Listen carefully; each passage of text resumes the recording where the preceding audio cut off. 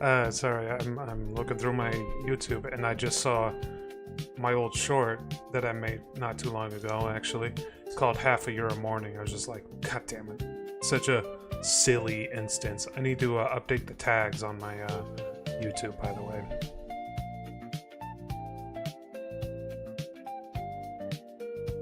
Let's see here. Imports. There we go. Freaking got myself some sodas.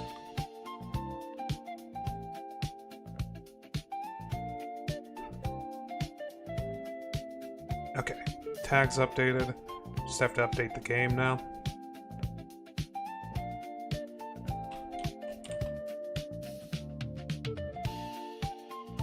I was considering actually streaming Magic the Gathering Arena today, but I decided against it. All I was doing was freaking the dailies, so I got that done like real quick. Even though I had three like quests to do because it's been a few days since I played it. Alright, let's see here. We back, we in. I should mention that I did play this a little bit on my own outside of the stream, which I shouldn't be doing, but whatever. And, well, here's the way the deck looks now. We have removed a lot of the Knight stuff and a lot of the Saproling stuff. And we're currently leaning towards green-white. Just green-white cards in general, because they have really nice, like, amount of creatures equals strength kind of mechanics. So, let me move my mic a little. Freaking, this music is way too loud for me. It is driving me nuts.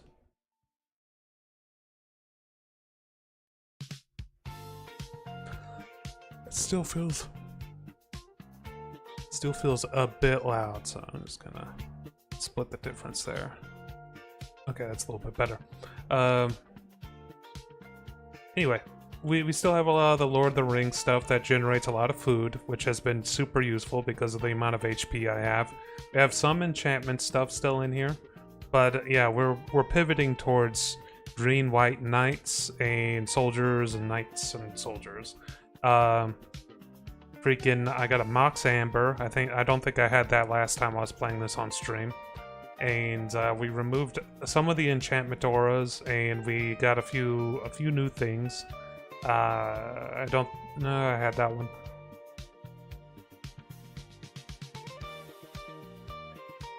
I don't think I had Harmonized before. That one's pretty good. Draw 3 cards for 4 mana. Doesn't sound all that good, but I mean, it's a great way to draw cards as green. So that's good. And outside of that, it's Flowering of the White Tree. That's new. It's actually really powerful. Legendary creatures you control get +2/1 and have ward 1, and non-legendary gets 1/1. Combine that with this guy, who gives you 1/1 for each of your other creatures, and let's see, where is it? This, which gives you 1/1 on all of your creatures. Essentially, if we have all three, and also this, if we have all of these out at once, our 1/1s become 5/5s. So, quite good. I have 100 gold, still at 8 out of 8 HP. And let's see here. We should spend this gold before we continue. I think I have a quest at the moment to kill some goblins, so we're going to be doing that to begin with, and we'll go from there. You may tap any number of untapped creatures, gets 1/1 until the end of the turn for each creature tapped this way. It's like a more balanced version of the knight that I already have. Refresh this.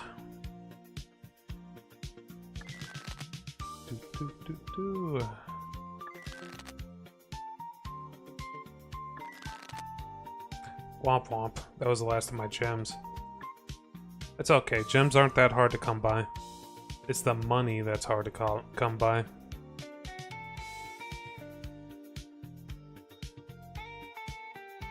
Hey, Chocobo Racetrack. Landfall. Whenever a land you control enters, create a 2/2 bird token. And it gets 1/1 until the end of the turn every time that happens. Okay. Very birdie. Very birdie indeed.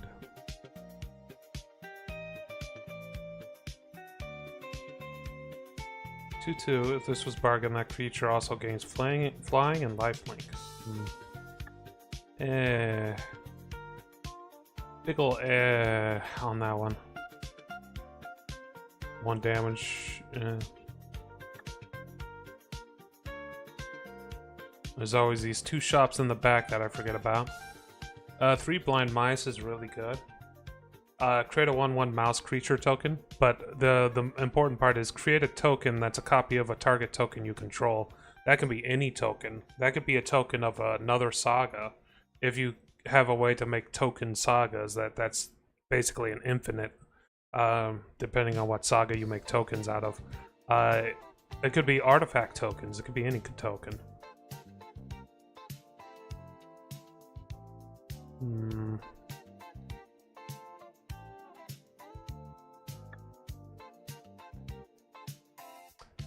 Knights of the Round.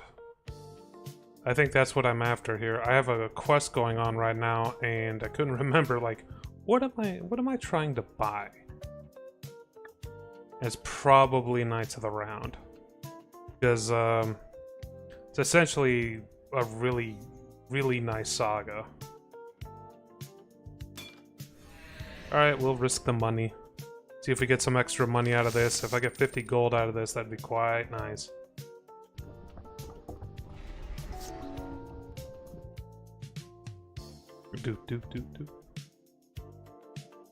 Oh, I added more music to this playlist. It's not running right now, the new music, but there is new music in this playlist.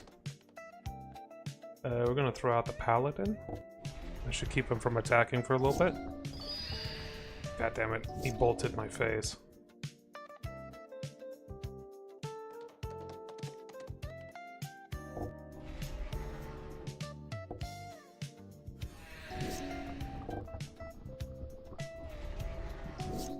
If he bolts my face a few more times, I'm as good as dead. Luckily, we are just putting out the monsters.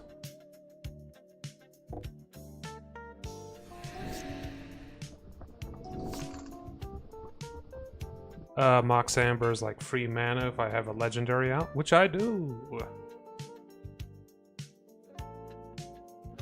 And we're gonna put this onto him because he is like our main attacker.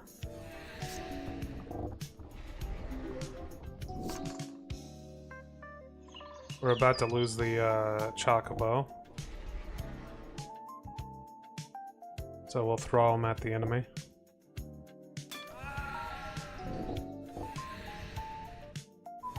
God damn it. Well, there goes half the gold. Yeah, we still have, like, critically low HP, by the way. Like, 8 HP is, like, nothing.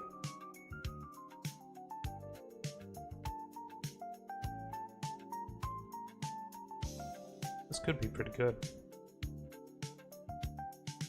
It doesn't enter tapped, it can give me mana of any type. Even though it costs 1 mana to do that.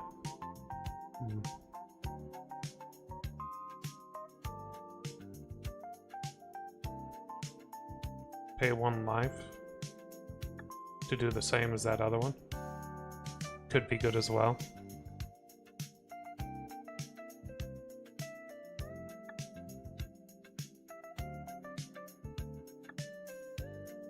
Just checking the shops real quick. Ooh. Creatures you control get +1/+0. When you unlock this, convert a duplicate of this card into your hand. When you do, target creature you control gains first strike until end of turn. So, essentially I would be able to get a lot of these out. It's an alchemy card though, so I'm not going to be doing it. But it's an interesting one.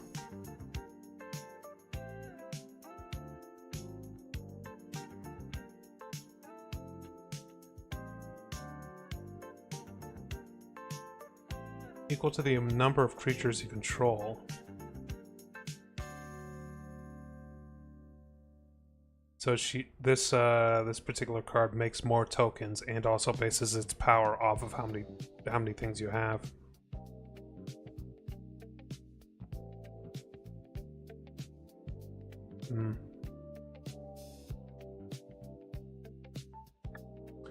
That Elf Noble's kind of good. Kind of. We'll just go ahead and say kind of. It's one of those situations where if I have too many cards like that in my deck, it's going to be a problem. We're going to buy the towns that we see because, well, first of all, towns are nice. It's a new type of land, and it's always good to have new types of land. But I have seen in the Final Fantasy set that there is, like, actual synergies between towns and certain cards. I want to say it's the Golden Saucer? No, maybe not. There are certain cards out there in the new set that is that does things based off of how many towns you own.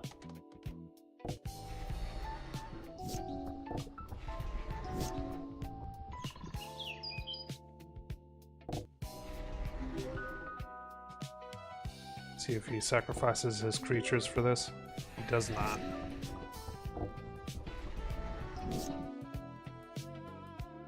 You may return Squee from your graveyard to your hand, so he's just gonna keep coming back. That's no good. Regalia. And this Regalia has haste, so we're just going to hit that. And then attack using the Regalia. It's more of a way to get more lands out. He's probably going to start attacking just because he has so many more creatures than me.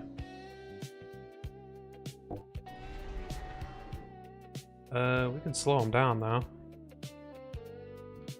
Take out his 2/2.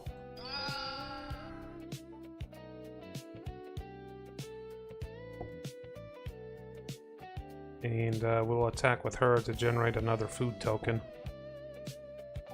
The Regalia is pretty cool because it allows you to really start to mana ramp pretty quickly. At the moment, I don't really have anything to spend using that mana, but still very nice.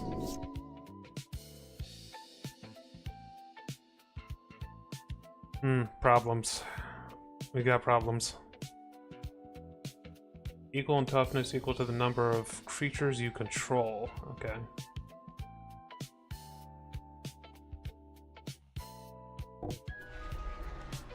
Six damage, though. You gain 3 alive. Enchanted creature gets stuff. I think it will stay attached to the Regalia.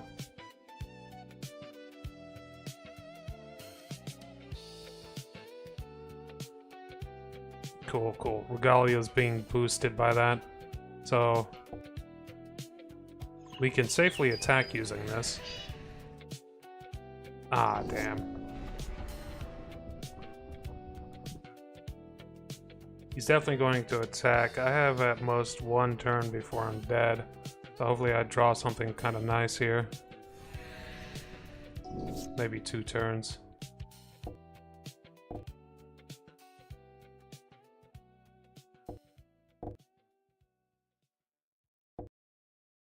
I do have another option. I could just go full face. Oh, yeah. And then have everyone attack, because that will weaken him if he starts blocking.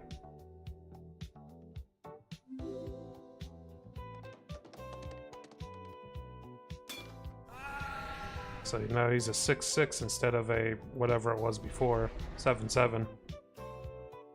And we're going to use Slip on the Ring on you. Okay, never mind. We're not going to do that. There's a chance he'll attack with everything, but we'll see. We'll see. He didn't attack. No, no. Yeah, he's attacking with that. Okay.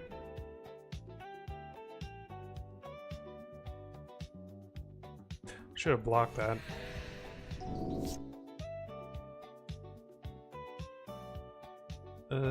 Eat the food.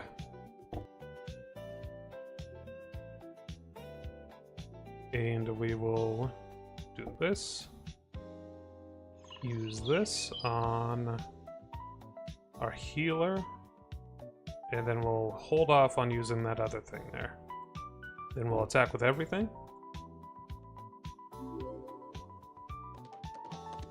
Yes, more mana. He has to block. So now his flyer's down to 3/3 and I'm at 14 health. Great, great, great, great, great. No problem. Block with the plant token. Glad I read that freaking flying card thoroughly.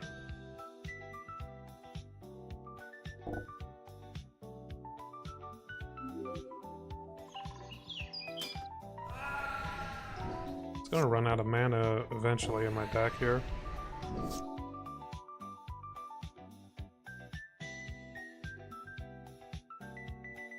Just Alpha Strike. We don't even need to bring out the Regalia.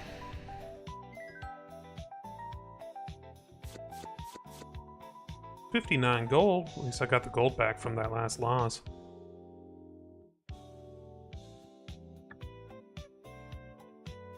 Defeat one of its leaders to finish off this goblin attack. It's a goblin king. Fuck.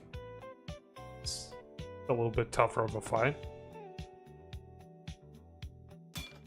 I can't remember what kind of deck a goblin king has. We'll see. We'll see. That looks good to me. We got the king in our deck, in our hand, and also the sheep. Sheep is nice because he heals me every turn, and is a deterrent. He himself is a deterrent. Squee, the dubious monarch version of him.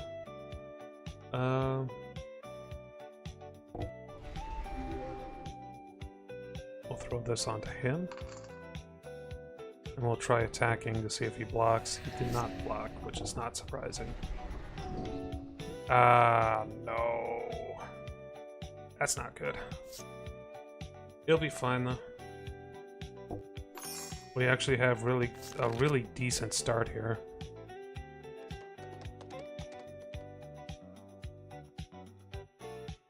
We'll eat the food token. And we'll attack with the ram. Just to continue chipping away at his health. There goes the one of the more important things that we had.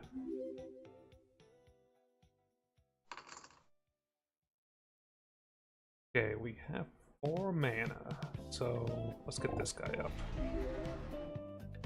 He's actually, between him and Rosie, there's a pretty good synergy happening here.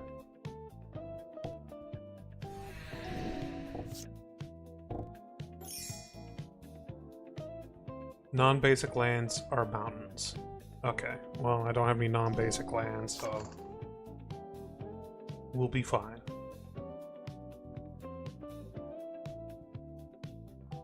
Let's go ahead and get card draw going. And we are going to get this token out. Just so that the ram is a little bit more powerful. It's gonna start blocking eventually. Right now I'm keeping up with him in terms of spawns. Hold on. Hold on. Here we go. Paradox Zone will win this for me, by the way. Because Paradox Zone is insane. Essentially, it starts off at 2/2, then a 4/4, then an 8/8, and so on and so forth, in terms of the power, the amount of power that will be coming out of that thing. Is he attacking? He's not attacking, okay.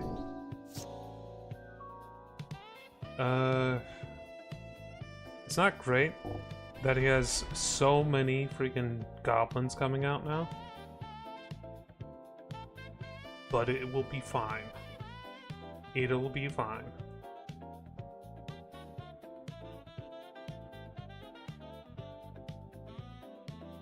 Did I just skip my attack? I did.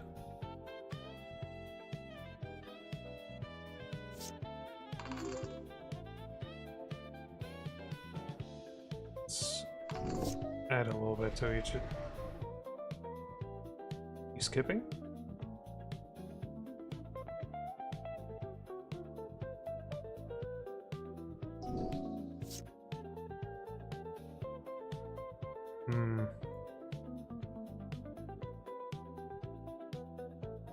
Let's see here. This puts vigilance, right? Yeah. Let's go ahead and throw vigilance onto him. He's kind of needed for he's needed for defense as well as attacking. And he's just gonna continuously hit him.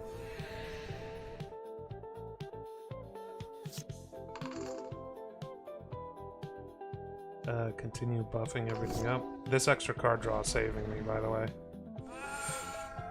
What did he kill? What did he just kill? Glory bearers, okay. Fuck!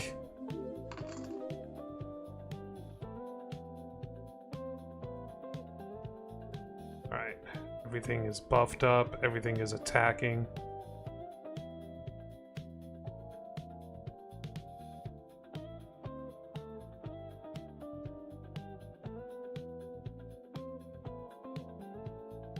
Wait, a 1/1. Den of 1? Yeah. Can I not? Oh, we're on the wrong thing. I still can't block any of this.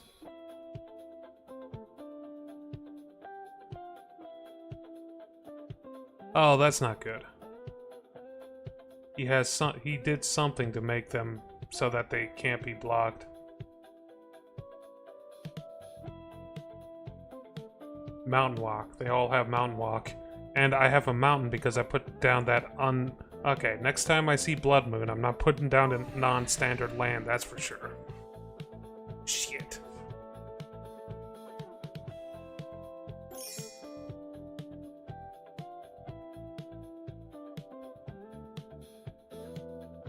Although he wasn't that challenging. We were like a few steps away from killing him.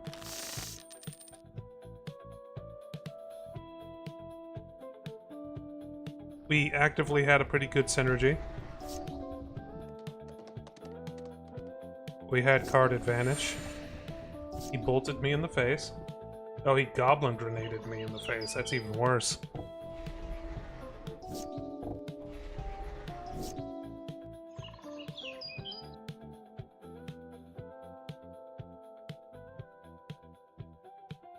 We need to kill 10 Street here. And we have a way to make food.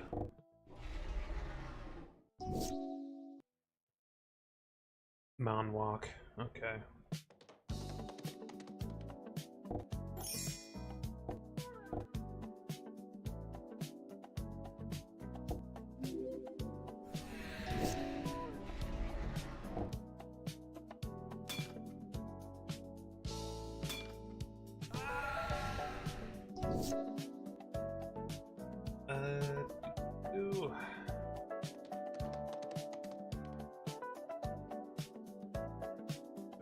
This. Get another plains out. Throw this guy down.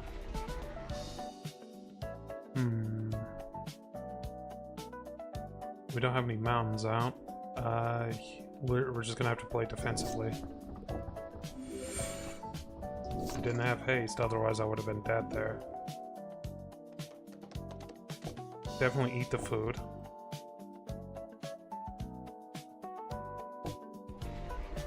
Okay.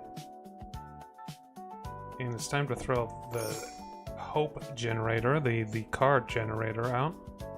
And I'll attack with this. Okay, we have a tutor now.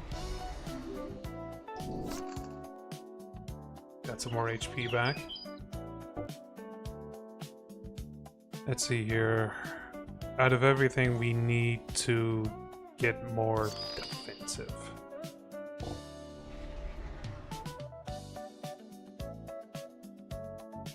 It's nothing... Man, I need to get rid of this, honestly.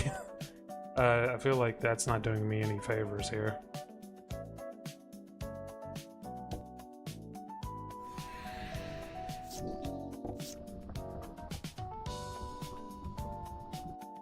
He's thinking about it. I only have 8 HP, so there's a pretty decent chance he'll just go phase. He did not.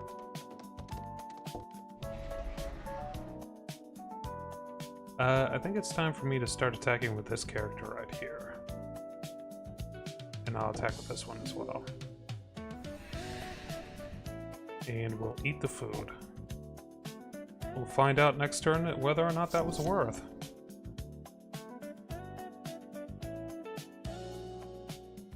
As long as I don't put in any weird lands down, we should be fine. It's producing a lot of goblins. Let us go ahead and generate a new 1/1. And can I do that again? I sure can. We may have tapped that one, but it worth. And there's a pretty decent chance that this guy will try to block.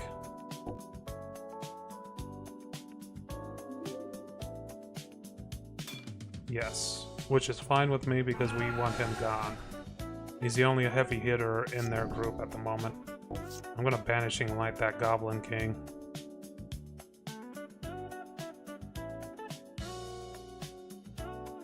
No sign yet of them pushing all their units towards me.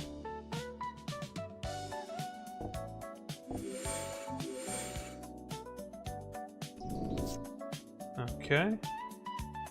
So, Banishing Light.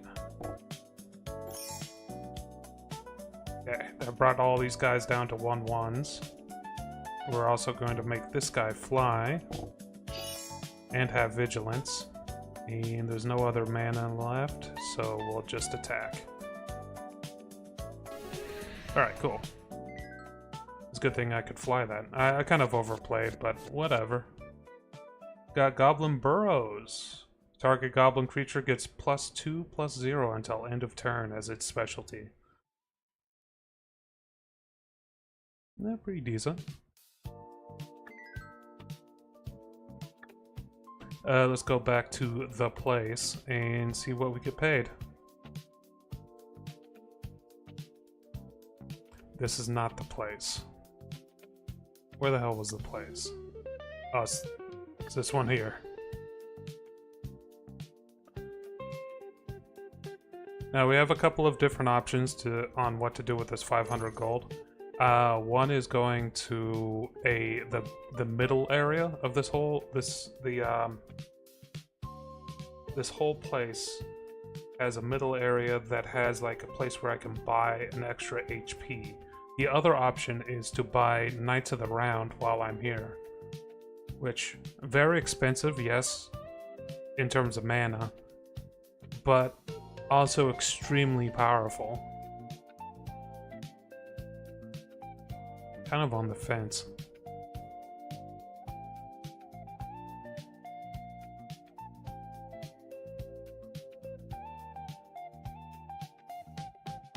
We need the HP. I'll be honest, we need the HP. So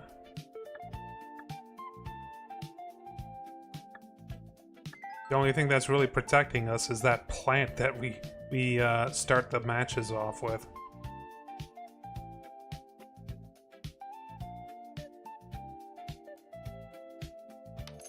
There we go. Me 2 HP, I guess. Yeah. So now we're at 9 out of 9 HP, which, I mean, 1 HP doesn't sound like much, but oh boy. It's better than what we started off with, which was 7 HP. Enters, return target non-assassin historic card from your graveyard to your hand. Whenever you cast a historic card, put a 1/1 counter on Elena. That's kind of good. 3 mana. Historic cards include sagas, artifacts, and legendaries, if I remember correctly.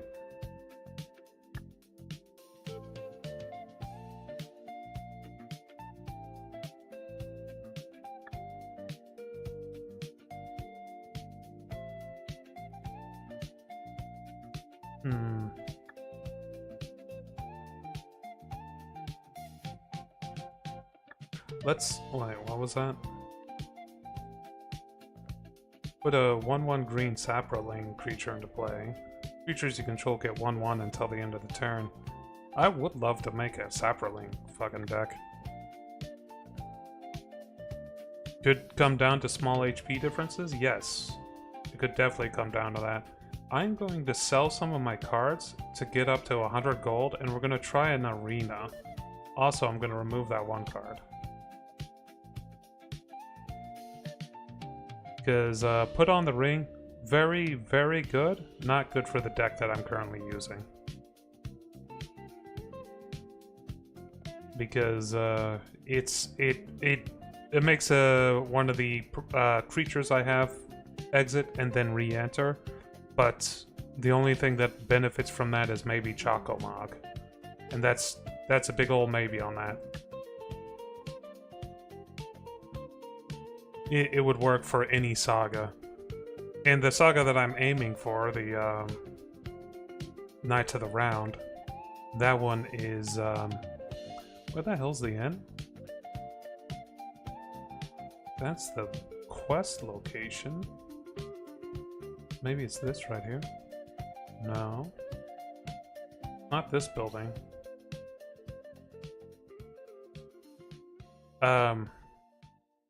And fucking Knights of the Round doesn't really benefit from me making it disappear and reappear again.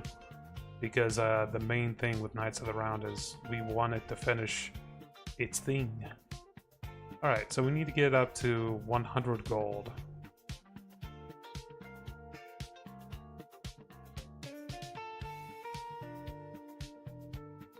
At the beginning of your upkeep, each opponent puts a 1/1 white soldier creature token onto the battlefield. When the horse enters battle, the opponent gains control of it. Oh. So you put this down, and then every turn you get a 1/1 white soldier creature. Alright, that might go into the deck. Honestly, that sounds pretty good. I'm selling this. It's kind of a nice card, but not for me at the moment. It seems a bit too cheesy. What is this? 1/1 to 1 vigilance. Creatures you control get 2/2 and gain flying until the end of the turn. I don't know about a planeswalker. They're kind of expensive.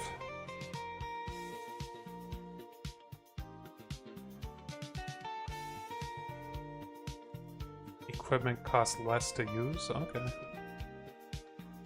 Are you sure about that? Oh god. Damn it. Whomst? Oh, it's Dragon Cat. Hey, Dragon Cat. I was talking to Dragon Cat about the possibility of adding cards to this game, by the way. This game is completely open source, so it wouldn't be that much of an ask to actually come up with some cards to add to the whole thing. Let's see here. It was an artifact creature. Was it a creature? What the fuck was that one thing that I saw? Oh god. Oh, is this?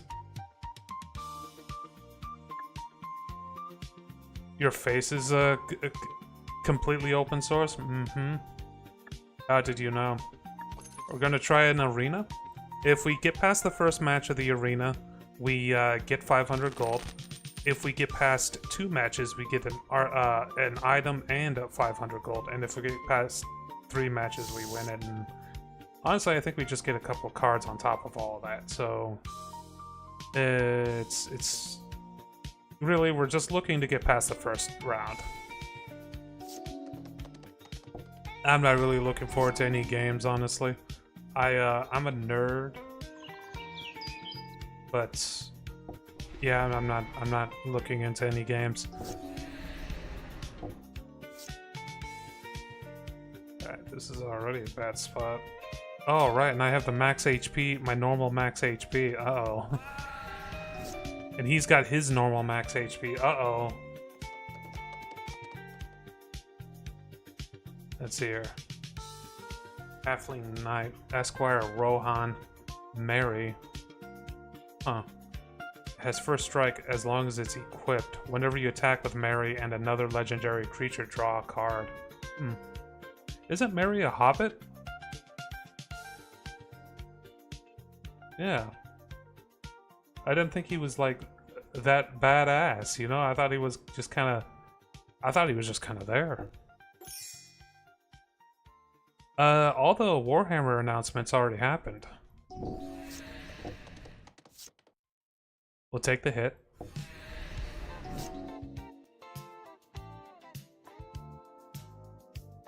And we'll get these boys out. This should keep them from attacking for a little bit. Does both of these have lifelink? Alright. And we'll get Rosie out. She'll be a little extra powerful because of her being legendary. I would like to get this guy out, but too expensive. We're gonna hold off on attacking.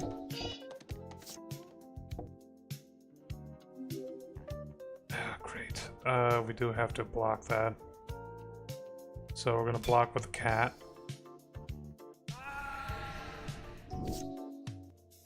The good news is we do have this, which gives him vigilance, flying, and also lifelink. Plus he's now stronger than this guy, which is super nice all the way around. Very nice. So we're going to attack, and that'll get us 6 HP back. Okay, okay. Yeah, all the Warhammer announcements have already taken place this year. The biggest news is there's a follow-up to that one game. There's a follow-up to Rogue Trader called Dark Heresy. I think that was the biggest bit of news. Man, he's putting out a lot of creatures. Sounds like something from Kirby. Nah, it's honestly it's just AI generated music. Which it works. It's a nice lo-fi thing we got going on here.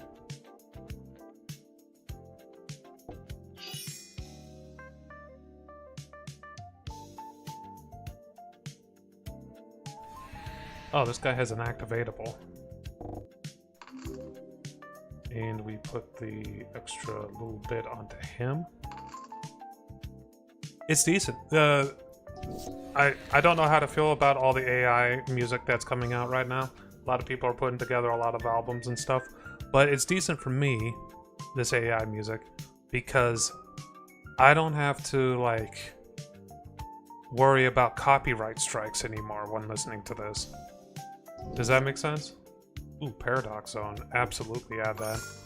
That'll take care of a lot of problems we're having here.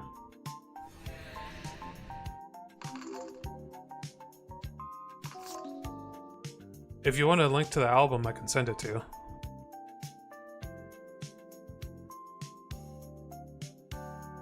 I'm not feeling... Oh, lurky times? Okay. Alright, I'll catch you later. Thanks for stopping by.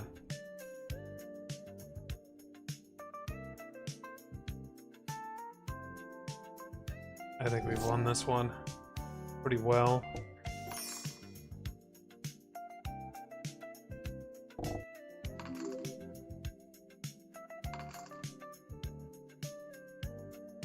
The lifelink really saved me here.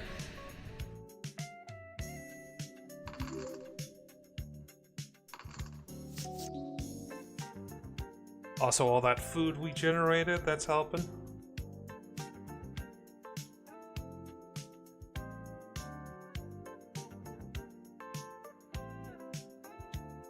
He's having a hard time choosing what to do now.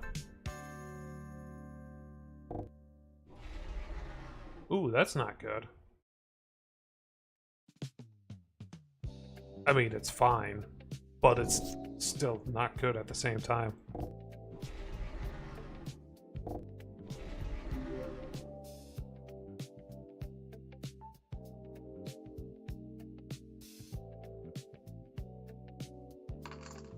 Would ever play in IRL after becoming a pro gamer in this game? I mean, you can actually, like, if you didn't know that there are like groups that do Magic the Gathering over the internet.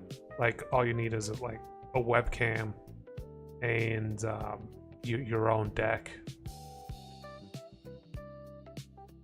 We'll go ahead and send this to just to finish off some of their stuff. Oh, that has fast strike. Never mind.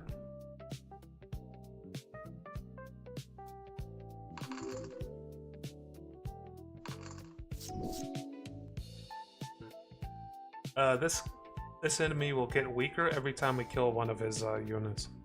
And he only has so many flying units, so it shouldn't be too long before we break through and actually finish him off. Plus, these fractal tokens are getting stronger and stronger. So we got this one in the bag.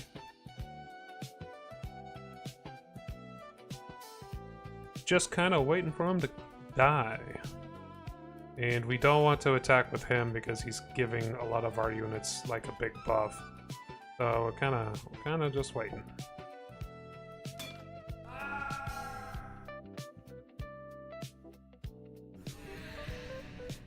Did 1 damage to me directly? That's kind of a weird choice. I guess he couldn't really do anything other than that.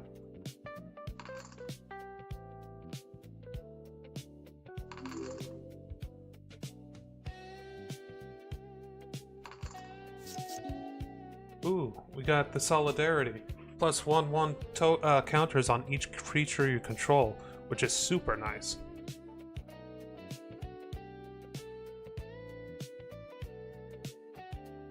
Yeah, Troy, if you want to get used to Magic, this is not that bad of a way of going about doing it. I think we're ready to Alpha Strike.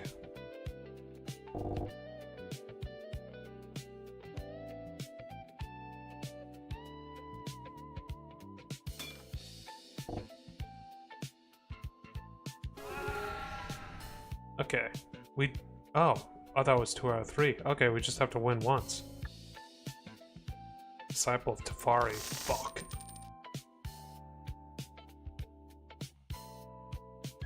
It's bad. He's probably an artifact deck.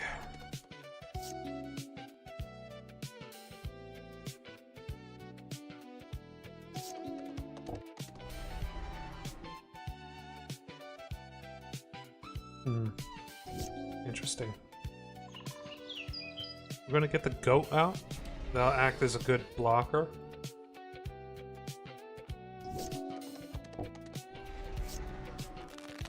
Keep him from attacking immediately. Surprisingly white deck here.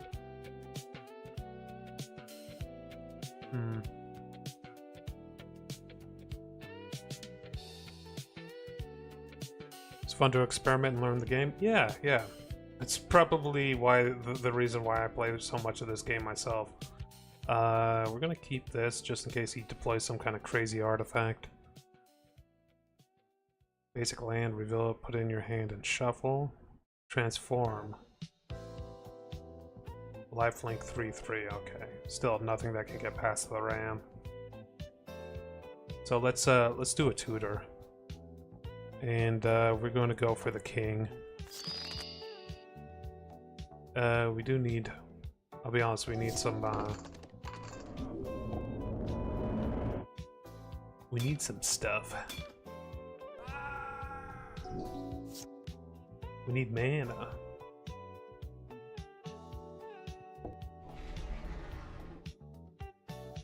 We desperately need mana.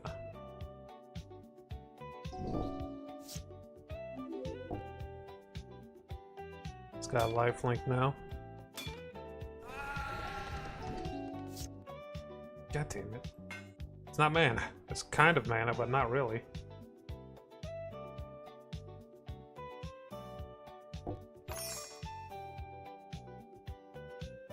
Oh yeah, the price for cards in IRL are pretty insane from my understanding. Okay, we got mana. Just have to survive one more turn. So you can get the king out.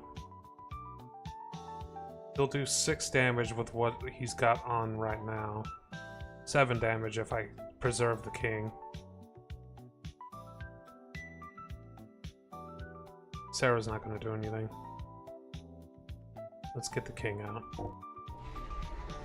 Now this will generate mana, but I don't have enough really. It won't generate that much mana. Okay. Finish one of them off. Block that damage.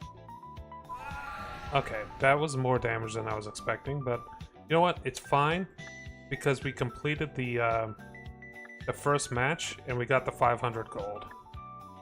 So we can choose to see if we can roll that 500 gold and win another arena, or we can go and use that 500 gold on that card, Knights of the Round.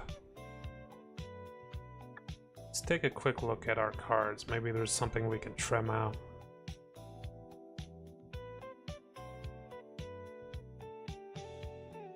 We don't have that many enchantments in our deck anymore, so we're removing that. We're going to keep this one because it has lifelink, though.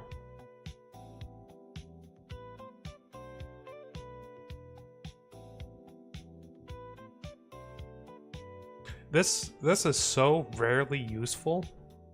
And what is good to put back into my hand? I don't think any of this is good to put back into my hand. Except Chocomog. And I guess the Birth of Meletis. But everything else... Everything else is just fine having out all the time.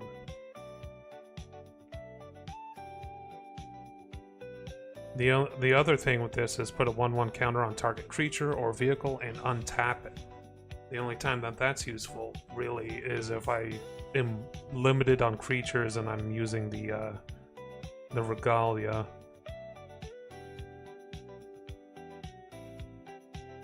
It's a really good card, don't get me wrong, it's really good. But it's not good for what we're doing.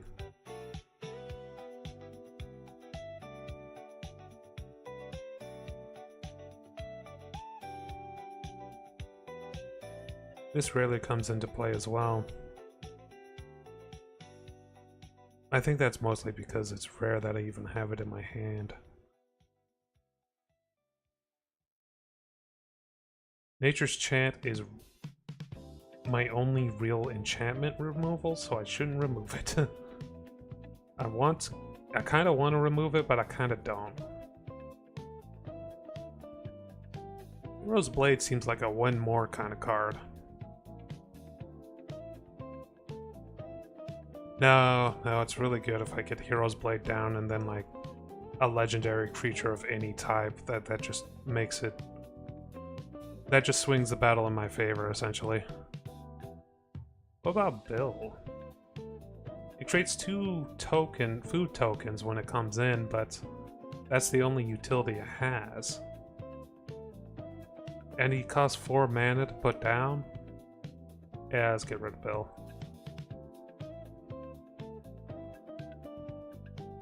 This one is 3 mana, creates 1 food token, and has 2/3.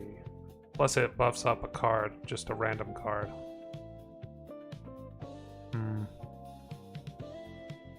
I feel like I use this guy to actually get the advantage a fair bit, so...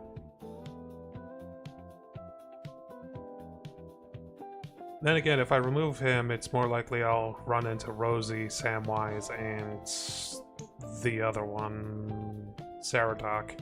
Those 3 together are really, really good at producing food tokens on their own.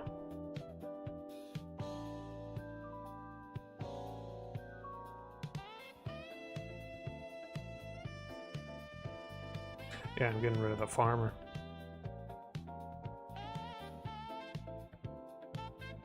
I've used these to kill creatures. I've used these to get the advantage.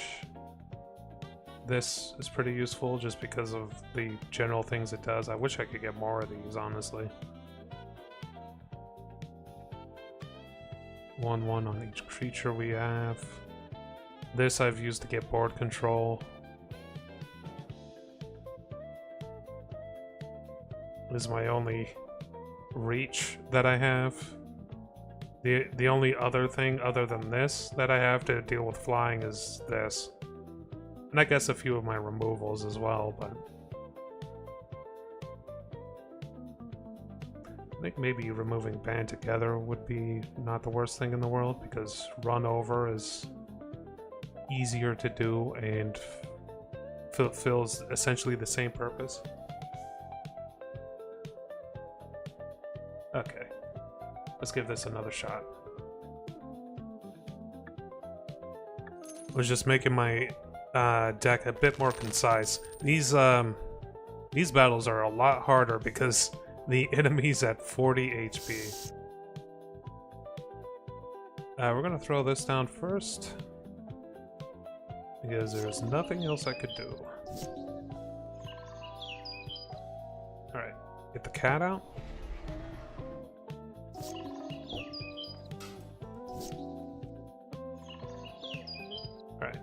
The king out. He can't block. Okay. I don't have vigilance. Or a wolf pack leader. Okay. Okay.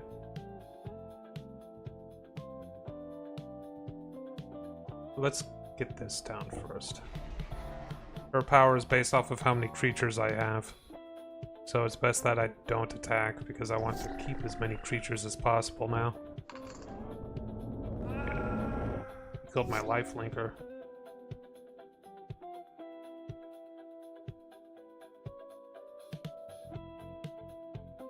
Do I Banishing Light the werewolf? What's this do again? 6 or great, draw a card. Okay. Until the end of the turn, leader, base power, and toughness. And isn't human. Okay. What's this? 2 1/1s. She needs to die.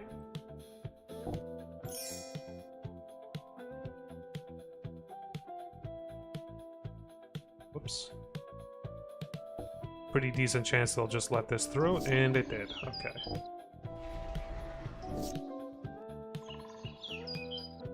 We're getting close to being able to cast the Paradox Zone, which would basically win me the match. Let's go ahead and throw on this enchantment onto her. And we do not want to attack because if I do, they'll just use the trample against me. Yeah, the Ranger class, that's not good. But we now have Paradox.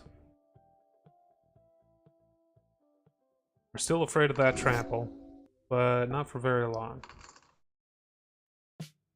Interesting choice. You have a lot of mana. I'm gonna block using the plant token. I think it was a trap. Now we get this down. This gives us all 1/1. Night spells cost less, which isn't all that important. But legendaries will create a 2/2 knight, and we can also use this just to create 2/2 knights as well. And yeah, as things progress here, we're going to get more and more fractal tokens. Alright, now I'm going to block. I knew it. He did have something ready to use.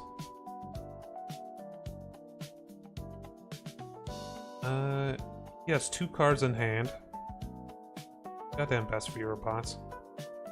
I'm gonna go ahead and use a spell to get some HP and make this a little bit more powerful. Because if he used that 7/7 card on one of these, I probably would have died there. And we're at the point where we can start sending fractal tokens his way.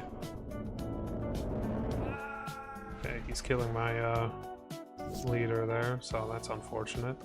That's really unfortunate because he was the one I could use all my mana off of. Alright. It's not gonna block these first ones.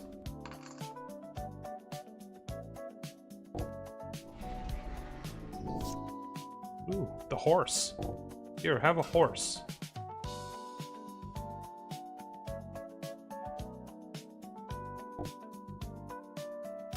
Ah, they used it to block immediately. That makes sense. As you can see, the Paradox Zone gets crazy powerful quickly, and there's no downside to it. It doesn't end your game if it gets to a certain point. It'll just keep growing.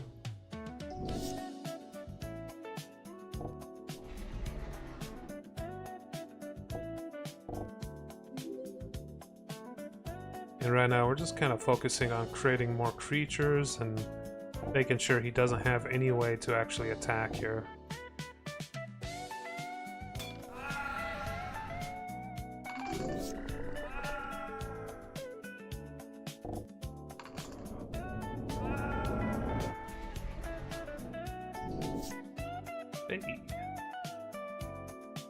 You can use this to, you can sacrifice this to draw a card. That's one of the reasons why I have that land in this deck. It's pretty nice. It's nice to have. Useful. It's only one card though.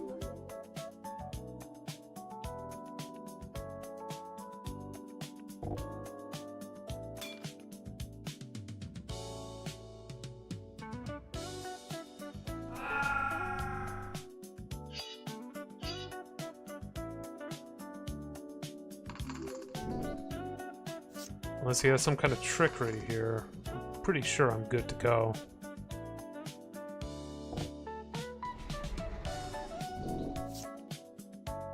Alright, we're just going to Alpha Strike at this point.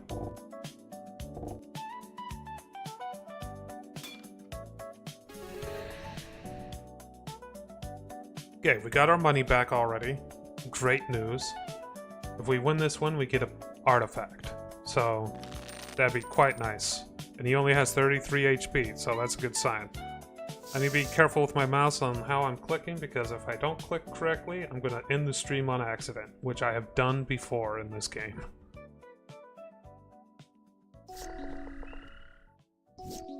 Okay. We're going to throw out the Saga. This will give me another Plains into hand. I haven't done it this stream, but I have done it in a previous stream, so... When an opponent discards a creature card, put a 2/2 black zombie creature token onto the field. 2 mana. So he's probably gonna make me discard a bunch of cards.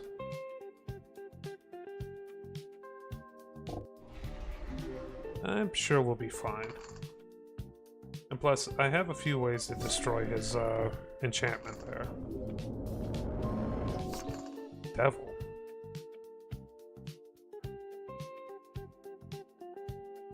When I saw Human Mercenary, I wasn't expecting a black-red deck.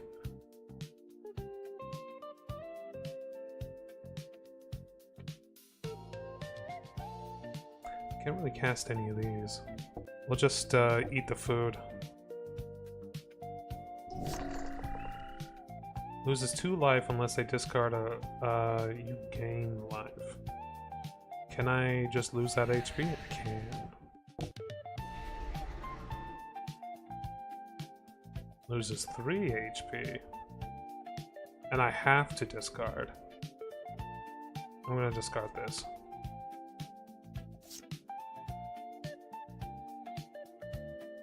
And he has to sacrifice it at the end of his turn. Okay, cool. I have 4 mana, which is enough to get this out, or get this out. I think I'm going to get this out, because it's just a good blocker, and we're going to attack using this.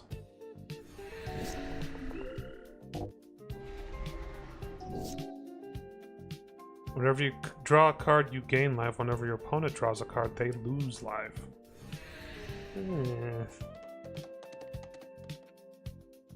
I've seen this card plenty of times in the arena game. We'll get Paradox Zone out. She also has Death Touch, so I'm gonna need a way to get some HP back. The ram would be a good idea.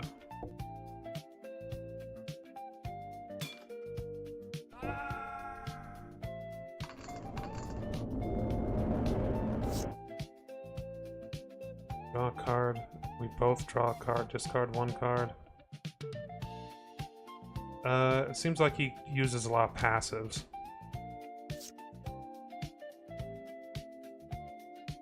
He has 2 planeswalkers out? Is that even legal? It must be some sort of silliness he's doing here. Alright, let's get some kind of HP regen here. We'll get this out as well to increase my overall damage. And it says that each one of these, when it dies, it deals 1 damage to any creature, any target, so it could be me. That's the big problem. So I don't think he's going to be blocking, though. Not yet, anyway. And we'll throw an extra 1/1 counter there. 2 life. We're gonna get rid of that piece of equipment. It's not really what we're looking for. Sacrifices a creature. We'll get rid of one of the tokens. Okay, that HP regen is gonna be super nice until we figure out a better way of getting HP.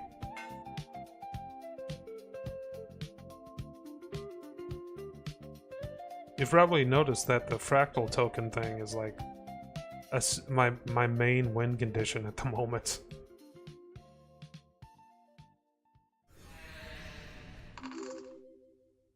We will put this on to you.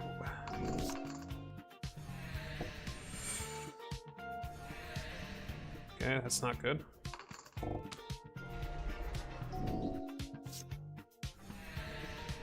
It's really not good, considering that's going to do another 2 damage. If I attack right now and he blocks with every one of these, I die. Probably should have saved that. I have nothing with lifelink. So my best bet is to hope he attacks.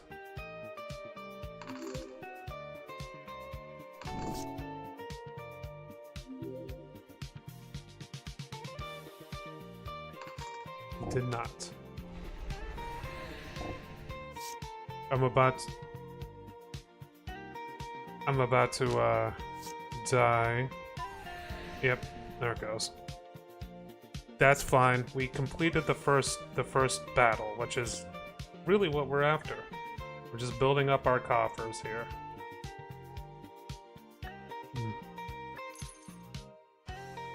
Yeah, I'm gonna have to remember that the human mercenary is a freaking Chio Dread deck.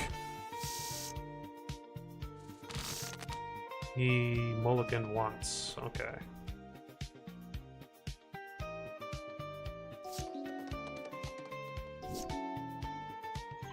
Okay, pretty good cards. Yeah, 500 monies, that's good. Yeah, very good, especially considering the just how difficult the economy in this game is at the moment. Let's go ahead and grab the horse.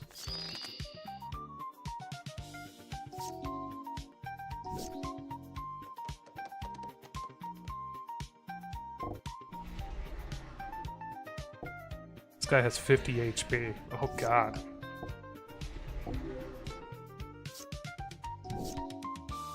What kind of... Siren Pirate.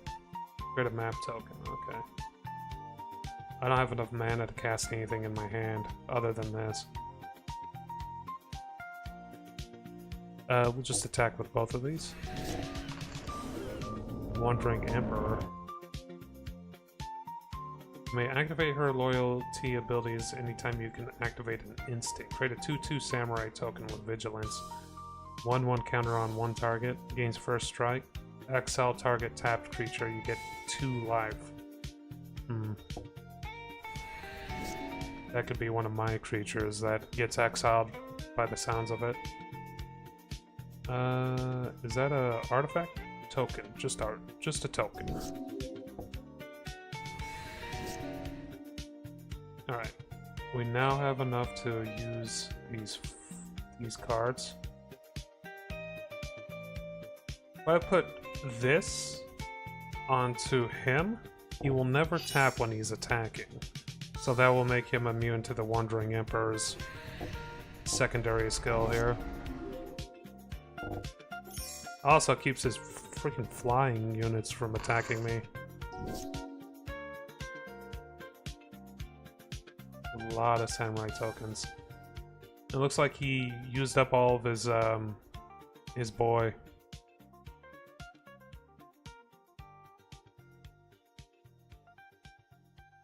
Ah, shit. I don't, I'm really screwed.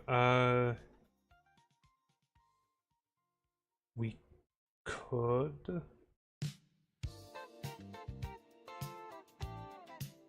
I mean, all of these answers don't really work for me.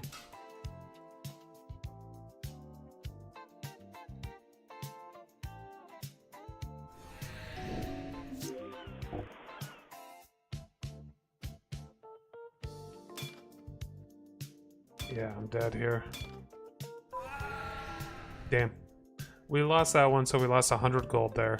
Let's go ahead, since we're up by like 700 gold, we're gonna go down and get that one card. The issue is we have to travel through the overworld map to get there, and I believe it's on the southern end of this place. So essentially what I'm saying is we need to dodge a lot of fights.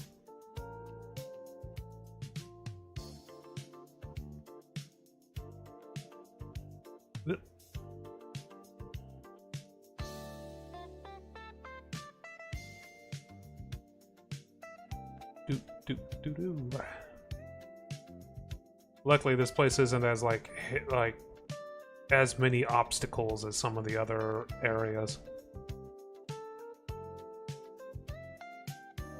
Like around here, it kind of sucks, but like if I were in the blue area, that place really sucks.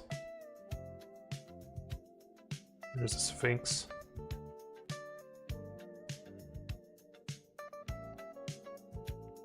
Probably should have paid more attention to where I was at before, because this feels like I'm going too far down south. Oh no, wait, this is right, because I remember there was a blue area too, a blue town.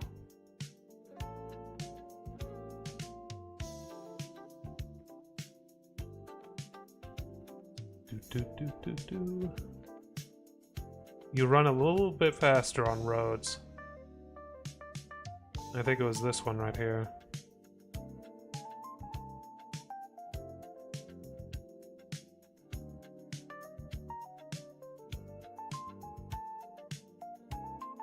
Nope. Yep.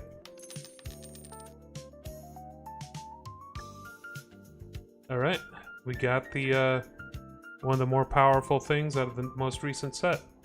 It's Knights of the Round. So this is Final Fantasy VII, if you're wondering. Trade 3 2/2 White Knight creature tokens for the first 4 steps of this. And then on the last step, other creatures you control get +2/2 until the end of the turn. Put an indestructible counter on each of them. So there's nothing in this that says that the indestructible counter on each of those monsters or creatures, whatever, will go away. So yeah, that's really powerful. Some would say stupidly powerful. I mean, just the 3 2/2s per turn is like enough to win you the game. But that indestructibility? God damn. God damn. That's a pretty good sword. I remember this sword. Untap the creature has first strike as long as it's blocking. Oh no, wait, this isn't what I thought it was. There's another sword that looks a lot like this one that generates spirit tokens.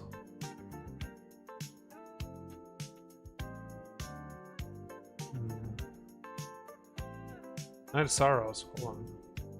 No, that's not what I thought it was.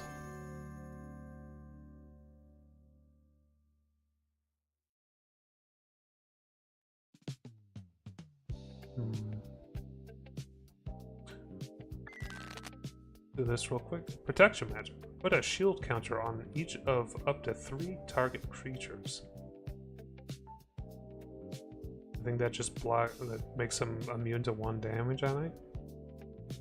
It's a new mechanic.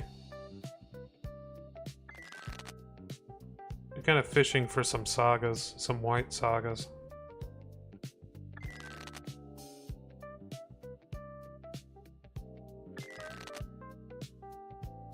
Ooh, a sliver. Choose a color. All slivers have protection from chosen color. That's just really good.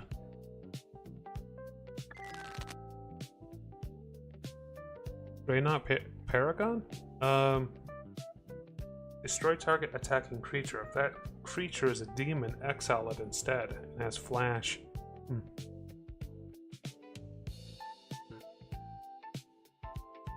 Okay, I don't want to use all my gems trying fishing for a saga that way. So there's all soldiers, huh? Yeah, we'll hold off on that. Oh damn, it's been an hour already. We got 300 gold. We should head to the center of each of the next 3 areas and pick up their teleport stone, which costs 100 gold apiece.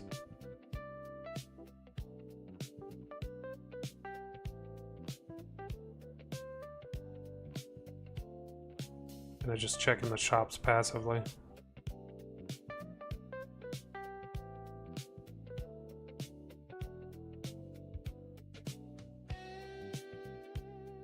Enchantment shop. I'm not looking for a blue enchantment. Or a blue saga. Refresh that. As expected, there's a lot of blue sagas. Bury all artifacts and enchantments. Interesting. Bit strong.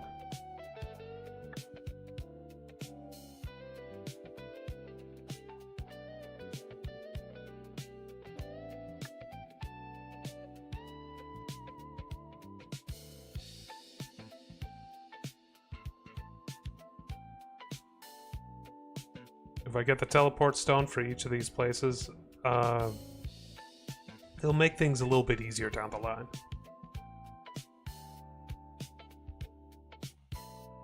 Also, this place is really bad about having stuff in your way on the overworld map.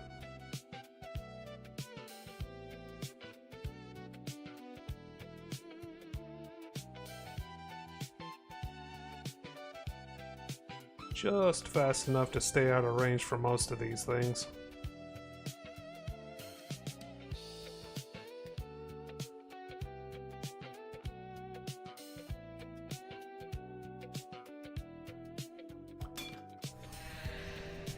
Okay, Geist. I don't think I've ever defeated one of these, so we'll see what happens. Geists use a lot of flying units, I know that.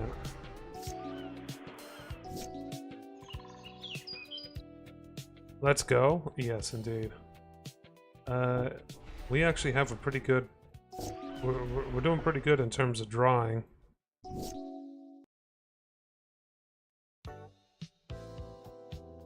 That out. Yeah, the lands are kind of slow.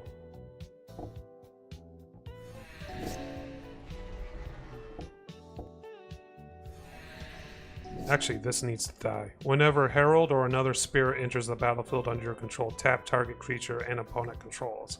That could be really bad for me, actually. Like, very, very bad if that stays out.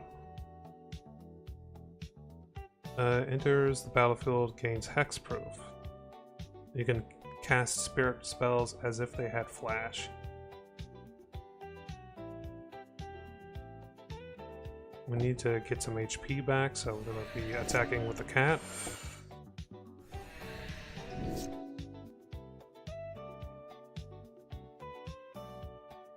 A great situation here. If we get this down, our cat will be doing 2 damage instead and healing us for 2. So, kind of a net neutral situation. Well, there goes the cat. Gim cat. We could get Paradox down maybe next turn. We are out damaging him pretty decently.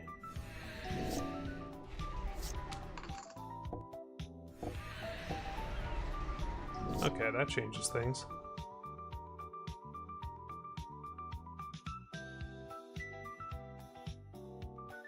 Paradox Zone is not going to be fast enough, but it is about the only thing I can do.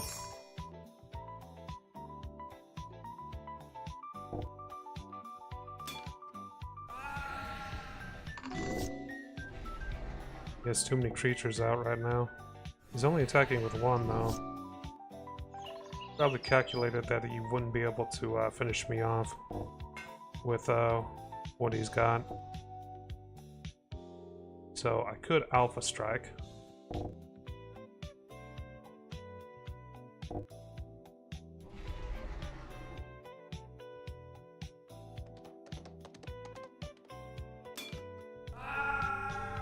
Okay. He has 3 damage on the board, I have 5 HP. And he didn't attack because he was afraid I would just kill him. Let's use Run Over to kill this guy. And then Alpha Strike again. All that early damage got me through this. Nice. I didn't want to lose all that fucking money. And I got 70 gold. Legendary Landwalk. So if they have a legendary land on the field, this can just attack as if so that nothing can block it. Draw a card. Whenever you play a spirit or arcane spell, you may return it this to its owner's hand. Okay. And I'm not interested in any of the blue stuff at the moment.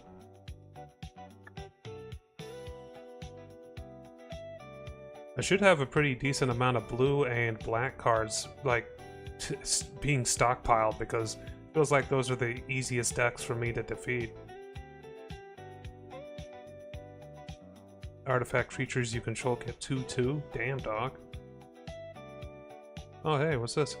Put a 1/1 counter on up to 1 target creature. Exile a creature with the greatest power among creatures your opponent controls.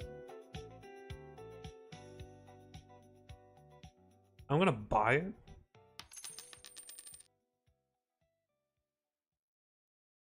Yeah, I'm gonna buy it because that exile a creature with the greatest power among creatures your target opponent controls, because of the way it's worded, I think it cuts through hexproof and wards and all that stuff, because we're not specifically saying that creature, we're saying whatever has the highest power.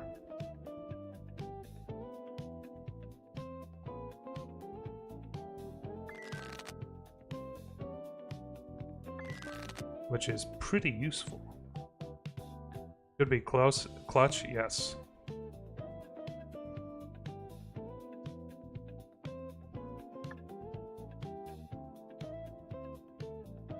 Hydra's growth is amazing. When it enters the battlefield, put a 1/1 counter on enchanted creature. At the beginning of your upkeep, double the amount of 1/1 counters on enchanted creature. So it's one of the more powerful cards out there for green. Every turn it just doubles and doubles and doubles and doubles. But I don't want it. I'll be honest. It could be very good. Just put it onto a weak creature and watch it become really powerful, but I don't know. it feels awkward. First of all, it's a bit slow. If it starts at 1 counter, it's gonna take like 3 turns before it's like a huge amount.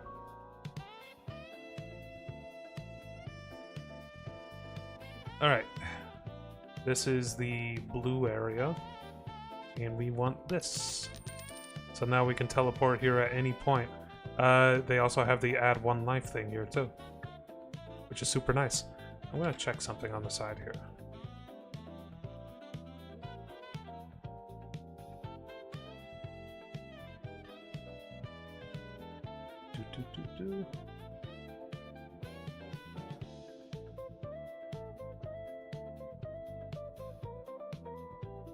Okay, a few saga cards. I've used this in the other deck I've made in this game on the other save file, and I've seen this one before. 3 decent sagas. A sliver shop in here. If I want to make a sliver deck, those shops are going to be really nice. I can see a sliver deck being really expensive though, so that ain't happening.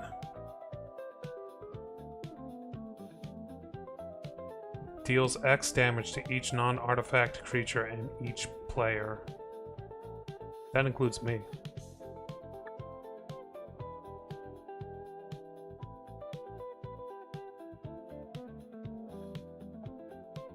Attacking creatures you control get +2/0 as flying, and I can use white mana to do this.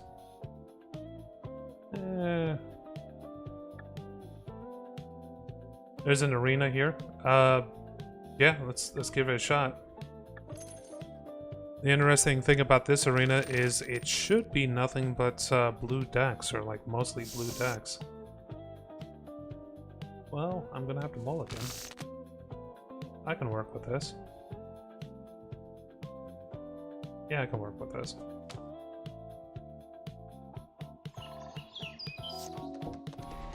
Damn, that was quick. We're gonna buff up the plant token, because otherwise he's gonna just start swinging and I don't have the HP to survive much. And we don't have the mana to cast anything, so... Exile, great.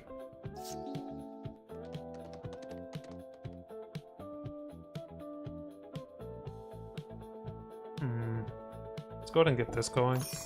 This will give me some mana for next turn. And the turn after that it'll give me a wall. Well, never mind, it's gone.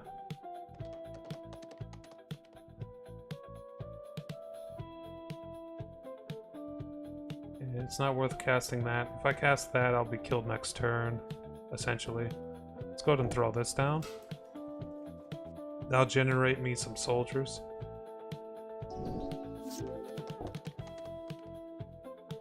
Oh, he's flying.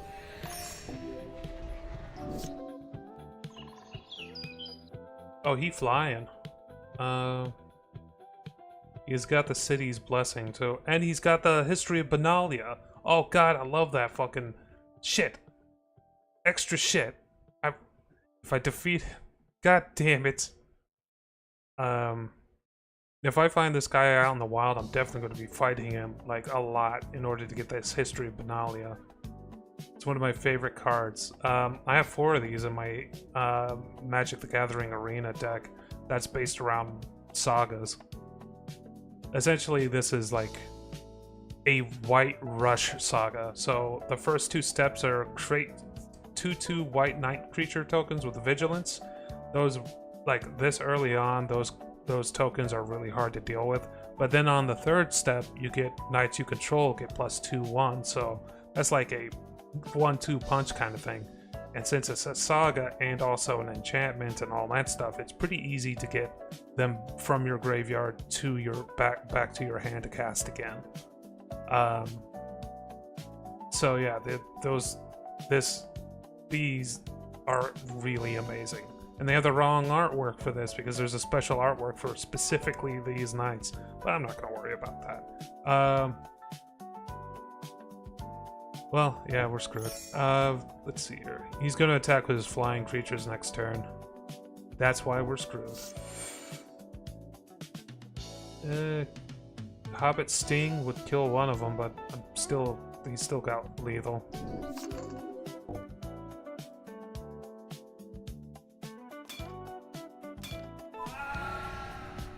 Womp womp. That was the only 100 gold I had.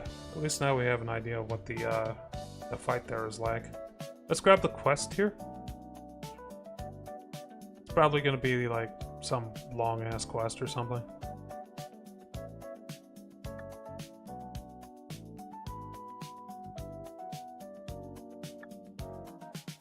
Ah, +1 reputation.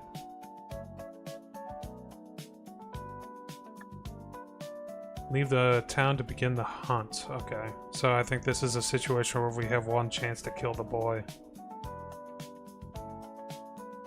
Oh. I need to edit this real quick. There we go. Get that exile in there. And plus the 1/1 count tokens. Hunt Merfolk Avatar. That sounds dangerous.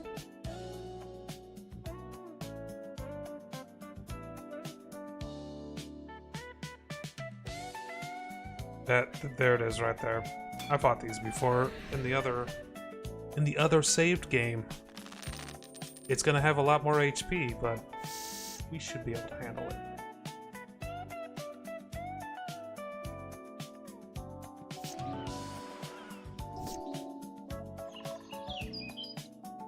Start by throwing this guy out.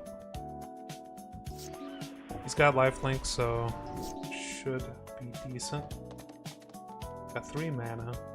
Throw Choco Mog out. Increase his damage, and he can just go face and heal us up.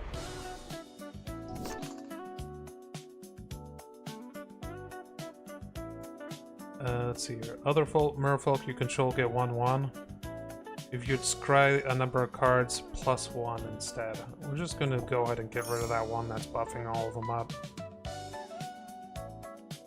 And that's everything I can do. Attack with both of these. Just to start chipping away at his health. That has first strike and lifelink. Okay. Bad news for me. Merfolk, and Merfolk.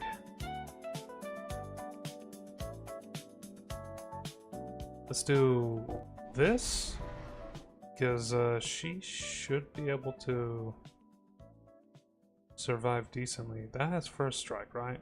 What? As long as you control planes. But he doesn't have any planes, does he?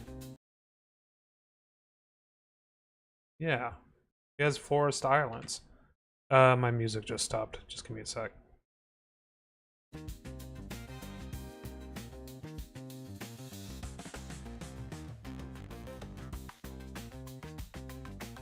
This did not... Okay, this is fine. Different mix of music here. Okay. We're going to attack using him to get the HP. It's fine. I wanted that thing gone because if he got a planes out, that would have sucked. You control explorers. Attacks, you may put a land card from your hand onto the battlefield if you don't draw a card. Okay. We just lost our Choco Mog. Let's go ahead and throw this out and this out. And I'll be generating food from now on. And I think we're going to be playing defensively here.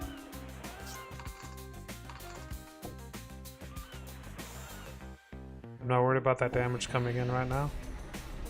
I'm a little bit worried about that. Knights of the round! So expensive, though. What's this do again? 1/3. Okay. This is more to get them off my back for a little bit while we draw more cards.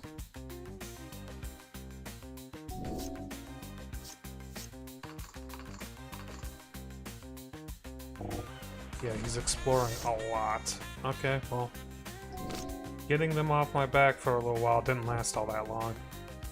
Alright, we need something. We need king? Not vine?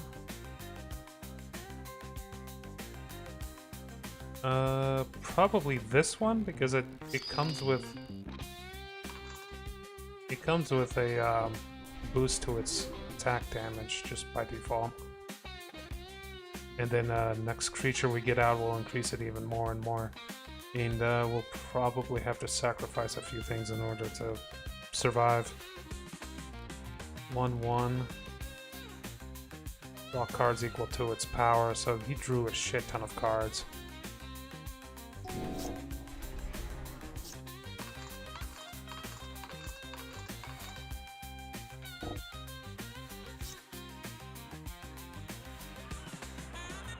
Ooh, boy.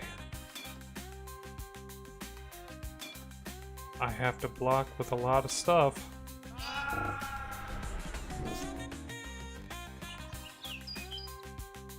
Even if I get this out, I'm pretty much as good as dead at this point.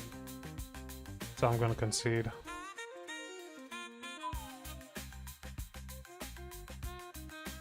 And this is one of those battles where it's like, if you don't get it right the first time, you lose the quest. Hey, Cookie.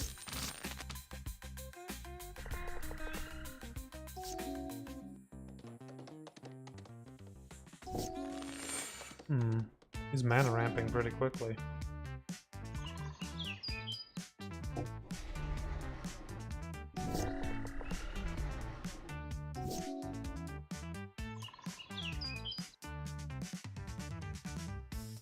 At least we're getting a lot of units out real quick.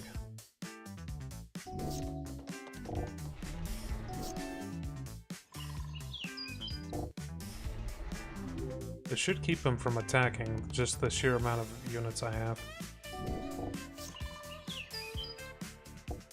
Nope. Oh, my max HP is lower because I lost that last round. Paradox. Oh, that's gonna be good.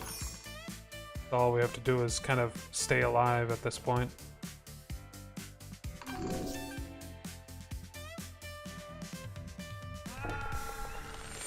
Killed one of my boys.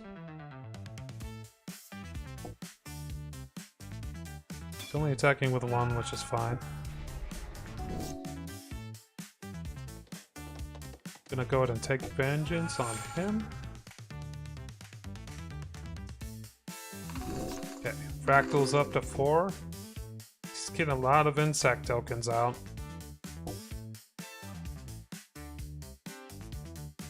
He's got fast attack. If I don't block this, I'm as good as dead, so I'm gonna block with the unimportant unit.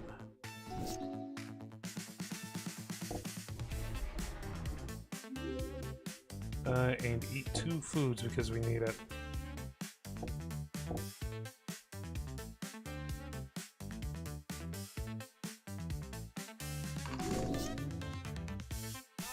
Oh my god, stop killing my shit. Here it comes. Now we need to block heavy hitters, but I'm pretty sure I'm screwed.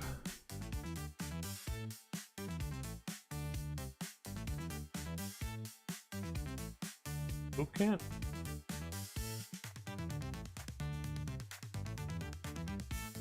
Oh, he's got minutes.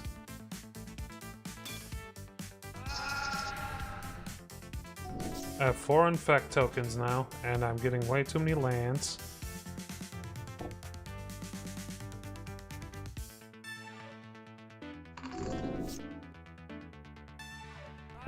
He killed that using another, like, sacrifice a token to kill, and he's attacking. Okay. That wiped me out in terms of money, but it's okay.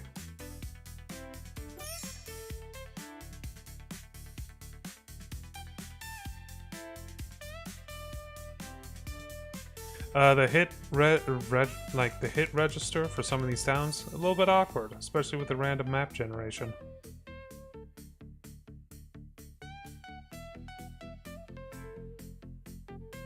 Yeah, I don't have any money either way. I think it's time to start heading towards the black area. We've definitely lost the merfolk like quest, by the way.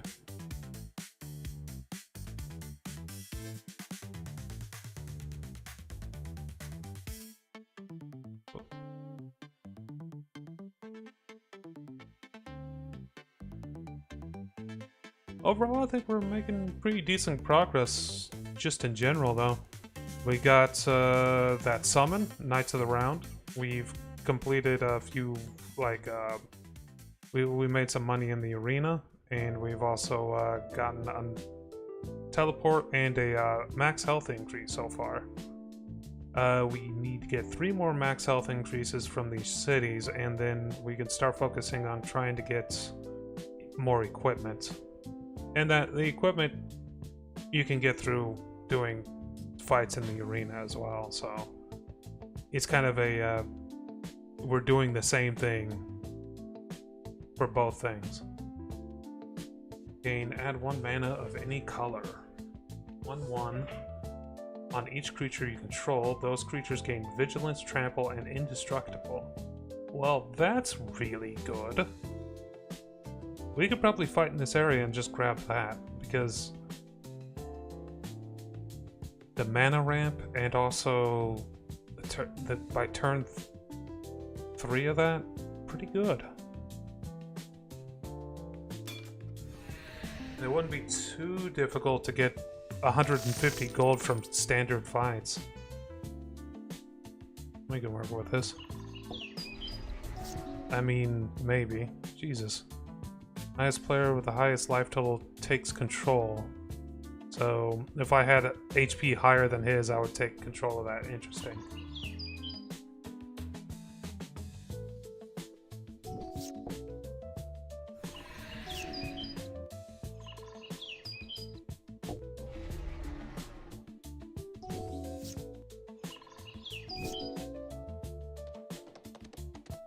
We'll throw out the saga first, just to keep pulling lands. I could attack, and if he blocks, that's one thing. If he doesn't block, I'll get food and there's a little bit of damage out. He did block. Okay. At least we don't have to worry about him anymore. Other snakes you control get 0/1. Shamans you control add 2 mana. Alright, we got a wall. We could throw out the goat. Something tells me I'm gonna want to throw out the goat. And then we'll eat the food.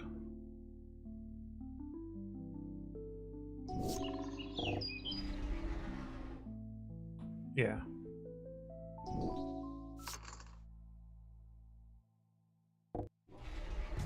We could block him a couple of times using these walls that I got, but we're gonna need something to actually kill it.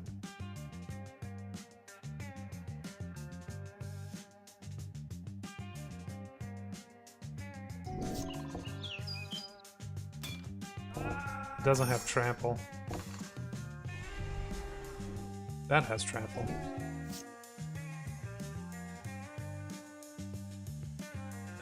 Transform. Yeah, let's go to get rid of that. We can still get what's-her-face out.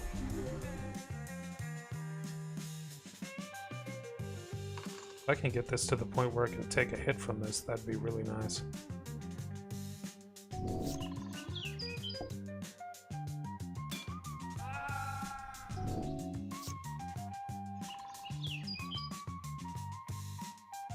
Actually, I can get it to that point right now.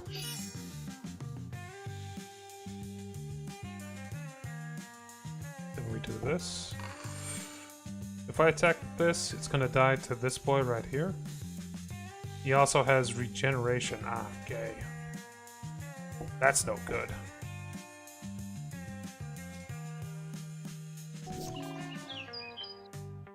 Not bothering attacking anymore.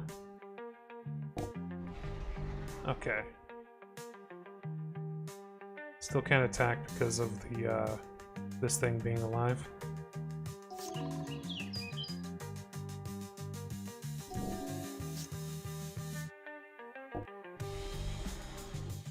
close on that.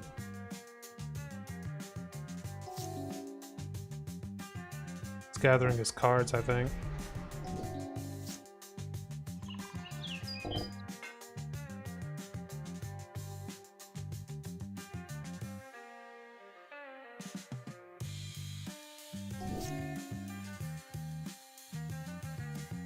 Kinda wish I put this enchantment onto this.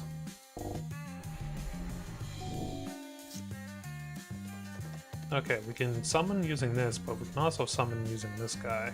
I think this guy is better. And we will buff you. See if he blocks this. Does not.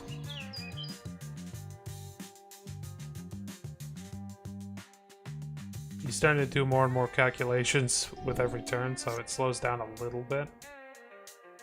This is less good than I was expecting, if I'm being completely honest. I may remove it out of the deck, just in general. It's gonna get blocked. Oh, not by who I thought it would be blocked by.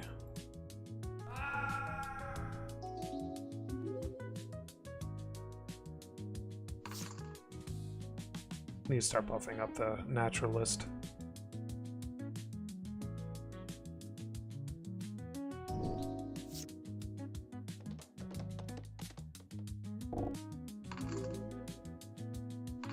The reason why I want to buff this guy up is because he has lifelink.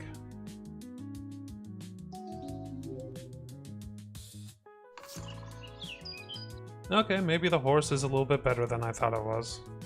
It's a little easier to get a really big stack going now.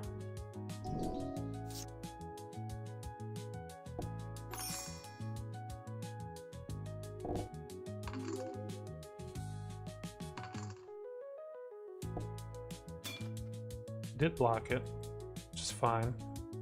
The main benefit is the amount of health I'm getting out of that.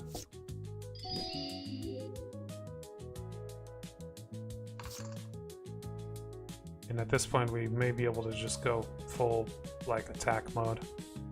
If I attack with nothing but 3/3s, that horse isn't gonna die.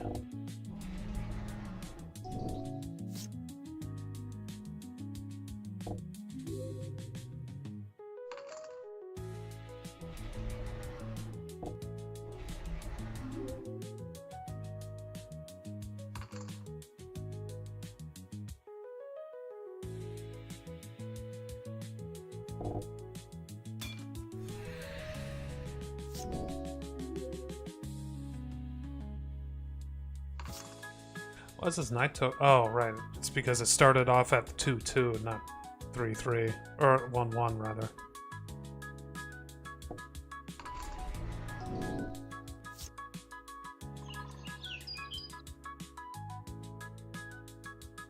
Good to know that, like, there is a difference between what's generated here and what's generated off that other guy.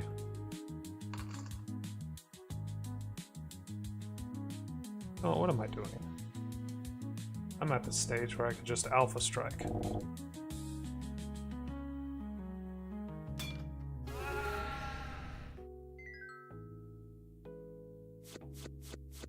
$28 gold. It's a little closer. Enters the battlefield tapped unless you control 3 or more other forests.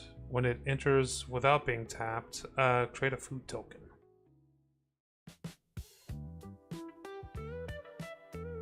You can use 3 mana to remove trample off this. If a creature you control has a total power of 8 or greater, draw a card. It's good for card draw, but it's only 1 card per turn, and it being alive at that point, not very likely.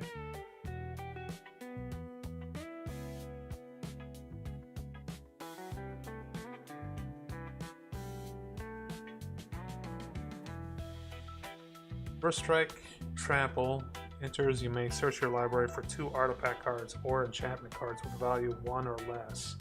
reveal them, and put them into your hand and shuffle. One or less. There's a few cards I can think of that would fit that description, but nothing that I have in my deck currently. It'd be like the classes. Another legendary permanent enters the battlefield under your control. Put a 1/1 counter on to the other ever faithful. It's a 1-mana 1/1. And it has a partner system. Which I believe if you choose a partner for it, both get 1/1s. Hey, Kithkin. The 1/1 for each other Kithkin. Put a 1/1 white Kithkin soldier for each counter that was on it. Okay. If that player controls more lands than the other, the player puts a Sapperling token into play under his or her control. Treat this token as a 1/1 green creature. Damn it, more Sapperling things.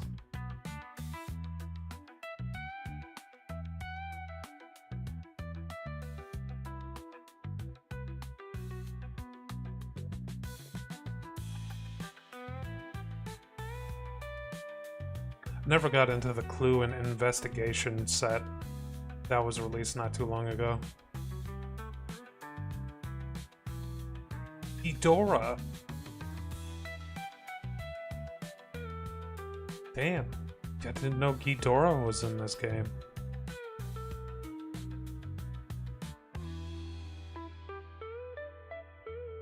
Enchantment enters... You scry 1. It's 1/1 until the end of your turn for each enchantment you control. That'd be pretty good if I were still going for enchantments. Each player may discard a card. Creature card was discarded this way. You create a 1/2 white Moogle with lifelink. Put 1/1 on each Moogle you control. Okay. That'd be pretty good. I can see that being pretty good. I have a good idea of what kind of deck I want to make once the new set hits. It's friggin'... Oh god, what's it called? Magic the Gathering Arena.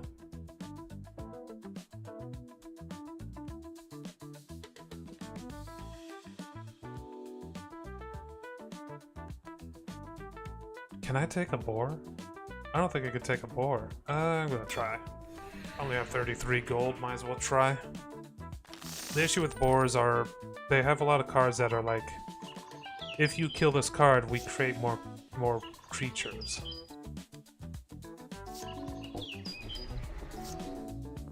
And a lot of trample too. A lot of trample.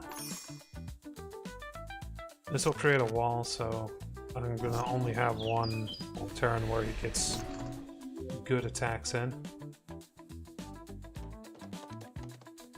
Got Paradox Zone, that's good. Let's go ahead and put this onto that. That should keep him from attacking, just in general.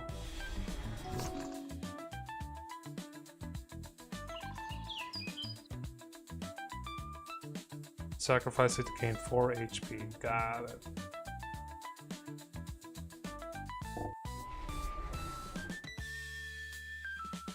I may have to remove this card because I'm just not using that many enchantments anymore.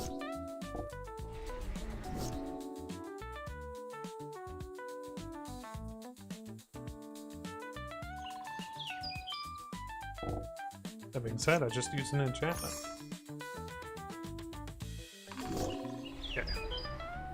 We should be able to just outpace them in terms of, like, big creatures.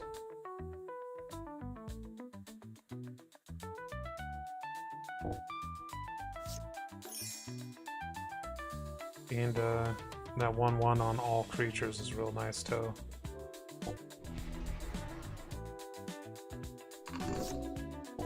I'm gonna say that the wall saved me, by the way.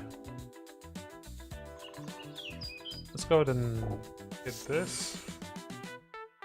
Okay. We'll throw out the Hero's Blade.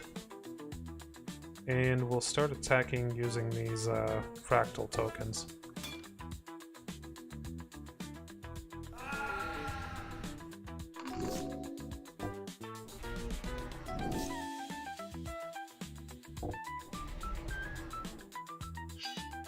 You just won't be able to keep up with the amount of creatures I'm putting out, and the size of the creatures I'm putting out.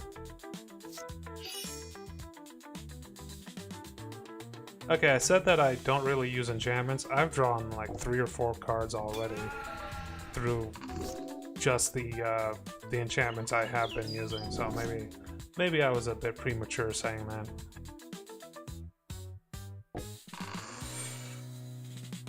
Let's go ahead and use Run Over to take out one of these little boys. And then we'll Alpha Strike.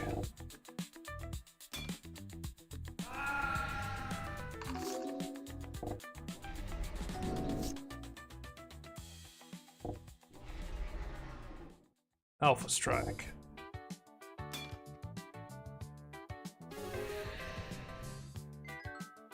Okay, that wasn't so bad.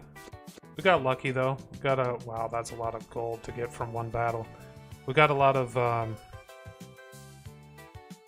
cards that were just like kept him from attacking. Kept him at bay. Also, we now have enough gold to get this saga I was looking at.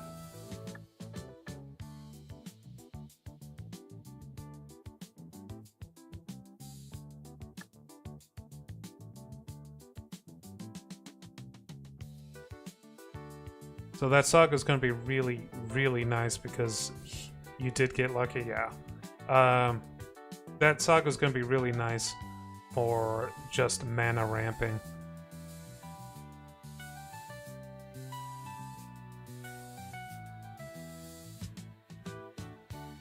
Case of the Trampled Garden.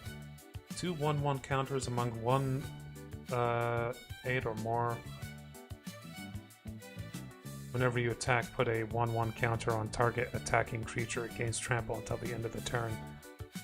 Yeah, that's really good. It works with a lot of things that I do. Whenever you gain life, you may pay 2 mana. If you do draw a card, use 4 mana to create a 1/1 white soldier creature with lifelink. That's very good too, because it gives me a reliable way to get lifelink. And it means I could probably remove some of the lifelink creatures out of my deck and just have that replace it. Because it's card draw as well.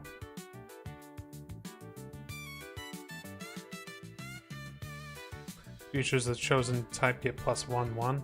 Eh. We don't have very many creatures that, like, share a lot. I guess human? Even that, I don't think we... Like, there have a lot of halflings as well.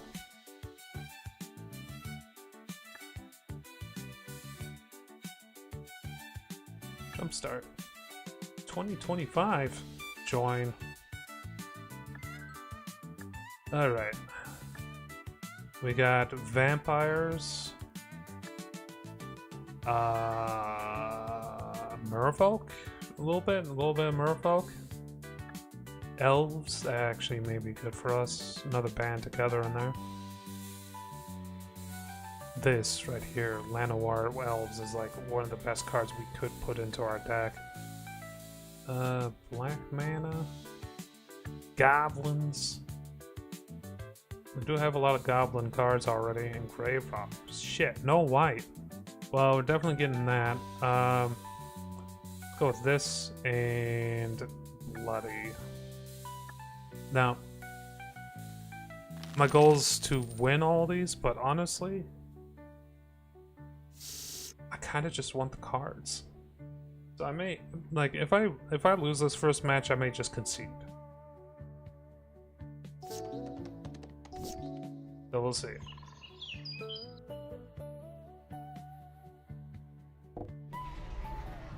Ooh, Death Touch.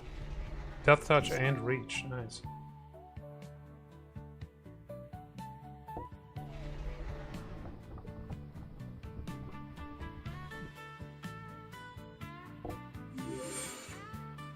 What the hell am I listening to?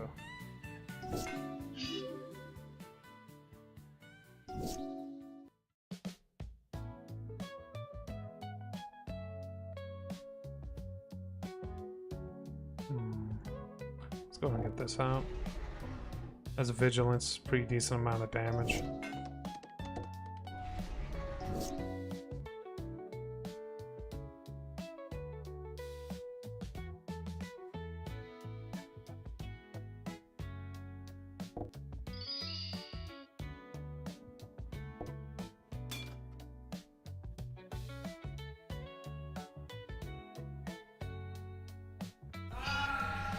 Okay. That's not good. Trample. He's not attacking because I have Death Touch, which is a pretty great way of keeping them from attacking, honestly.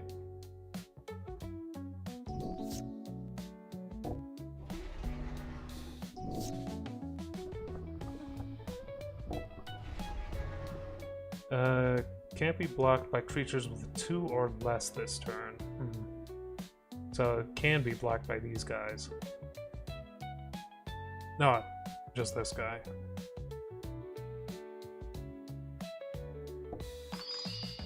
If he's willing to sacrifice his big boy to do this. Okay.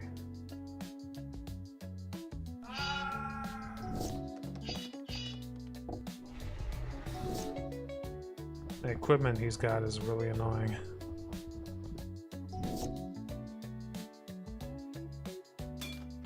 He's got double strike.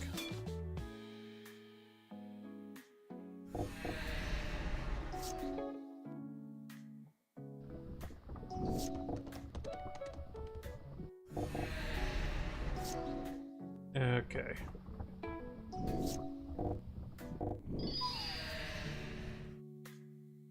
We'll just let them win that one. He's more interested in the cards either way.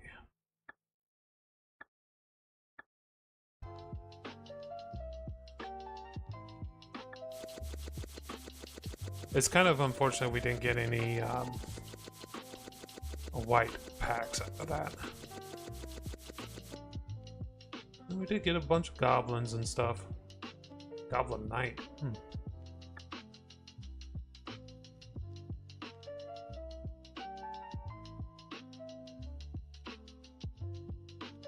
Before we continue, let me get up for a moment. I need to turn off my vent because it's getting really cold in here.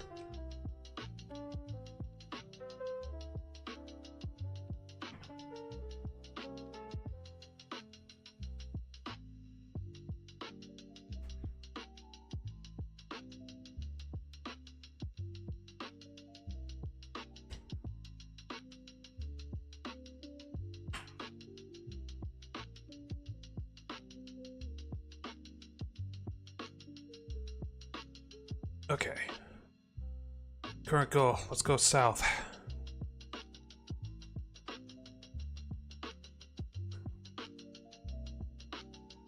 There's a few cards in this area that I could have gotten, but honestly, I think the main goal should just be increasing HP.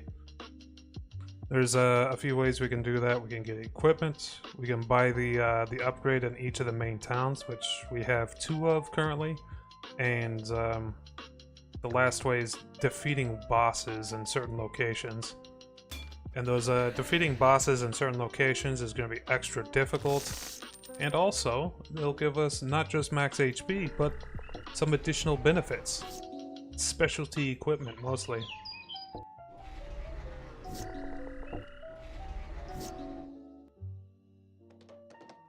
They're not attacking yet, but they will be pretty soon. So we're going to get a wall down. Yeah, there they go. That Death Touch guy is going to be a problem. I could have messed this up. There's nothing else I can do this turn.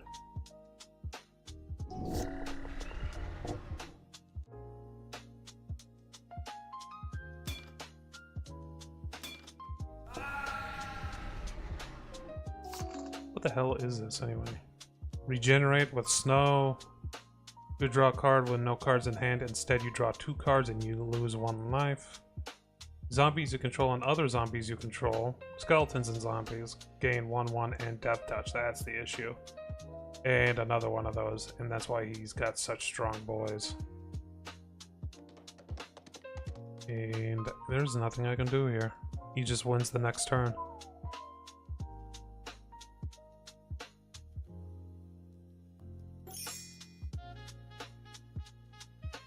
What's all this? Bug greenhouse.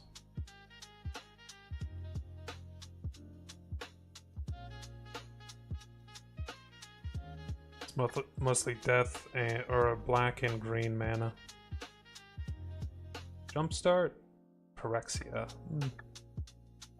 There's some interesting things in that set, but not for me at the moment. Hey, an opal. Mox opal is pretty good if you're going for an artifact deck.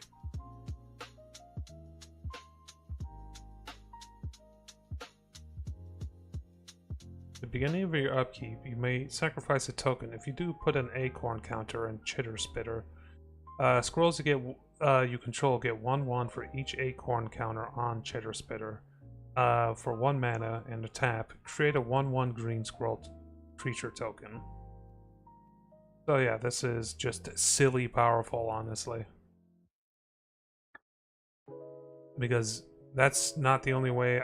If I were to get that, that's not the only way I have to create squirrels. And you know, there are squirrel decks in Bloomburrow. There's a bunch of squirrel cards, just straight up normal cards that are squirrels.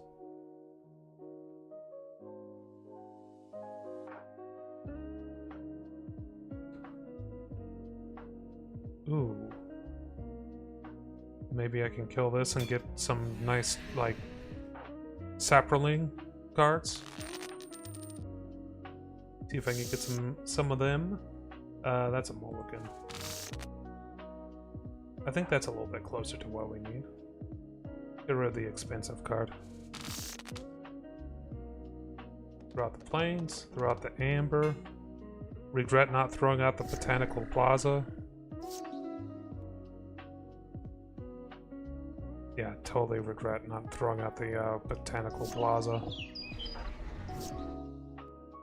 Yeah, this is a Saproling deck. I thought so.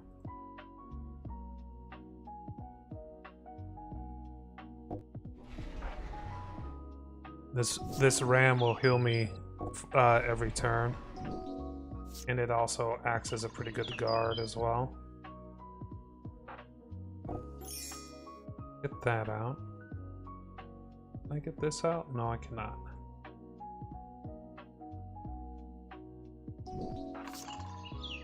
They do generate spores every turn is the issue. So, hey, not quite there yet though. Maybe next turn, because this will provide me food, not mana like I thought.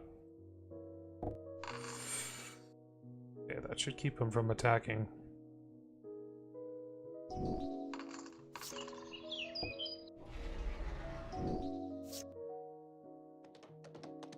Okay. Now we're going to be generating tokens every turn. Unfortunately, this thing is at freaking 4/4. And it's also an alchemy card. Enters the battlefield, conjure 2 cards named Propagator Primordium into your graveyard. At the beginning of your upkeep, put a spore counter. Remove 3. Return target fungus creature card from your graveyard to the battlefield.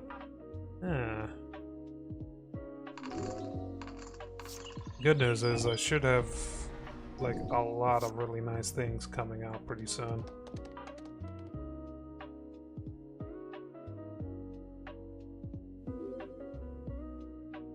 Need a token. They brought one of those out.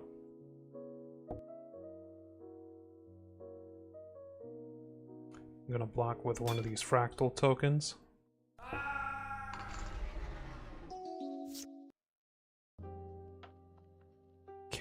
block or attack.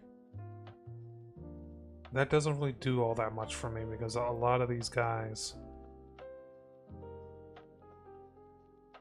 I want them to attack or block at this point.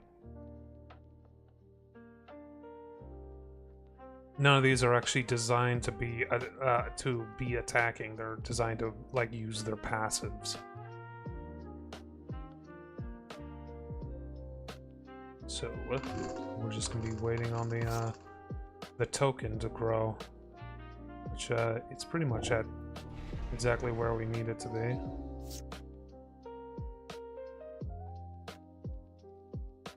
Let's go ahead and sacrifice this. There we go. Additional creature. We do need more creatures on the field. It's not blocking yet. Should be pretty soon. I do want to make a Sapperling deck, by the way.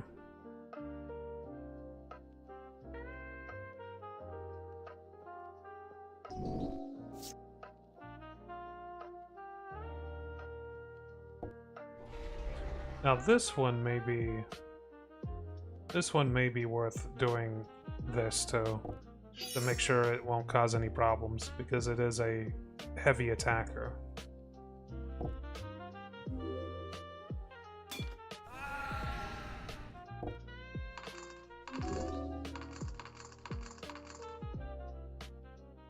We should be able to keep up with his regeneration and everything pretty soon. Especially with these being like 33, 17, 9. He's just gonna have to start throwing his actual spore producers at me pretty soon.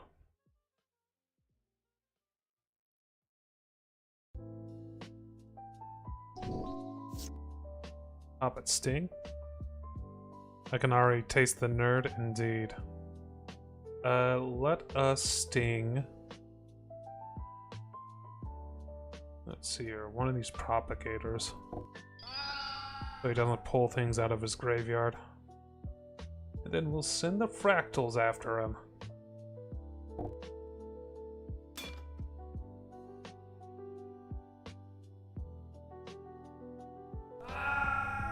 Okay, now he has no more scroll, that's good. How's it going, Wolfie?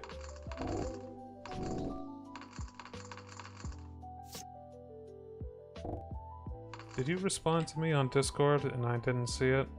You sure did.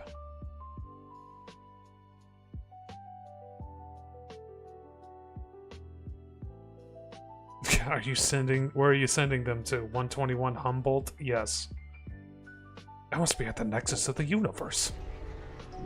Wolfie was telling me a story just yesterday that something from his work, where like two people ended up going to the same address, but it turned out to be in two different cities that were adjacent to each other. So as a result, it just became essentially a sitcom situation at his job. Like literally, like straight out of Seinfeld kind of sitcom situation. Alright, fractals, you go forth. Kill my enemies. Game? Music? Game and music? Stop this silliness. Music.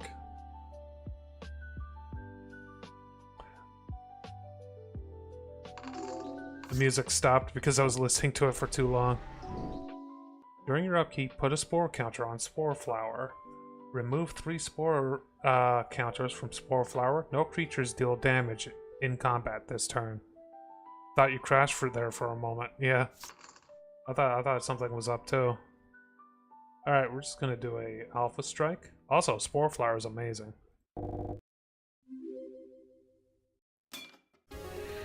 I did 268 damage to him. Win a game. Okay. Ooh. Enchant creature. Enchanted creature has flying. Whenever enchanted creature deals combat damage to a player, create that many 1/1 green Sapperling creature tokens. Ooh. Remove 3 score. Put a 1/1 Sapperling Sacrifice a sapling to regenerate target fungus. I've already had that one. Interesting. Yeah, I gotta find more of those guys because I got some really nice sapling things out of it. Target creature you control gets XX and gains trample, where X is the number of basic lands you control among lands you control. Okay, and 130 gold, which is nice. Win a game with the opponent at minus 200 health. Got a little achievos out of that too.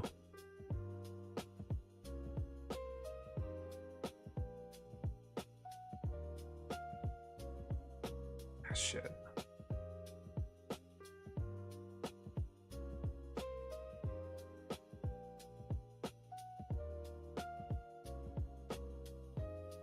Look at the top 5 cards of your library. You may reveal a colorless card from among them and put it into your hand. Put the rest in any order in the bottom of your library. Bear. Creatures you control get 0/1. Enters the battlefield, you may gain 1 life. Freaking, yeah, Wolfie, I've been playing a lot of this game recently. In fact, you know, this is the game that I was playing like when you guys were playing Hunt just yesterday. Like a nerd.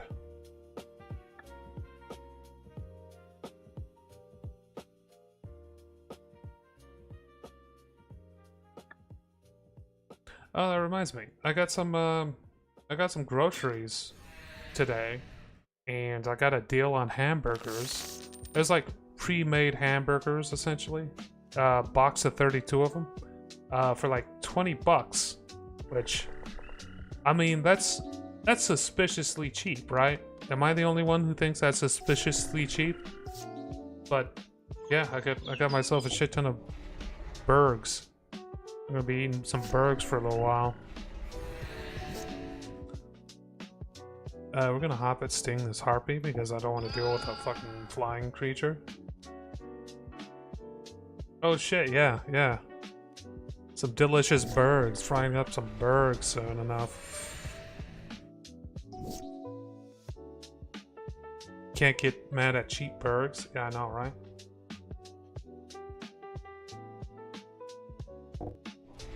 We're gonna have to sustain on fucking food this round.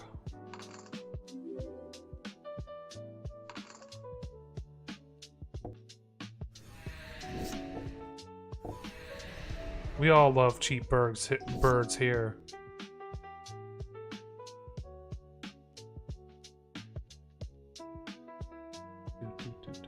Okay, eat the food. Eat the food! And, that's all I can do. Hope I get that thing that allows me to...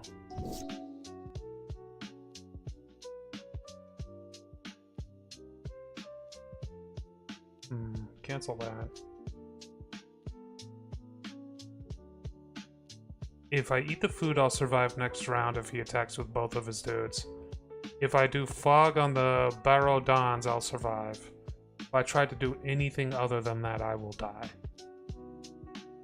I'm gonna do fog. Cancel that. I'm gonna do fog.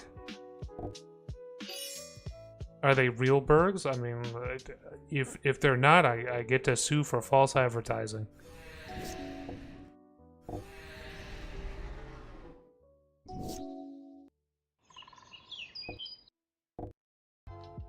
Sacrifice the food. Okay. And throw out the hope of a new dawn because I need stuff.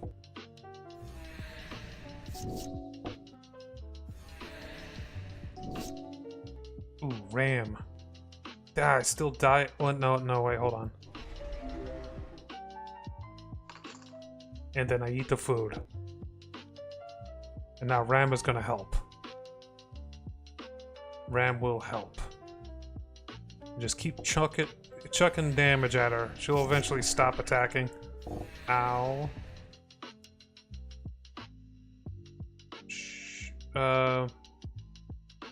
Enter the battlefield. An opponent of your choice may place two 1/1s. Target sacrifices a creature. No. I will choose to sacrifice my plant token.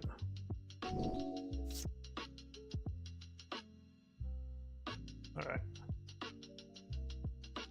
This will give me some stuff. And then I eat the food. Eat the food! And I'm dead, right? Like, unless I figure out some way to get him to block. And he did not block. And he ate the... Yep. Ooh.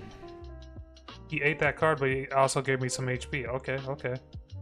Oh no, it was New Dawn that gave me HP. Got it. I'm dumb, don't look at me. Man. It's so expensive to use that summon. What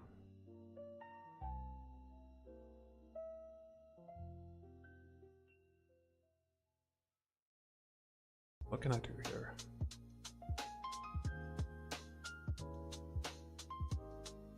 I can put out the Regalia. Or I could put out Casal. I'm gonna put out Casal. I'll throw out some stuff from me. I didn't do exactly what I was hoping for, if I'm being completely honest. I'll be honest, I didn't do everything I was hoping it would put out, like, a food token. When you create a token, put a 1/1 counter. Oh, fucking it was Samwise. That was, do they taste like rule? I won't kick a cheap Berg out of bed. God damn it. Shit. It's not good. Well, there that goes. And I am dead. There goes half of my money. Unfortunately, that puts me at the point where I need to win a fight in order to be able to afford my next thing.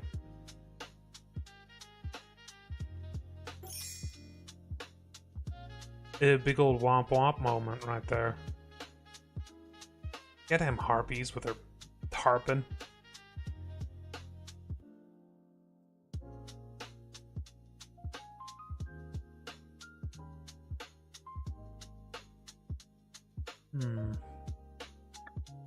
Hey, it's Dylon's thing. Spit flame. He spits hot fire.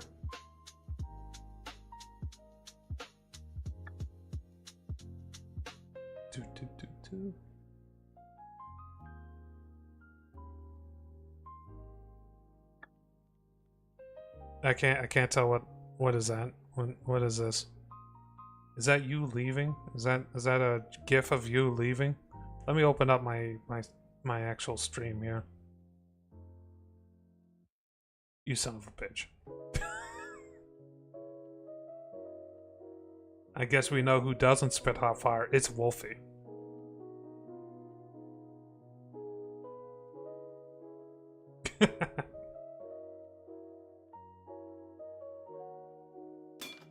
What the fuck kind of enemy? It's a demon? Oh, that's not good. I can work with this. I have enough mana in the hand to actually cast my Paradox Zone. That's always a good sign. We also got Sarah already, and he foretold something, which is never a good sign. Which is literally never a good sign.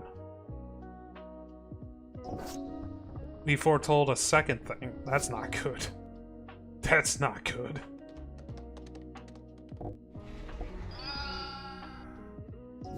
Well, there goes one of his foretelling things. Maybe he just foretold all of his, like, instant cast stuff. Maybe that's what's going on here. Which, if that's the case, that's not the worst thing. There goes the other foretell. Okay, we good. He just foretold all of his removals. That's fine with me. And now we're creating fractal tokens. He can't even stop us. He can't even think of stopping us now. It's all over for him. I'm gonna haste out a freaking Regalia and attack.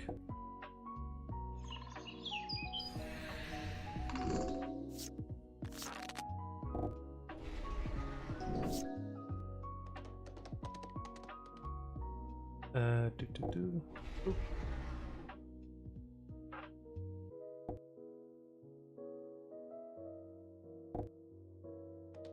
He's gonna have to start blocking me eventually. God damn, he has a lot of HP though.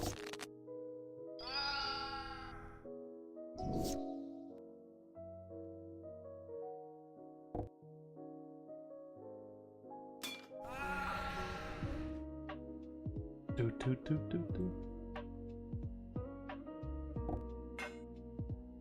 I'll be honest, I kind of fucked up that turn. Uh-oh.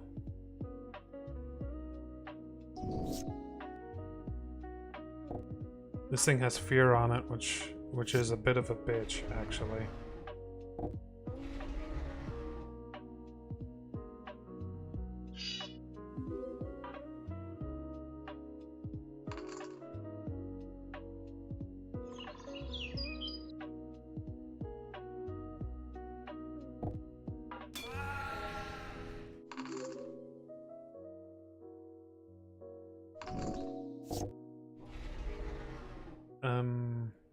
We're going to go ahead and use this to get the car into place, just in case he decides to attack. These can only be blocked by black creatures and also artifact creatures, which is what this is. It's an artifact. I'll go ahead and kill one of these. Just get them off the board. If they both attack at the same time and I have no way to block them, I'm as good as dead. That's the reason why we want to make sure at least one of them is dead. We're at the point where we could just Alpha Strike, actually. There we go. Hey, no money. Oh, sweet. Are you sure about that? Fucking shit. Scared me.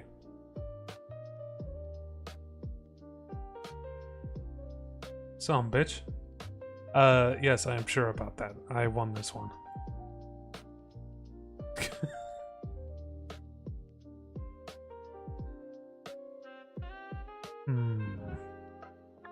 Nice sagas.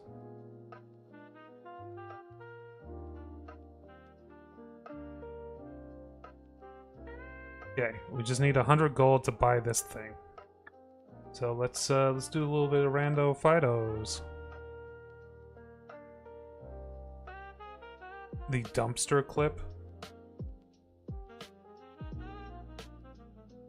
DM you the dumpster clip? Yeah, I can do that. Just give me a sec. I think I made it into a highlight, so it's going to be extra easy for me to find. Alright, I called it Getting Dumpstered.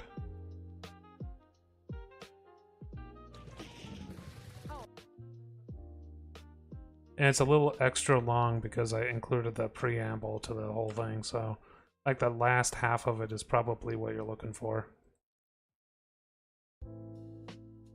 Alright, I sent it.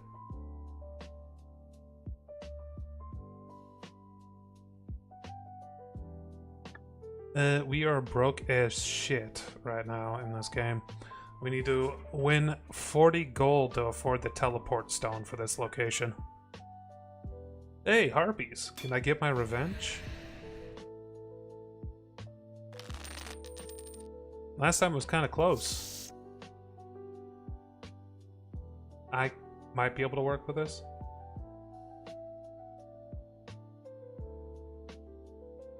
The issue with harpies is they get a lot of units out that are flying.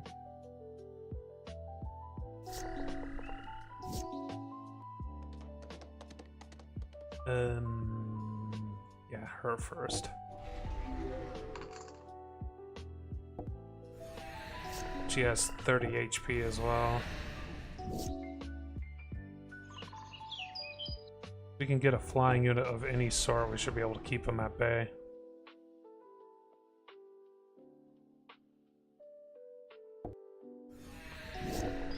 Oh, there that one goes.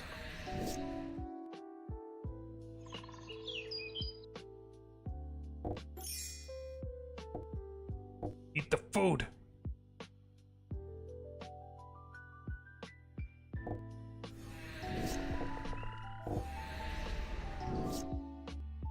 We will take vengeance on this one.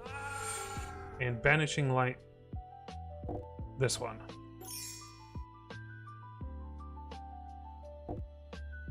Okay, okay, looking good. Looking less good.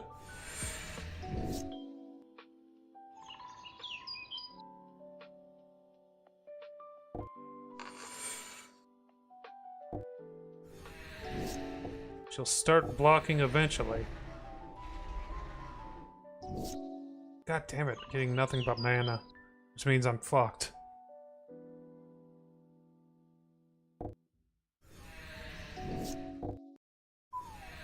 Womp womp.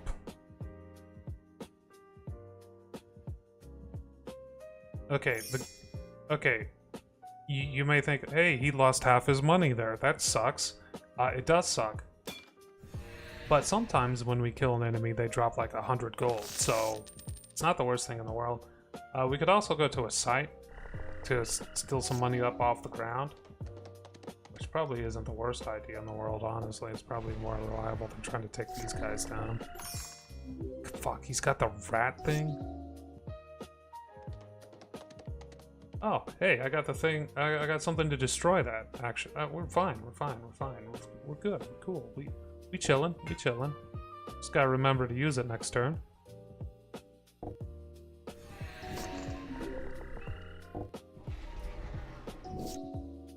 A rat ninja. A legendary rat ninja.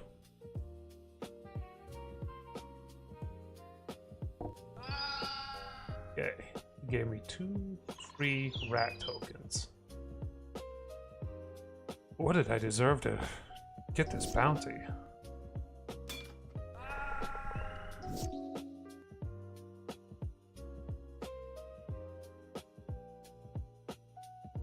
Does this have Death Touch? Deals combat damage to a player. Exile top card of each player's library. Until the next turn, you may play one of those cards. If you cast a spell this way, pay life equal to its mana value rather than playing its mana value.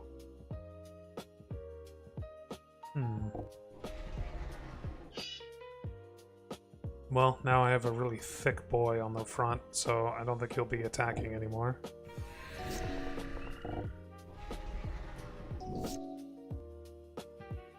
We gotta kill this guy with fear on him. And regret that we don't have enough mana to do anything else. I can't really attack because if I attack, he attacks next turn, and that's a problem.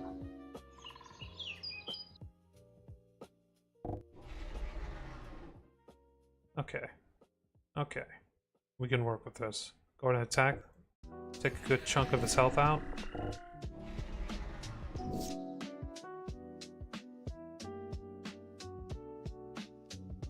Let's get the goat out. Goat's gonna heal me every turn for 1 HP.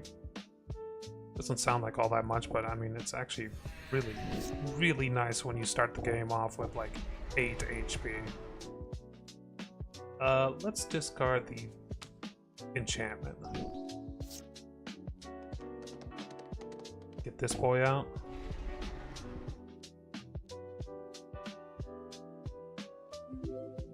Okay, he's gonna produce halfling tokens, which is fine.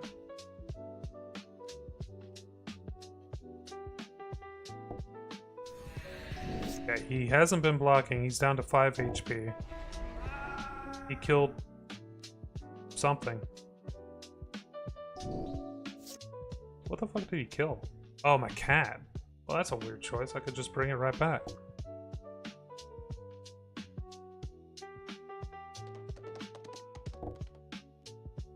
We got like a good portion of a pretty decent setup here.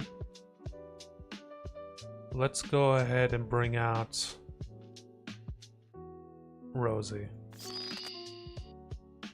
She's good because she creates tokens, or she buffs up things when tokens are created.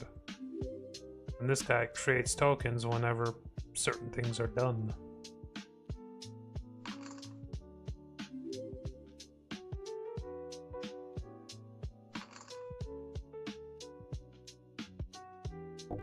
This one's probably gonna die.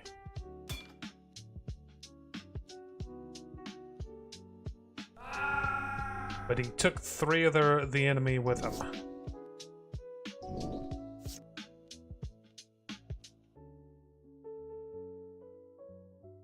Alright. Let's eat this food. Pretty much guaranteed that they're going to defend with everything they've got. Nice. Okay, that's a rat boy down. And I got some rat ninjas and 103 gold. Exactly what I was talking about. I got some rats. Some delicious rats. X is the number of creature cards in your graveyard. Okay. We got some ninja rats. A vampire skeleton. That's kind of weird looking. Snow-covered swamp. That's like the cheapest card possible. Shit.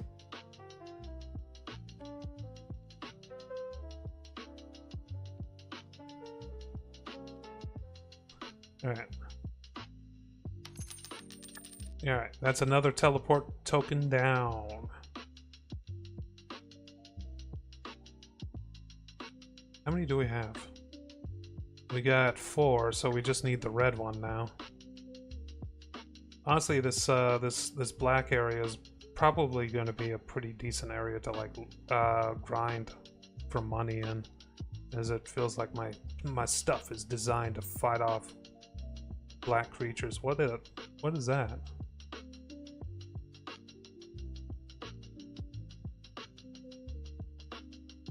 Dross Outpost.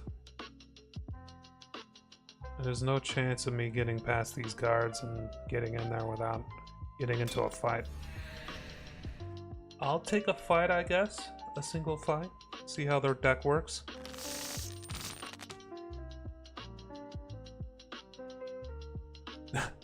All the black places I know aren't as decent. Yeah. Huh. Weird. Hey. Follow the imposter. It's the first time I drew that saga.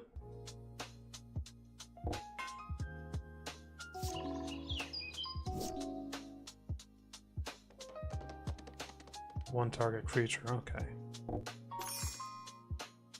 Whatever he pulls out in the next few turns is going to get exiled by the imposter.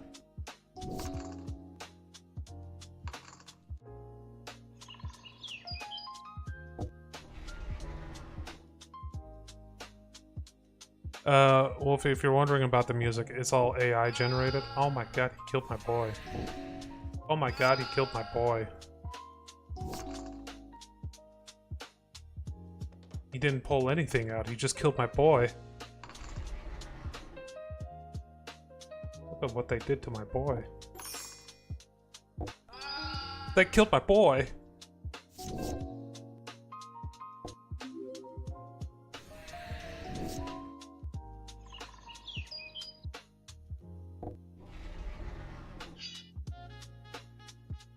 Okay, it's gonna be fine.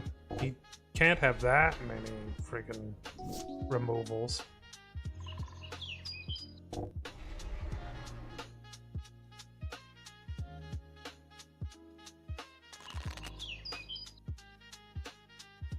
We do have a problem. That is flying, has fucking lifelink, has a lot of stuff that's bad for me. He's about to do 8 damage as well.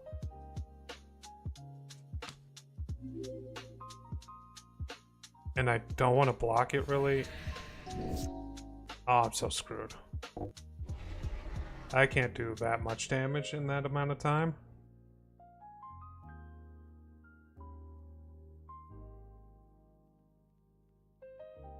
And I fucked up and didn't attack at all.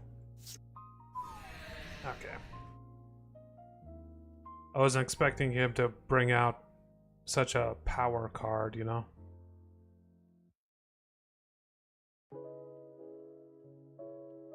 Even if he didn't remove all of my cards leading up to that, like every one of those cards he removed, I think he still would have won just off of that one flying lifelink card.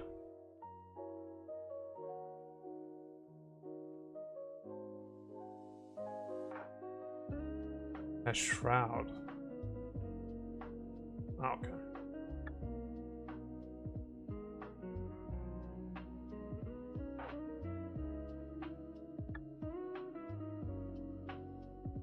I don't know what enemy this is. It looks like a D&D beholder. It is a beholder.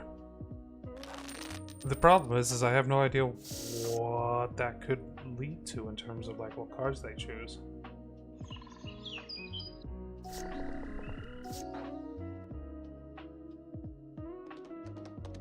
Let's get the goat out. Of course it's blue. Okay.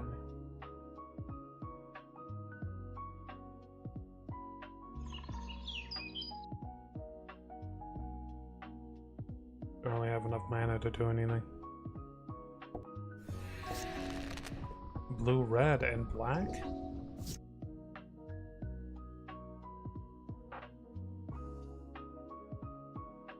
Guess we'll throw something onto the goat.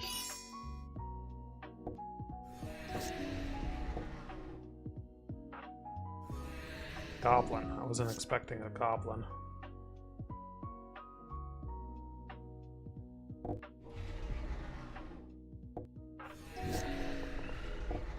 Two goblins. I wasn't expecting two goblins.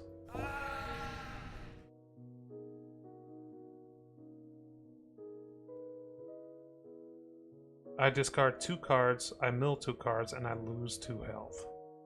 Man, that's kind of a strong ass fucking whatever that spell was.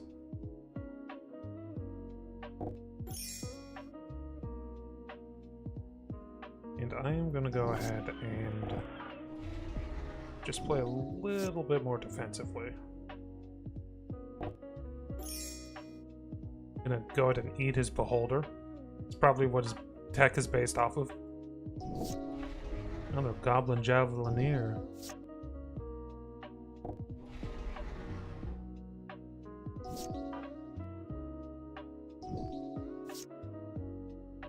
Let's see here. Becomes blocked, it deals 1 damage to the creature blocking it.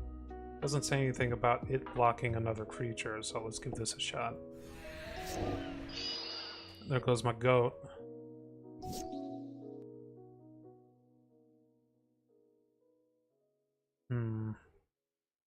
This should be cheaper because I have the naturalist on the ground here.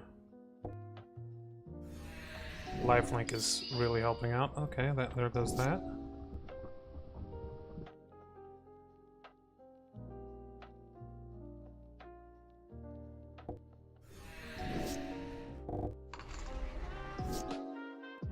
Underdark Beholder.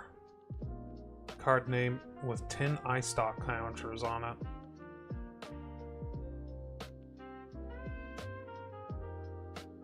If you can't sacrifice it.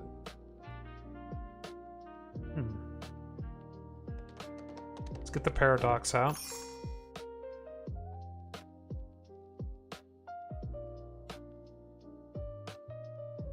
And somewhat regret getting the paradox out. I'm gonna play a little bit defensively.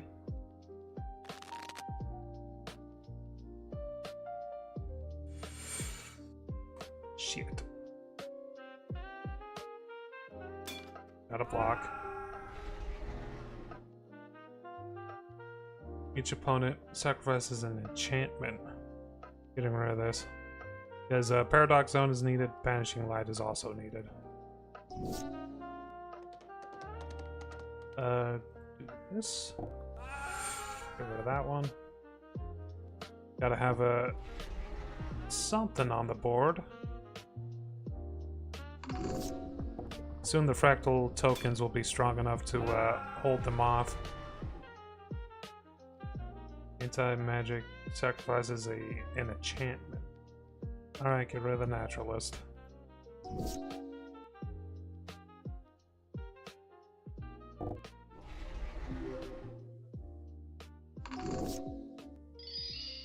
Okay.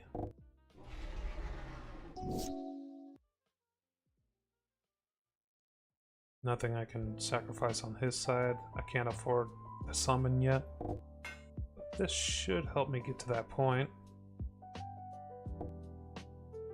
Even if it's just 1 attack that it gets off.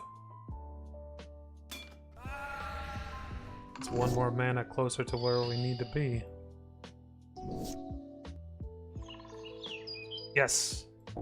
We're getting the summon out. So for 4 turns, we're gonna create 3 2/2 white knight creatures, and after the 5th turn, everything gets indestructible on it. Honestly, it feels like a win more kind of card, but still, it's very nice.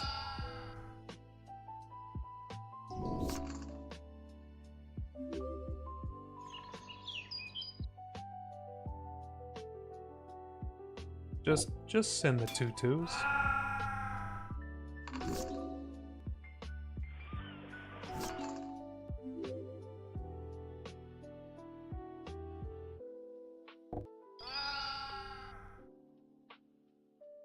Yeah, the fractal thing may be just a bit strong.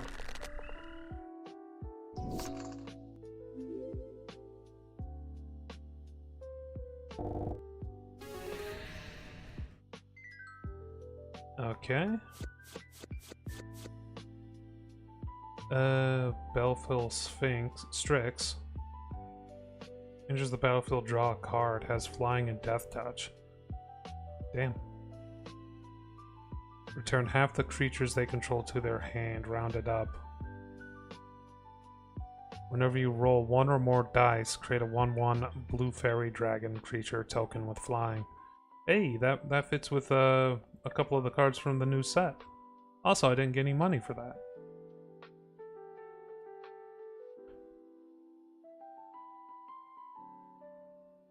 I don't know. Night of the round, pretty difficult to get out onto the battlefield.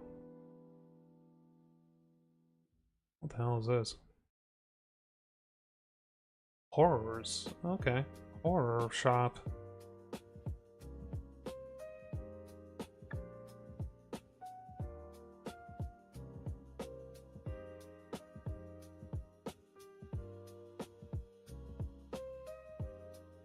Ooh.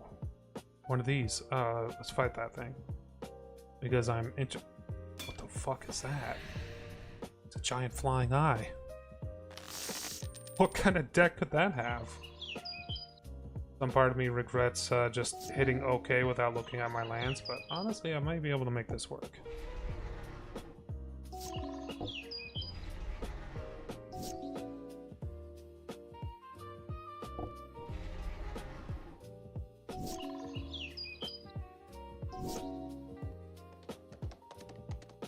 And we're going to continue just kind of putting stuff out there.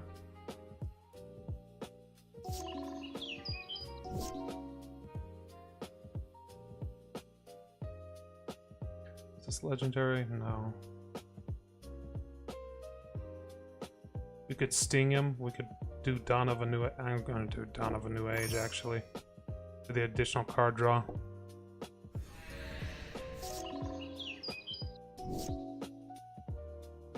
And do the goat for the additional health.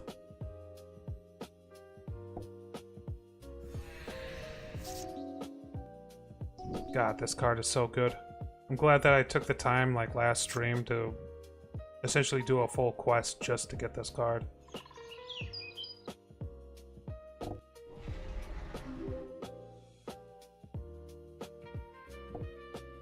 So the way this card works is the more creatures I have on the field, the stronger it is whenever it attacks. So when it attacks, it gets 1/1 until the end of the turn for each untapped creature. But importantly, it doesn't tap those creatures to get that 1/1. Unlike more modern cards.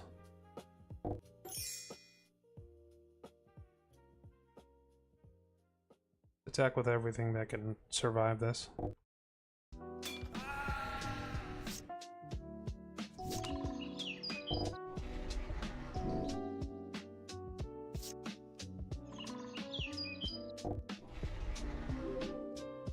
Honestly, we could just Alpha Strike at this point and finish this off.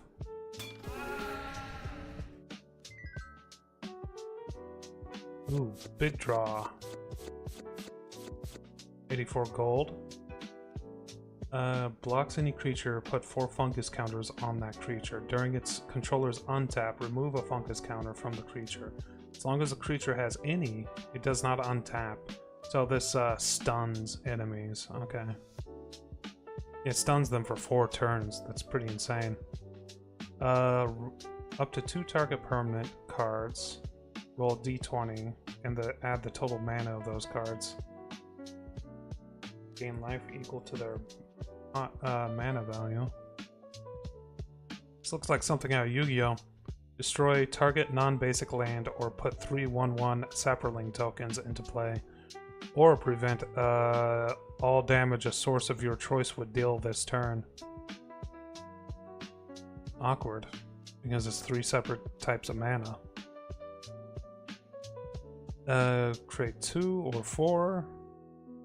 Whenever Overgrown is dealt damage, create a 1/1 Saproling creature token. So I could do that to itself. So cast a spell on this thing to create more tokens. Create a 1/1 Saproling. Create a 1/1. And put more Saprolings. So it all has something to do with Saprolings. I'm kind of curious as to what the eyes got going on. I am going to guess that it has a lot of scrying.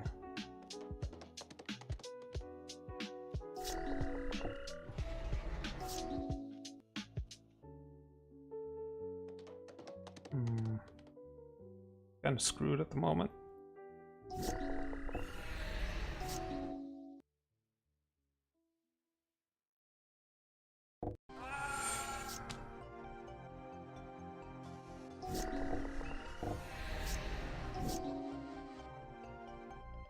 Mana screwed.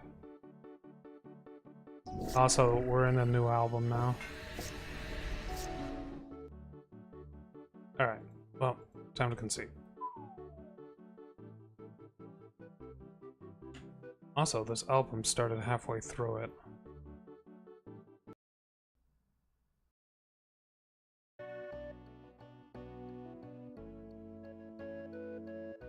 It's like an Earthbound sound font album. Someone remade a bunch of songs using the Earthbound sound font. So I figured, yeah, fuck it, I'll add it. It's decent, it's pretty decent.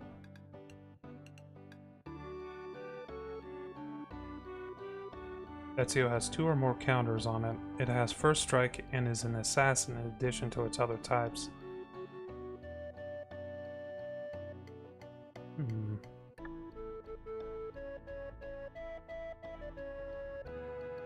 Ooh, green, white?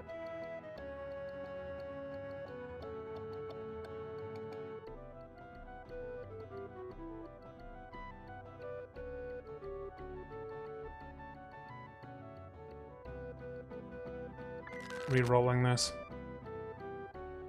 Dungeon Master. Choose a target creature in your graveyard that was put there this turn. Return it to the battlefield tapped. Is this fucking Stranger Things? It is Stranger Things. Add 1 mana of any color to your pool. Return a dinosaur from your graveyard to your hand. I don't use dinosaurs.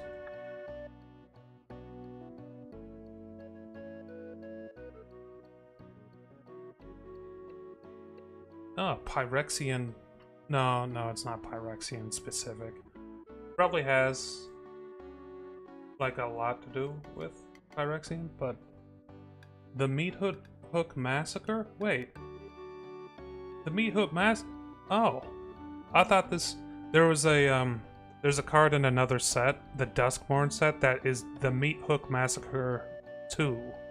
So, yeah, I didn't know that there was a first one, like, previously. I guess I should have expected that, but...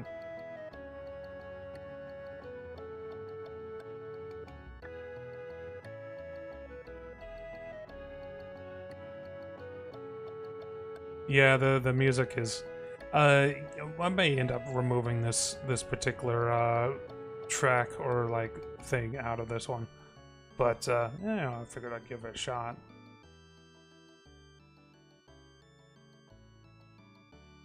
We have a pretty good chance at defeating goblins. I just don't want to do it right now.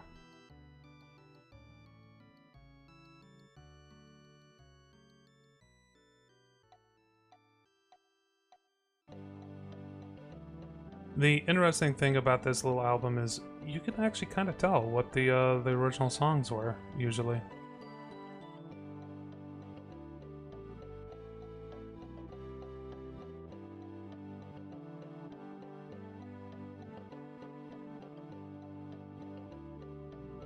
Okay, we're in red territory, so we got like goblin shops and like certain types of demon shots and like direct instant spells and stuff.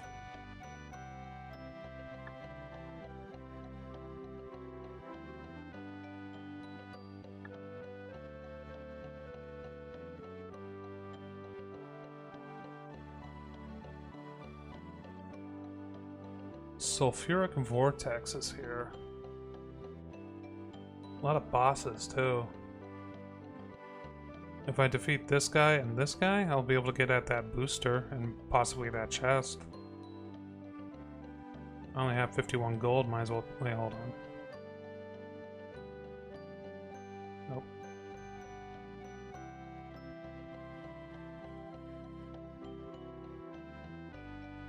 Okay, just have to beat this guy. Dark Enchanter, never fought him before. What will happen next? Uh-oh. He had a voice slime, or like a line in general. Each player's upkeep, it does 2 damage to that player. That's not good.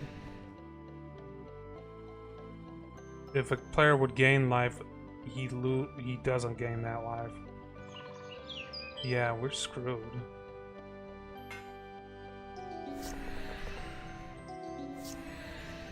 This thing will kill me before I have a chance to do anything.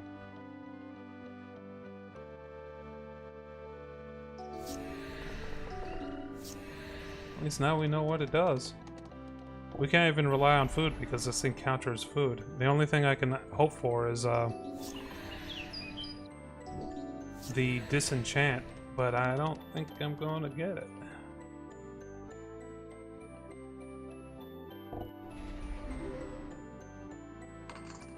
Also, the enemy has like 90 HP.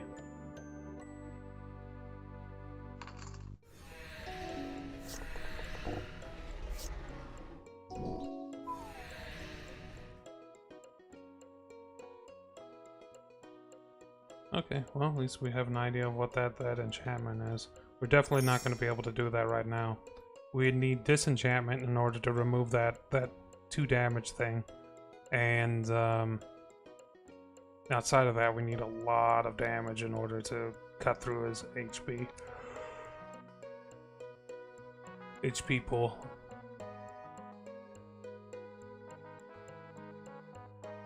I ain't fighting no fucking the lone dragon dinosaur thing. Shit. Wild Mage Sorcerer. At least they won't have that 2 damage thing.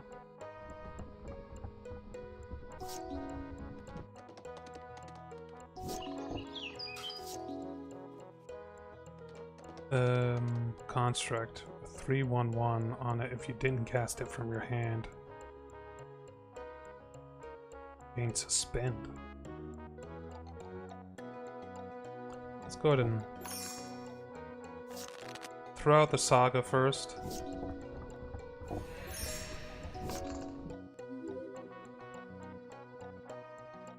Exile top card, you may play that card as long as it remains exiled. Okay. It's not that dangerous. We'll get the Chocobo out because I made a mistake doing my lands.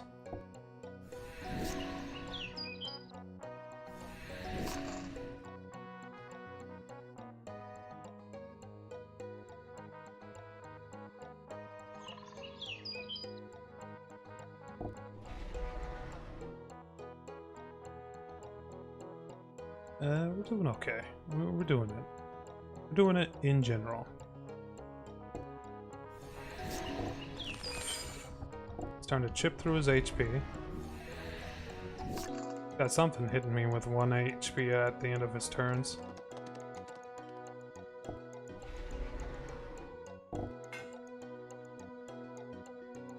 I've messed that up too.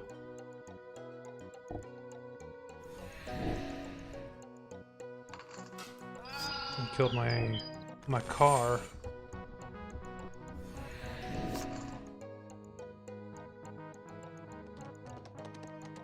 Now we're gonna hit this with the stun. I'm gonna upgrade everything we got and attack with everything we got. Okay. Ooh, Beanstalk Giant has 9. Shit. We don't really have anything to handle that. We can't actually attack. Also, he's got the Phoenix as well. We might as well get this out because it could be... I fucked that up. It could be useful. No, I didn't fuck that up. Never mind.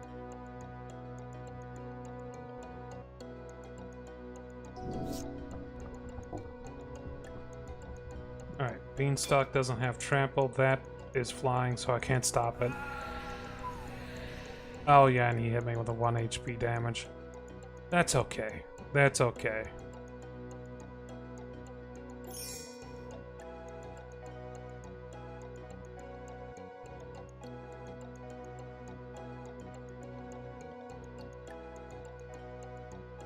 What the hell is this? Dinosaurs, okay. Goblins. I thought dinosaurs was a red thing, or a blue. No, green thing. I thought dinosaurs were a green thing.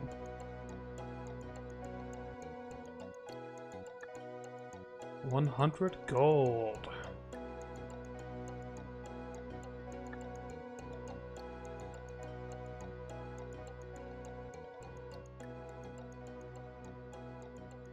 So we need to make 100 gold somehow. Let's see if we can explore some sites in the area. And maybe find something to defeat.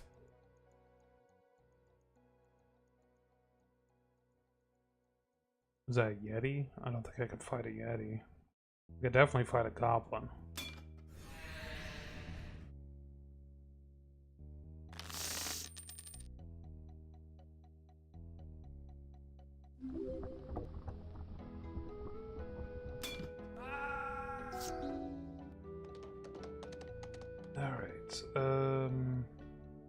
We got Knights of the Round in hand, Fall the Imposter. Actually, some pretty nice stuff. It's just I also don't really have anything I can throw out anytime soon, so we're going to use the soldier token. It convinced him not to attack, which is just fine with me.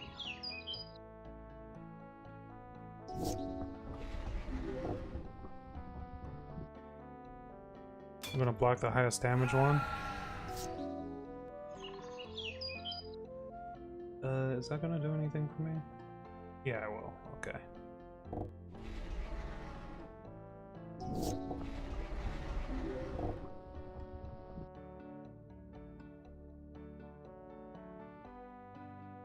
I have to block this.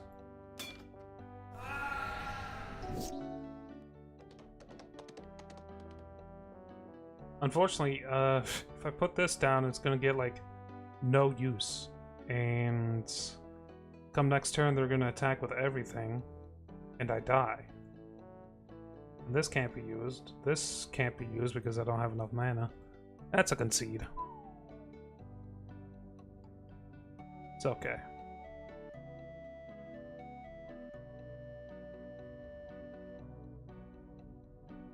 These Anubis style enemies have black red or black white decks usually, so maybe I can get something out of that in terms of cards. 2 mana in hand, 3 mana in hand. Oh yeah, I can work with this.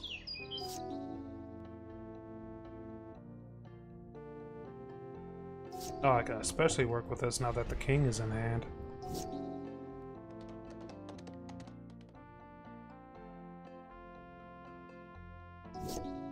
I have to use the plant to block again.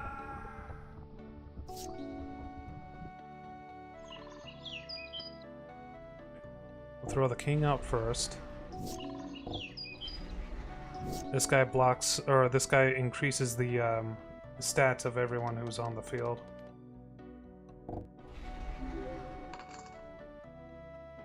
With him at 3-4, it should keep him from attacking. God, they are just increasing.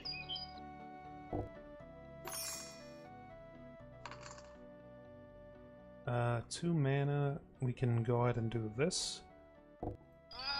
There we go.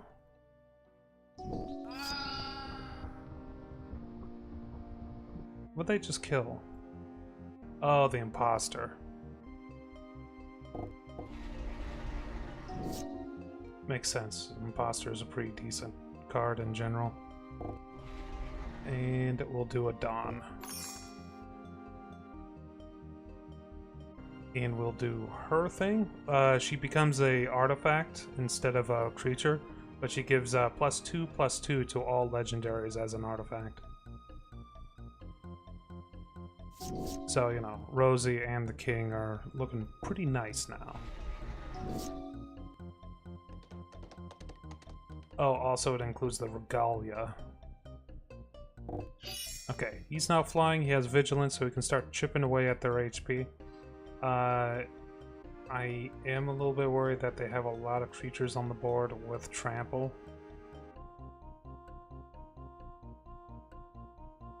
Exert. Prowess. Let's go ahead and get this one. Oh wait, hold on. I don't have enough mana. Well, if that's the case, I'm just gonna eat.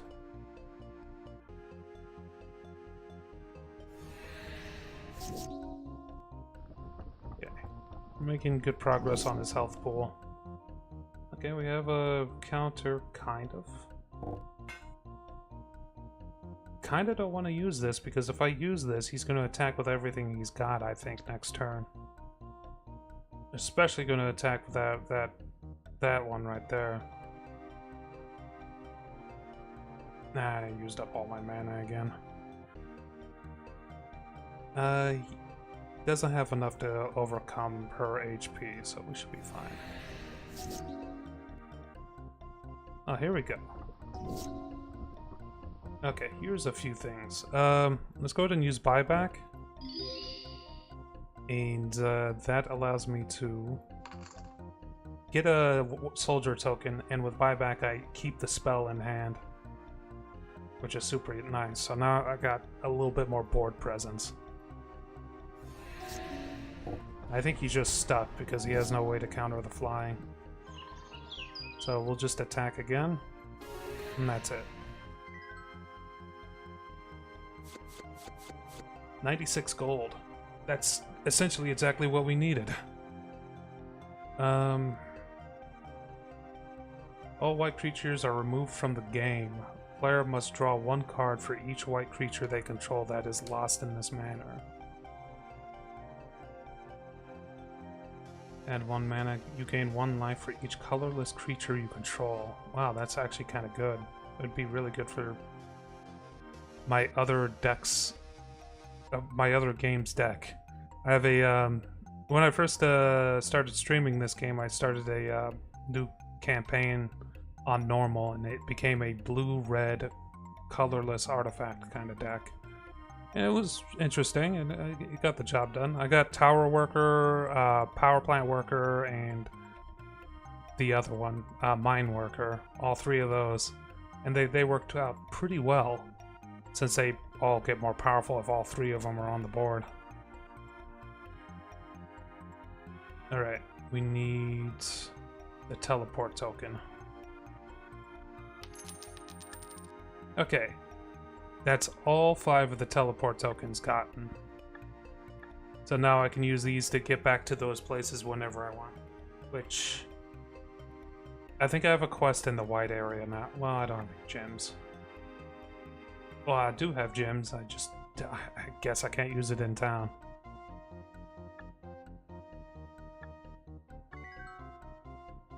So this takes me directly to the White Town. Now we can get around pretty easily. So yeah, I do have a quest up here. It's to clear out a certain place. And honestly, the place has been a bit of a bitch. I didn't start the quest on stream, so you guys haven't seen any of me fighting in that location. But if I remember right, it's in the southern part of this area.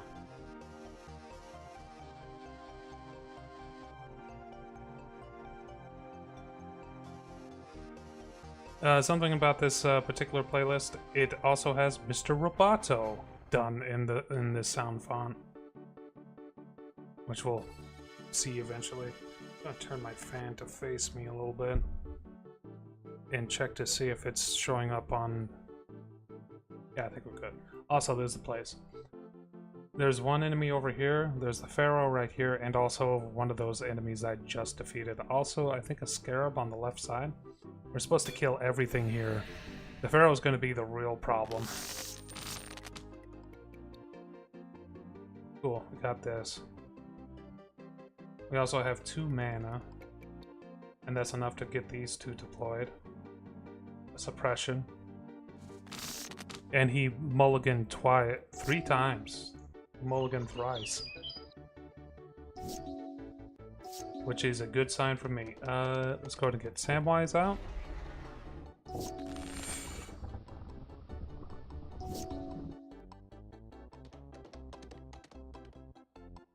This guy is particularly weak against Vigilance and Flying, which is both stuff that this does.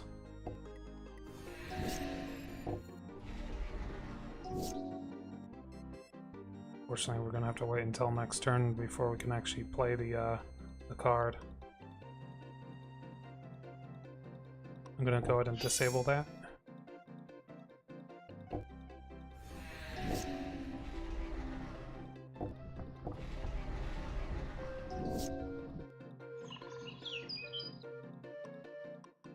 Alright. Vigilance and Flying. Now, he may not attack anymore because he's too afraid of losing what cards he has on the field. And we're gonna eat some food just in case he tries to use some kind of direct damage on me.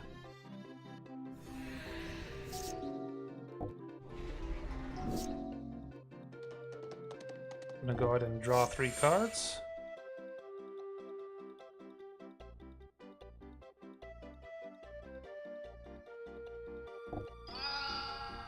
Thin out their numbers just in case. They will attack if they decide that they have enough. Oh shit. If they decide that they have enough to actually overcome my stuff. Which, him doing all that, not great. I'm gonna go ahead and banishing light that particular one. Because he got that pretty strong pretty quickly. Though it probably wasn't the best way of going about doing that.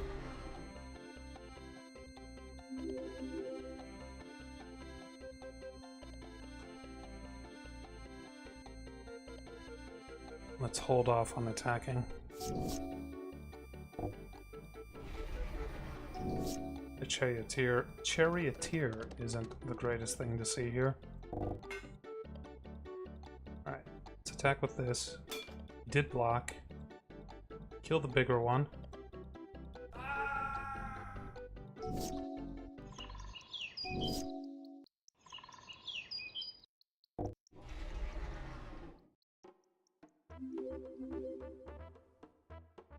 Okay, so we're producing halflings and food tokens every time we summon something out here, by the way. I'm also gonna put this, that aura there. Might actually be able to... Yeah, he's starting to give up creatures.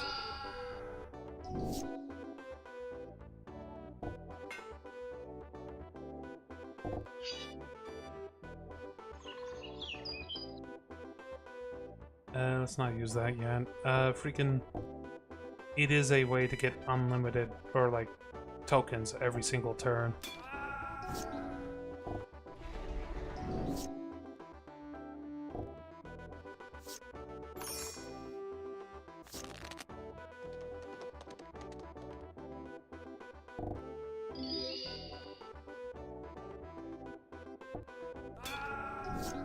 He has one card in hand. It was another charioteer.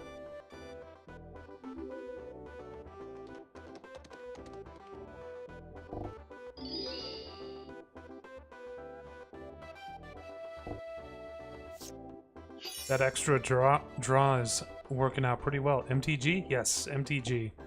I found a free game that essentially has all the cards from MTG built into it, and it's completely free. It's quite nice. Let's go ahead and just Alpha Strike from here.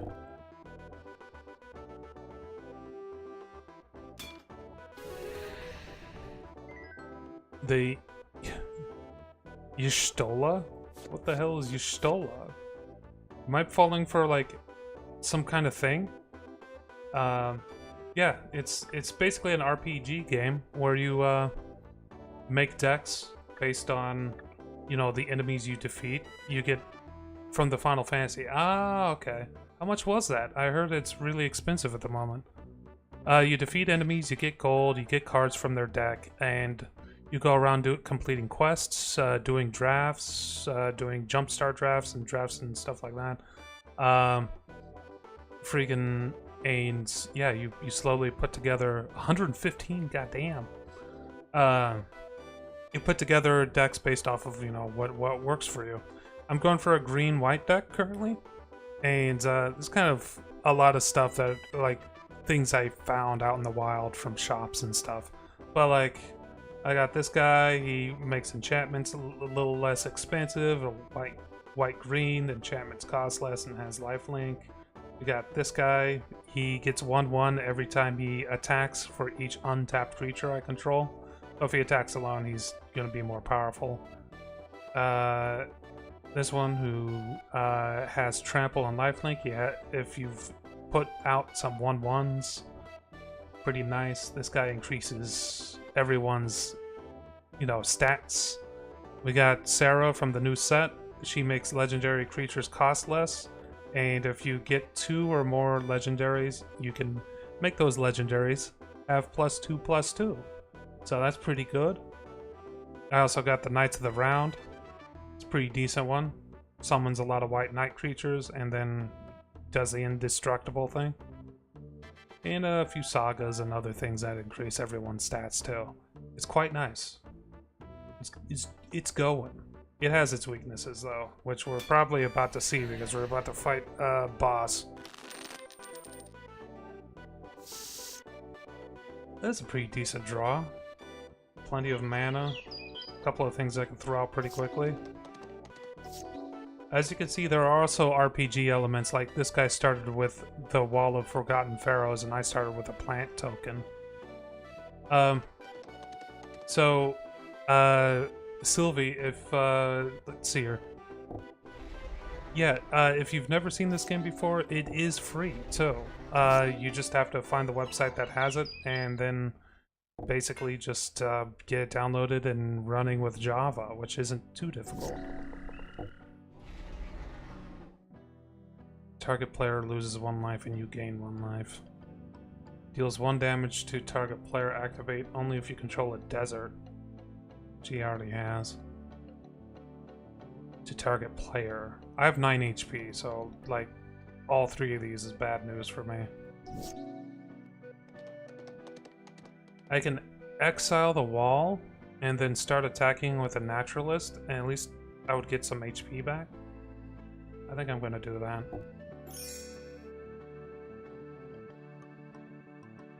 Also, the music, this is more of an experiment in terms of music. I don't know if we're going to keep it. It's an album that was just released with the Earthbound sound font. Okay, did a couple of things, drawing some cards. And we're going to get the Paradox out, which is one of my win conditions. This enchantment creates creatures that have a bunch of 1/1s, but the speed in which this goes is exponential. So there'll be 2 one turn, then 4 the next, then 8 the next, and 16 on the next. So yeah, it's definitely one of my win conditions. The only thing it doesn't help me out with is the fact that he does a lot of damage, like outside of like normal combat. So I'm gonna have to make my naturalist as strong as possible to get as much HP as possible. Damn it, he did a board wipe, and now all of those Blood Artist things are going through.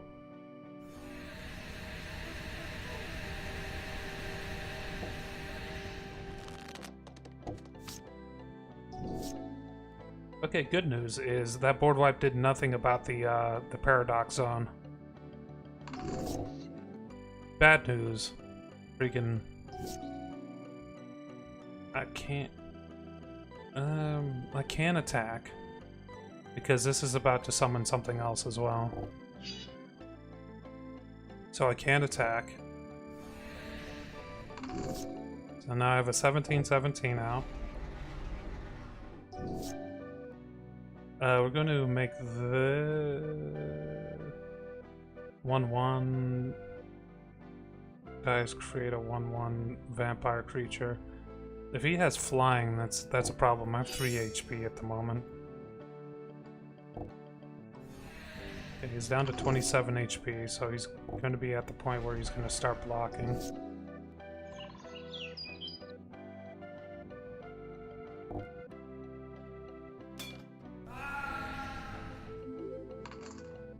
At least nothing is dealing damage to me outside of what we got going on here. As you can see, that there's a reason why I call this my my win condition sometimes. You'll only be able to block 3 of these.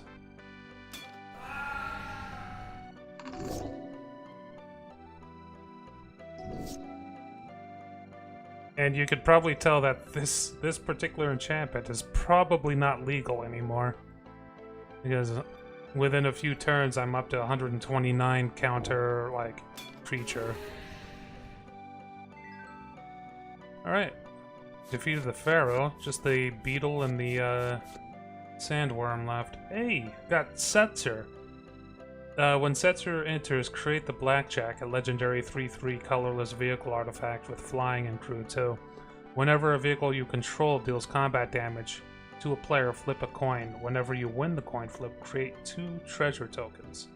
So, quite nice actually. Also 194 gold, very nice.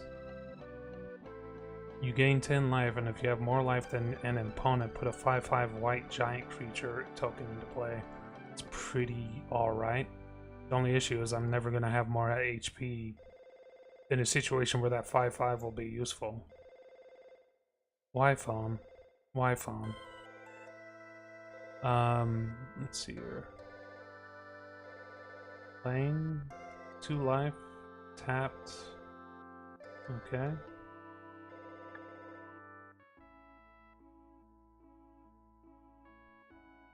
So there's a semi-boss right there, and I think there's like a beetle over here. And last time I fought a beetle, it kind of caused problems. So we'll see what happens.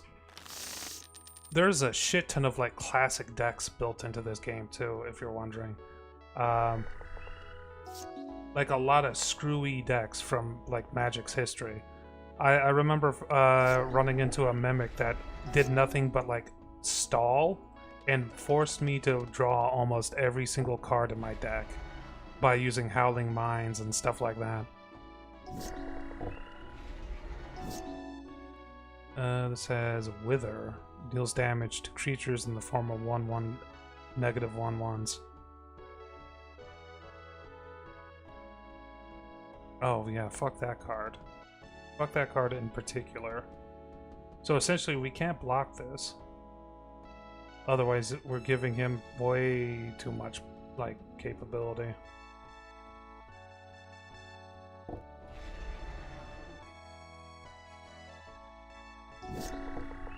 I'm gonna let the damage go through.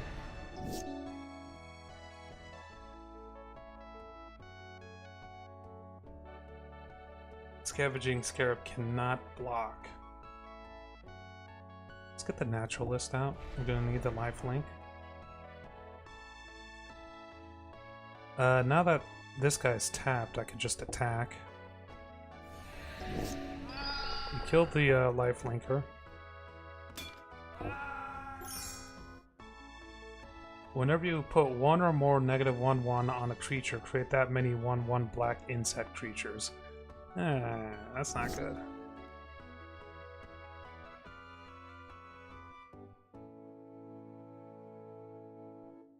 There's only one thing here that's creating the 1/1s. So we could put out the Regalia, then tap the boy, and then attack with the Regalia. He may block it, and he did not block it. We'll let the damage go through. Virus Beetle's making me discard.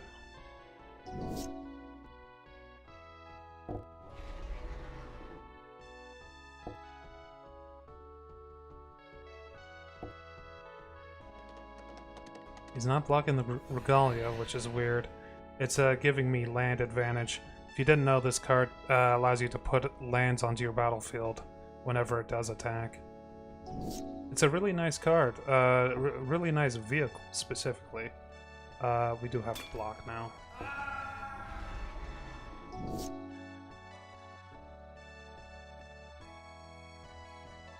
Let's go ahead and use this.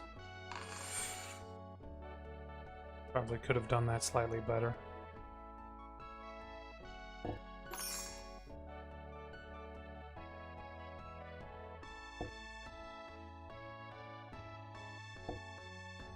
Really just trying to mana ramp at the moment while I wait for decent cards. Didn't attack, okay.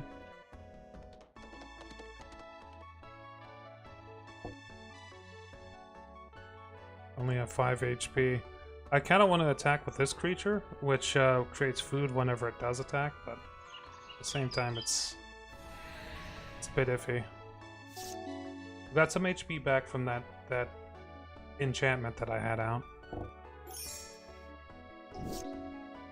Okay, Rosie's coming out, that's good. Rosie's really nice because she creates food tokens with a lot of the things that I normally do here.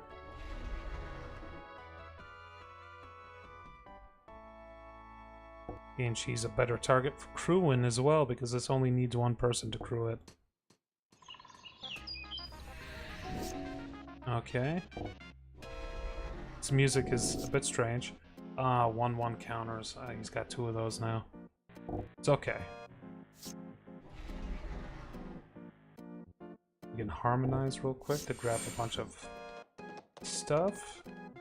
Throw this out to increase our overall power on everything. Throw this out. Quite frankly, I forgot what this does. Add 1 mana of any color for the first ones, and put a 1/1 on each creature you control. They gain indestructible until the end of the turn. So, once we get to lore counter 3, that's going to be nice. I could tap all my creatures to summon in the Circle of Loyalty. I'm not going to do that because that seems like a bad idea. I think I'm going to start attacking with some other things as well.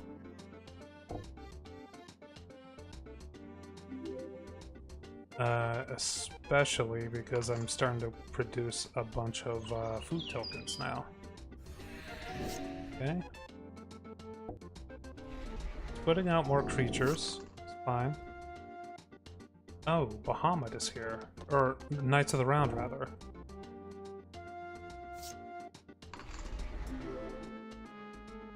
We're gonna have to put down a lot of these.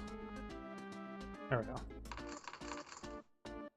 Knights of the Round summons 3 2/2 white knight creatures every turn for the first 4 turns, and the last turn everything gets indestructible and additional damage. It's actually one of the most powerful things in the game currently. The only issue is how expensive it is, which, I mean, we're doing fine because of the Regalia, since of its mana ramping us like crazy. He's going to start blocking though. Next turn I should be able to Torment of Scarabs. What the fuck does this do? Loses 3 life unless he sacrifices a non-land permanent. Okay. It's not the worst thing in the world.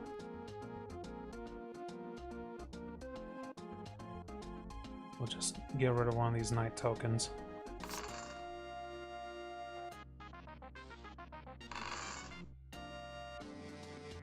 Everything has indestructible now. which I wasn't expecting, honestly. Oh, it's because that other saga finished, right?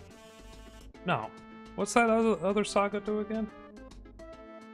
Those creatures gain Vigilance, Trample, and Indestructible until the end of the turn. Alrighty then. Alpha Strike.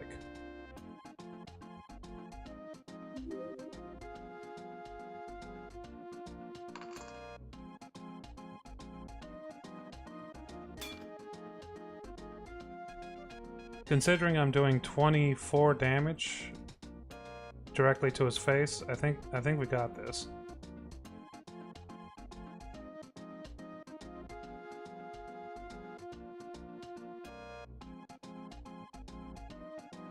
Unless he has one of those abilities that gives him, like, immunity for a turn. Nope.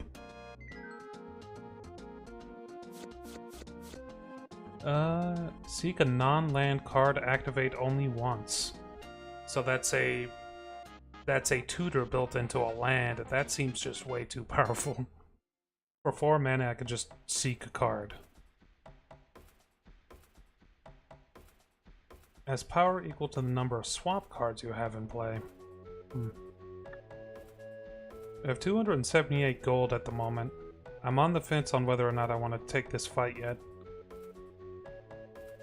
If I remember right, this fight is weak against flying, so there's a pretty decent chance we'll be able to just fly over top of them.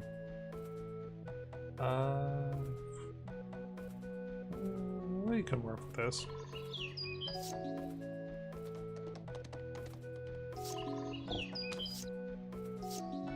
What did he use there? Can't be blocked. He cycled it. Okay.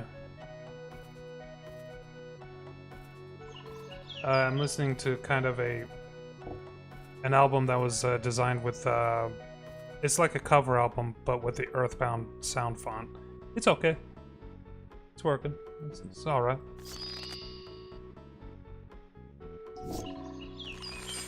He's mana ramping.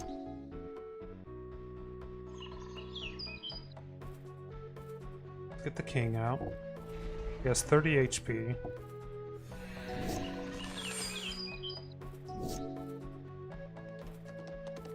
I rarely use this card. It has a little bit of mana ramp built into it.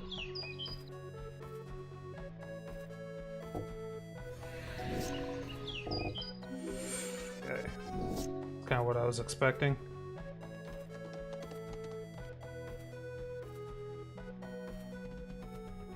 You have Vigilance, and if I pay 2 mana, you turn into a 6/6, but with this, that'll be a 7/7. I could use the Solidarity to make that even higher. Okay. Just attacking with this now. Now it's an 8/7. And it'll stay that way until next turn, so his Worm token won't be able to do much.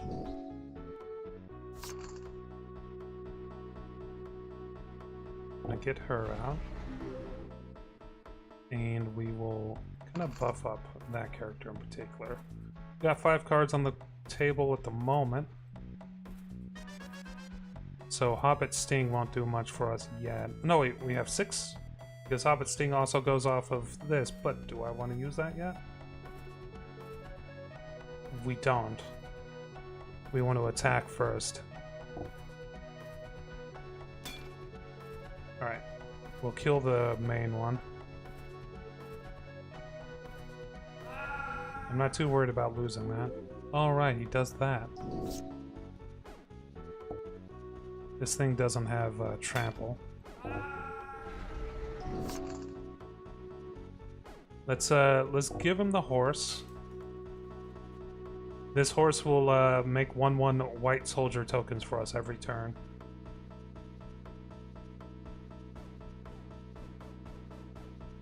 What do we got here? We got 3, 4. Yeah. This will bring us to 5. Thinking about how I want to use Hobbit Sting. It deals X damage, where X is the amount of creatures I have and the amount of food tokens. So right now it adds up to 5. Unfortunately, Chocomog is about to disappear, though. We are going to buff up the king. If he decides to attack, I'll block with the soldier token because I have other ways of getting more creatures out. Okay. Kind of what I was expecting.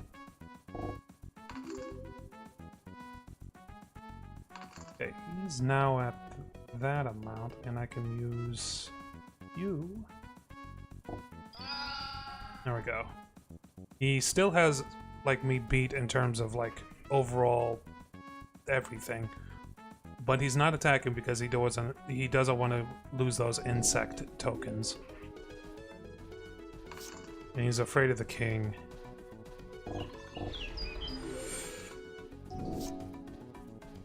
Alright, we have 1, 2, 3, 4, 5, 6.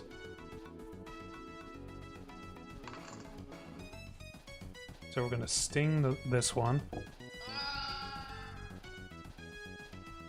And do the 1/1s.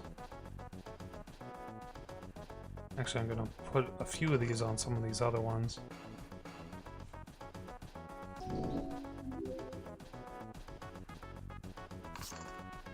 He's not gonna think about attacking for a little bit.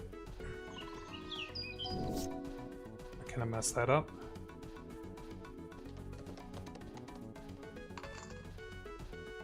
I'm not worried that that one's getting stronger. I'm getting stronger than him, like, much faster than he's getting... No, strong. Oops. I might as well do green. Okay, back up to 12 health. I'll be honest, I don't think he has anything that's stronger than what my king is at right now. He has 2 cards in hand. And I don't think he has any removal. Could be wrong. What's this? Has Death Touch as long as you control 3 or more artifacts. Okay. I haven't seen a single artifact. We're going to go ahead and put a 1/1 counter onto everything.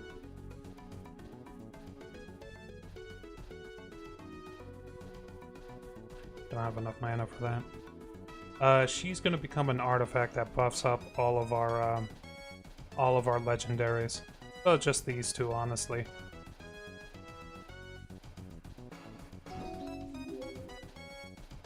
We're getting to the point where we could probably start throwing our soldiers at the enemy.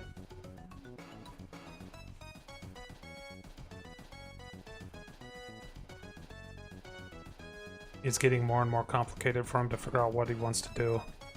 So his little, like, declare attack turn is getting longer and longer. Here we go. That's going to be really powerful whenever it attacks.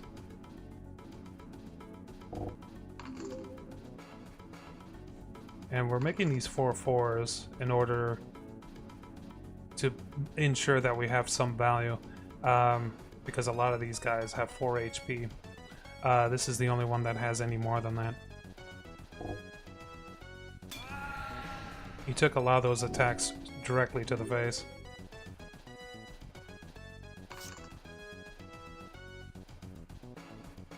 He should have thrown the horse at him, because that thing's helping me out.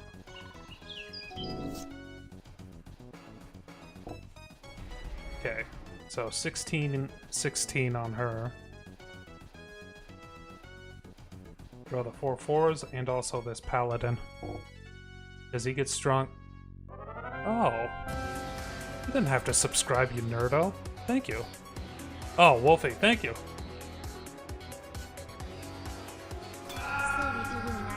Just resubscribed for 1 month. Wolfie 13S gifted a tier 1 sub to Sylvie Uwu 97.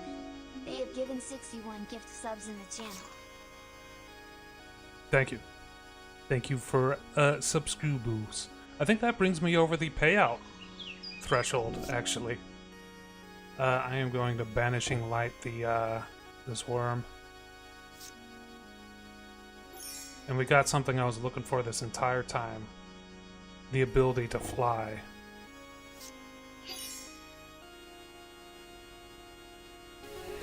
This particular enemy is really weak against flying.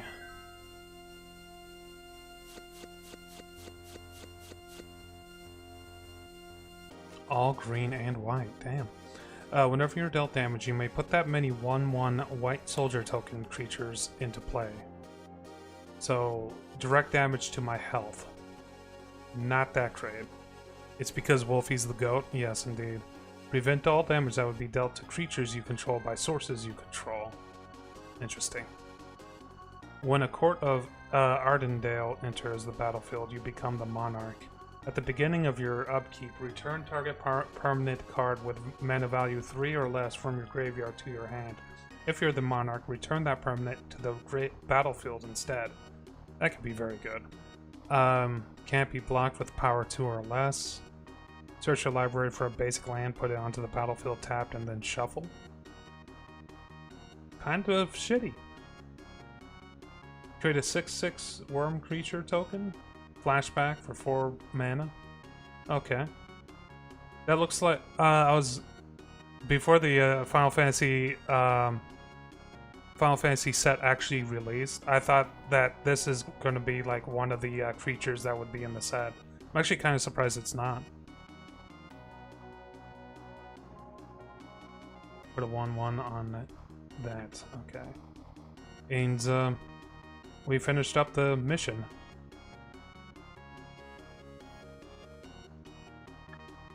Oh, and he came to me. Interesting.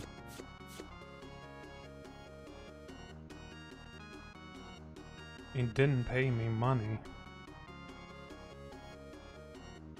I got a rock egg. Wait, that's a white.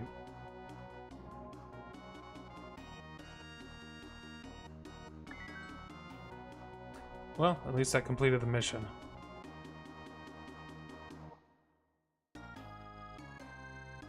You liking the Roboto?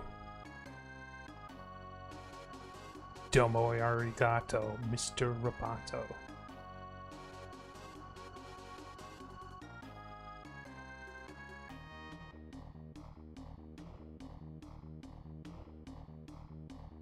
Oh shit. Oh shit. I don't wanna fuck with a bird. Oh shit, I don't wanna fuck with a lion or whatever the fuck that is.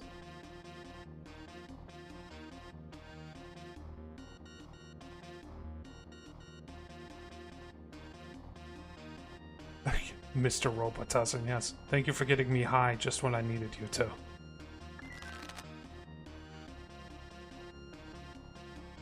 Oh, another one of these.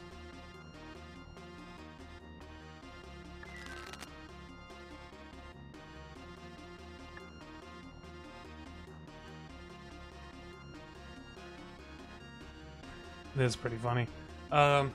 Aerith Rescue Mission. You choose one. Take the elevator, create 3 1/1 colorless hero creature tokens, or take 59 flights of stairs. That 59 flights of stairs is a direct reference to a moment in Final Fantasy VII. I mean, the whole thing is, but the 59 flights of stairs is just funny to me.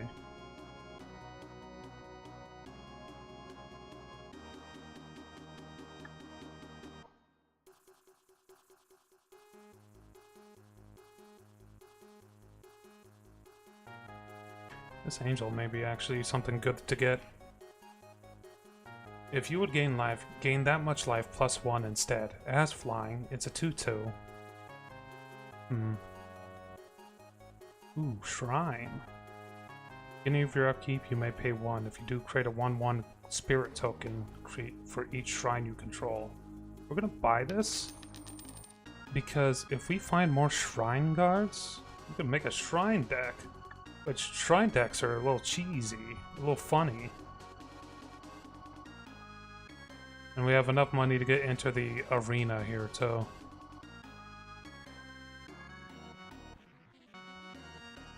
How's the sound like for the stream?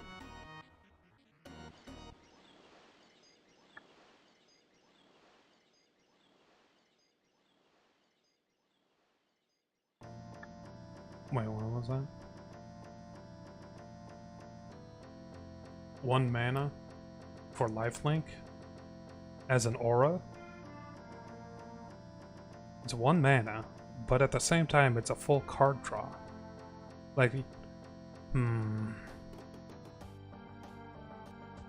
It's only 1 mana.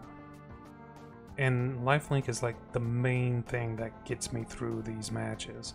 Also, that art isn't staying.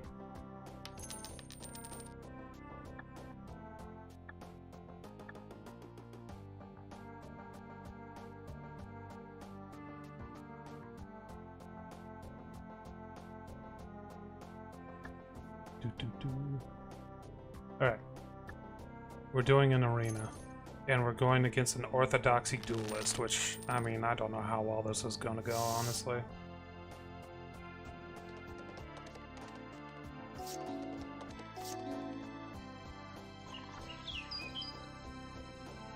Oh god, what's the name of this song?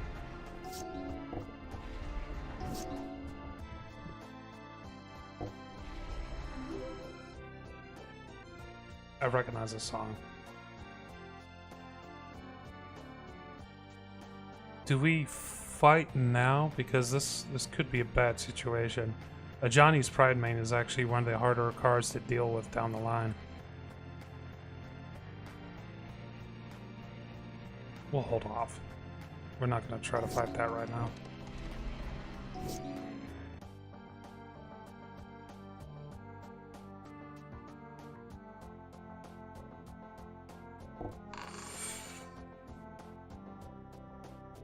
See if he's willing to block this. He is not.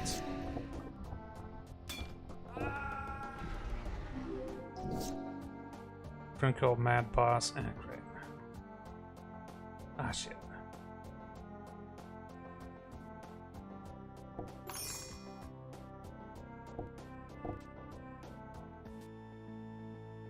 We're going to attack with just this guy. He did block it.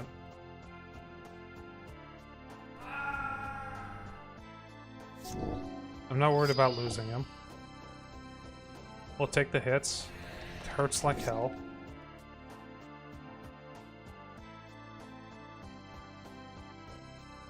Ah, issue. If I throw out the Regalia, I can...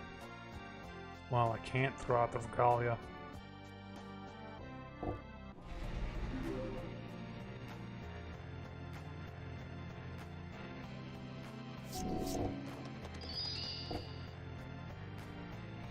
We are going to let them hit. It's 9 HP, that's fine.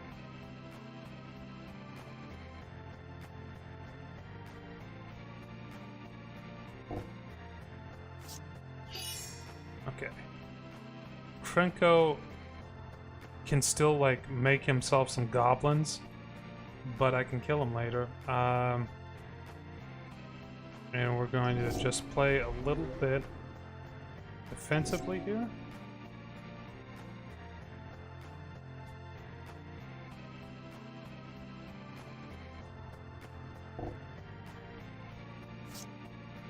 Banishing Light this one because it's buffing up all the cats. And regret not having any mana. Get rid of the most expensive spell I have because otherwise I'm gonna die.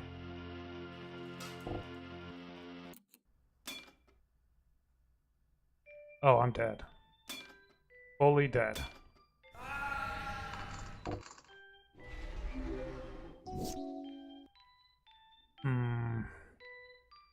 I don't need board wipes.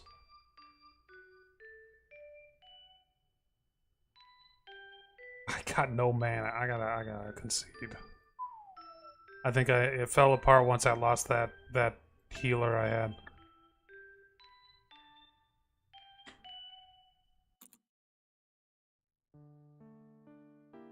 Alright, let's swap up the music because it's getting weird on me.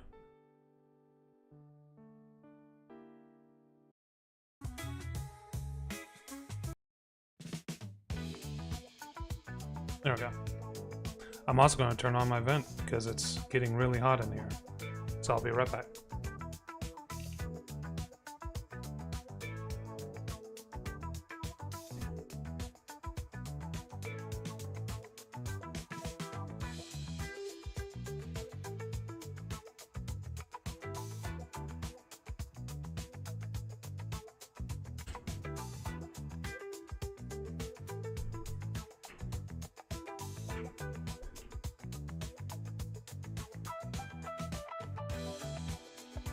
Okay, so the plan is we need to get 100 gold to enter the arena. If we win a battle in the arena, we'll get 500 gold out of it. So basically, we need money as an investment to do arenas. Once we get enough money to get our max HP increased, the arenas will become easier and easier. So let's beat the shit out of this falcon. It's actually kind of a nice start.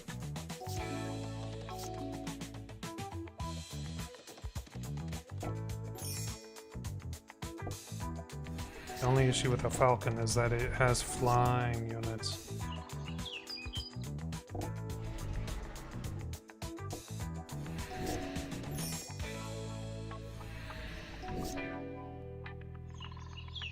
We just need to rush it down, I think.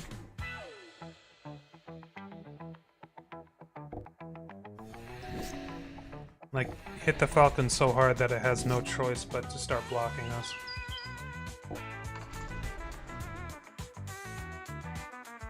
This has lifelink, so this will make it so that all the damage is done to us is right back to good. Killed my lifelinker, son of a bitch. We're going to banish one of these falcons. This one.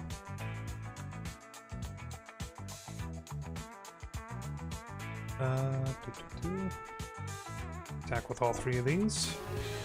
Yes.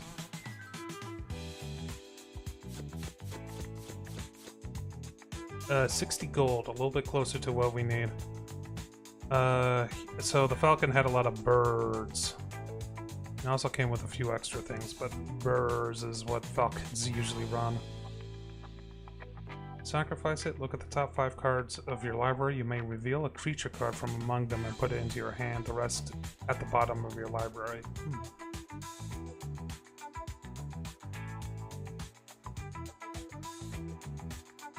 Enchanted creature has vigilance. I don't know what this creature is.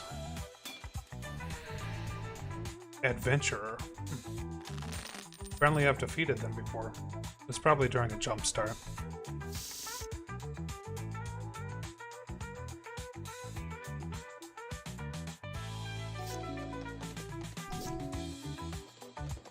This is... yeah. I think it's still useful.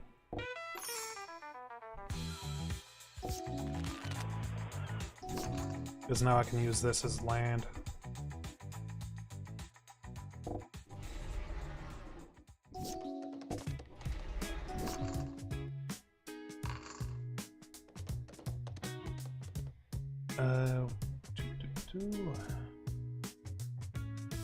Do we want to use that right away? I have 9 HP. We'll throw this out first. And then both of these will attack.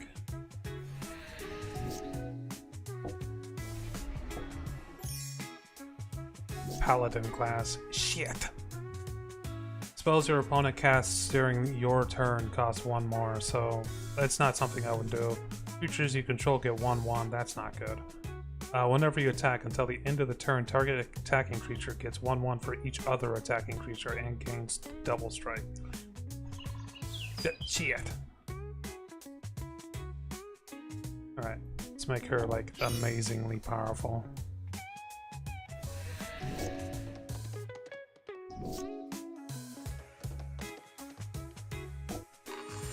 This gives her, putting a 1/1 onto her gives her a lifelink until the end of the round.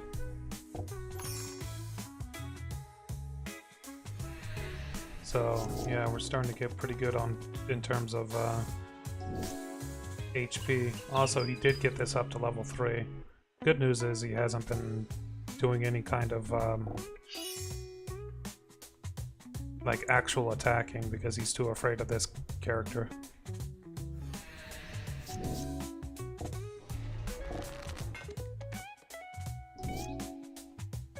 Circle of Loyalty, pretty useful.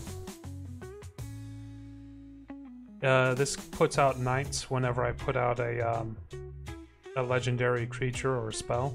It also gives all my creatures 1/1, so it's also quite nice.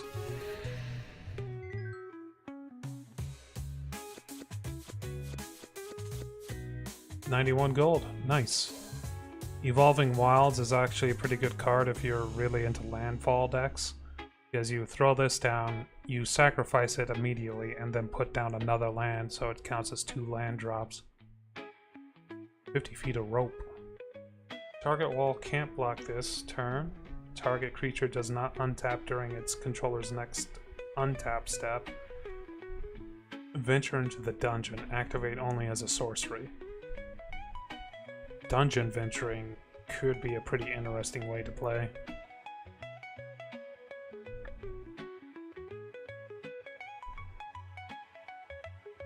There was a white creature that we just saw in that. This guy. Venture into the dungeon whenever he enters or attacks. Other creatures you control get 1/1 as long as you've completed a dungeon.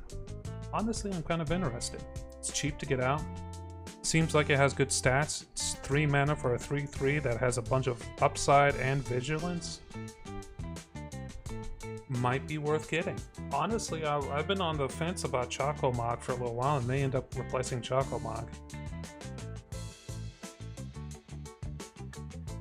But we'll see. We'll see. Yeah, Circle of Loyalty? Yeah, Circleture. We all just charging our crystals out here. That's what's happening there. That's the Circle of Loyalty. Charging the crystals. Alright, we got enough money to go in here? Oh, we're fighting the Adventurer again. The same guy that we just beat the shit out of. He's trying to get his revenge. I don't have any green mana. That's not good.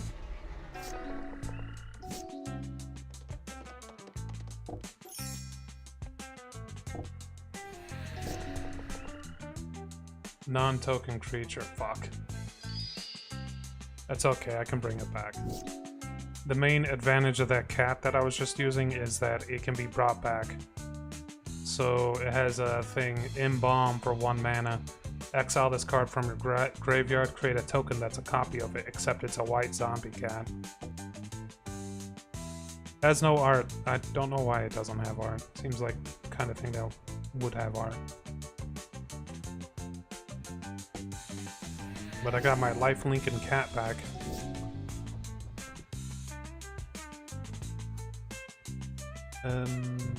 Don't have enough mana to do anything, so we're just attacking. Here we go. If I throw this down, it should be enough to keep him from attacking. I'm gonna throw my cat at him to see if he blocks it. He didn't. He has a clue token, and he didn't attack. I'm gonna go ahead and throw this down. This will buff up my creatures, for one thing, and also exile a creature in a few moments. I can't speak. That has flying. That's not good.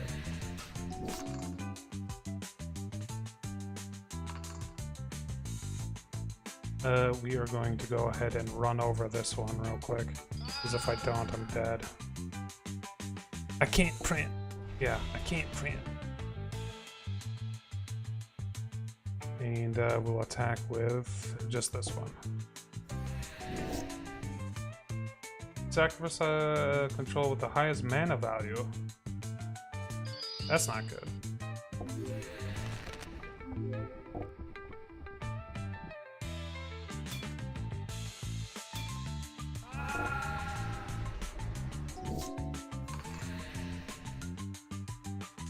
This guy's on the ground. And this one's flying, so we gotta get rid of the flying one. This guy has Death Touch. Oh god. Cancel that. We're going to suppress him, so he doesn't attack. We are going to throw out this. And we're going to attack to get some HP back.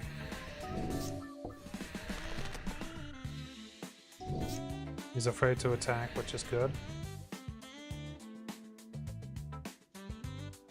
We're going to buff up the naturalist so he can't be blocked. And buff him up again. Wait, where's this last mana coming from? Oh, it's a one cost because he's making it cheaper. Got it.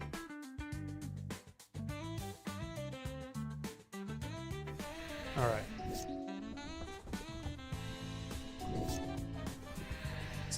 He's got something there that's causing damage to me.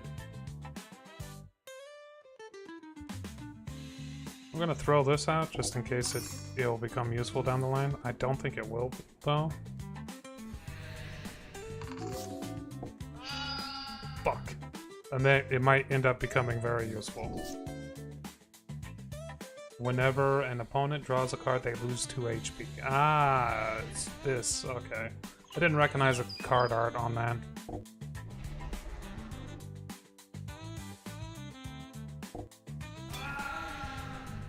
Okay, we got a good amount of like dudes. But we should be fine. We should be just fine. All right. We've won the first arena. So that will pay off the 100 gold that we used to actually get into the arena. I can work with this. This will heal me a little bit. This will allow me to pull something out of the graveyard. Hey, Blue. How's it going, man? Blue, thanks for commenting on that video. It actually did get like 190 views, I think, by the end of that.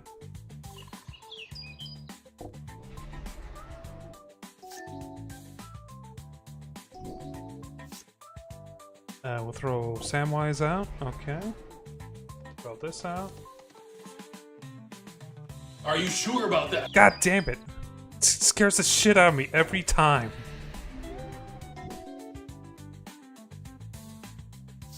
Let's see here.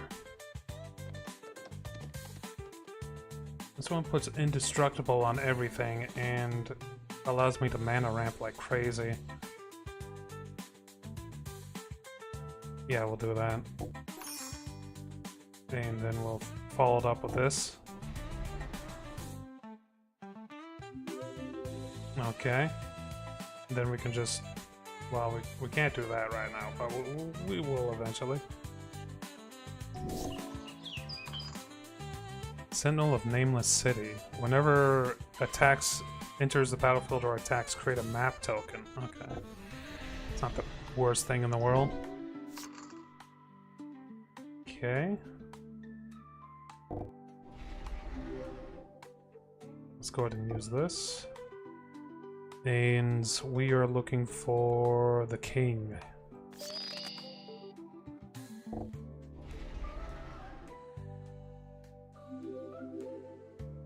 Okay.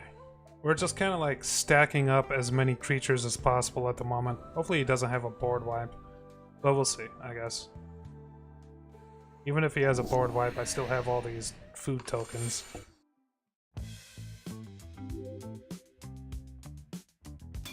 Block him with that. And not block the other one.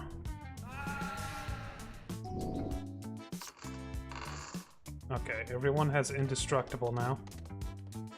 And vigilance.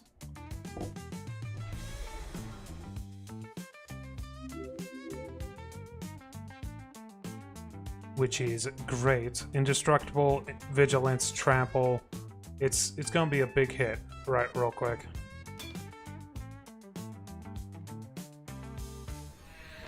$14 damage. It was an okay hit. Yeah, he's gonna be attacking with that because I don't really have anything to block him all that well. Sheodred. Fuck.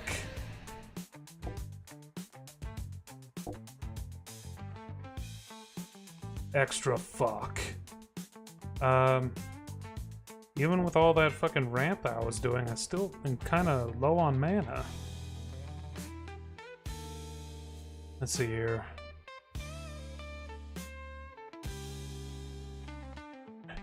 Sheodred is hot, yeah. Oh, no problem, Uwu. Sylvie. I don't know what to call you. I don't think Uwu is the way to go, though. Booty kill. Booty fucking kill. Killed my enchantress girl.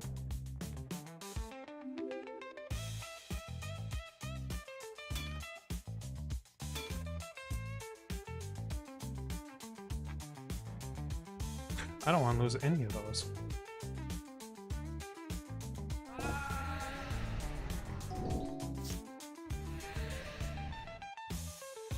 The only thing I can blow up is a map token.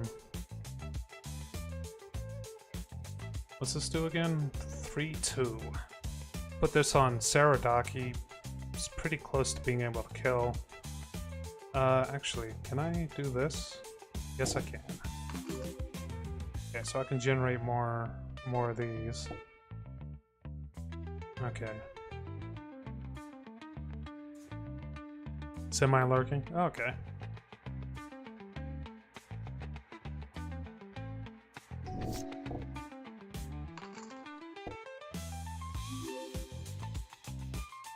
Okay, that's doing fast strike, which is bad for me. Because if I block with this halfling, it's not going to kill it. I could take the hit to the face. Yeah, I'm going to take the hit to the face.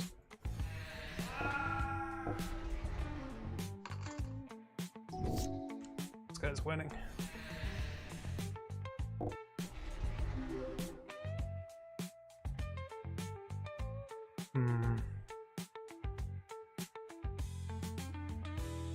He's not using any artifacts, it's all creatures.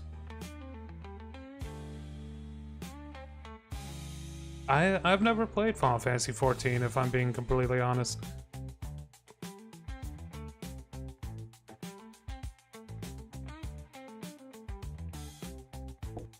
I know it's actually a really good game. Like, it's like one of the better MMOs out there. I just haven't played it myself.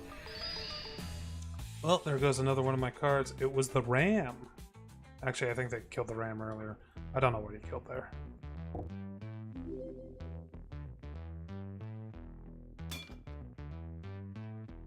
Well, at this rate, I need to do something. So that needs to go. That's slowly killing me. This needs to go. That's going to kill everything I own.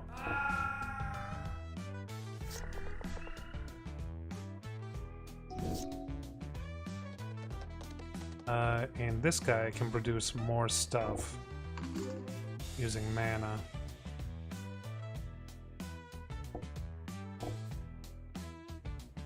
So I can at least block this one until we get some suppression. Well, there he goes. Oh, I'm so fucked. Oh, I'm so fucked. Alright. Alright, concede.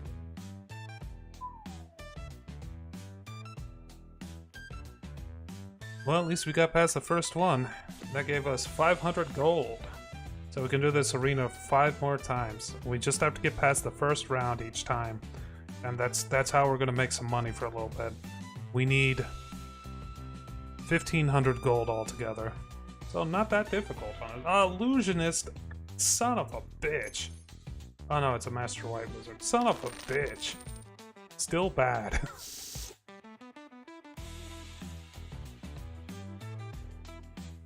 Illusionists are a little bit scary in this game because they're really good at screwing you over.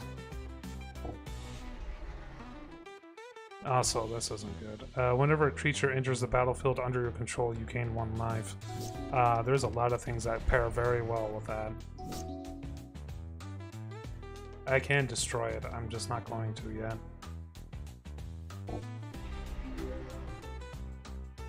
He has double strike, so if I attack with Samwise right now, it'll kill it. Is that the Grand Imperial Wizard? Yes.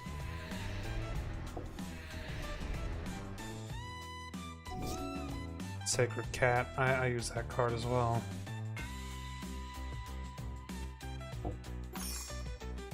This is... add 1 mana. Okay, okay, okay. Okay. Sand. If you control 10 or more permanents, you get the city's blessing. Enters the battlefield. Creatures you control of a chosen type get 1/1. As long as you have the city's blessing, they also have vigilance. Good news, they don't have vigilance yet. We're gonna block one of these.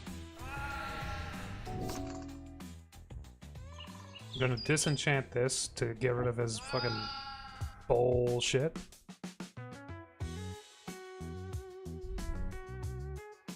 And we're gonna eat this food. And this is about to pop, which is unfortunate to an extent. Hey, I got the sacred cat. I can take that. I can take the hit.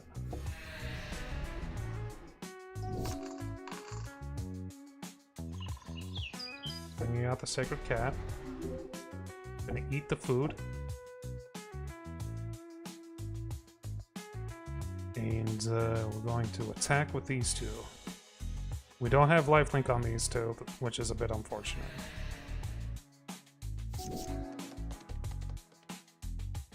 But they're probably gonna, yeah, they're a little bit more antsy about, you know, attacking, which is good for me. Flowering Tree is really nice. It's very powerful. It gives legendaries a very big bonus. I'm going to attack with one of my legendaries. Start chewing away at his health, and it should keep him from attacking for a little bit. Ooh. Now we have a way to make tokens. This is very good. We're doing it. Okay. We should be able to make 2 soldier tokens per turn. Declare attack. And bring out this one. Gonna eat the food. And buy back another soldier token. This will be attacking pretty soon too.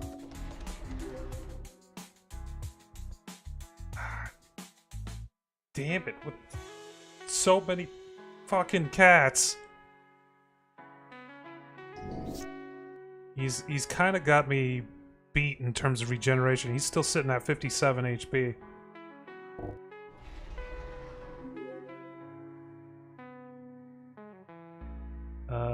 Buy back another soldier token.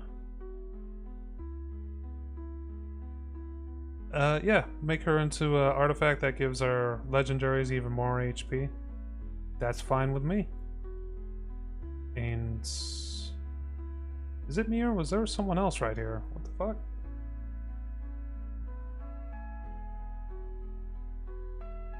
Oh, she became a fucking... I forgot. She became an artifact. Yeah, that should be fine. Unless he puts down 6 units in one turn, I think we're fine.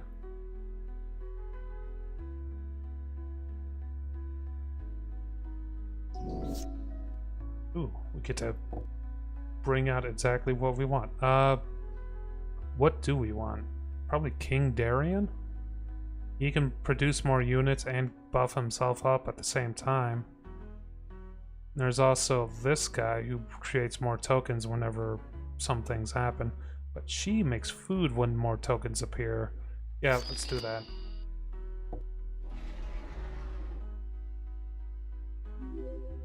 She doesn't make food when more tokens appear. She makes 1/1s whenever more tokens appear. Which is just fine. Because she synergizes with something we already have on the board. Yeah.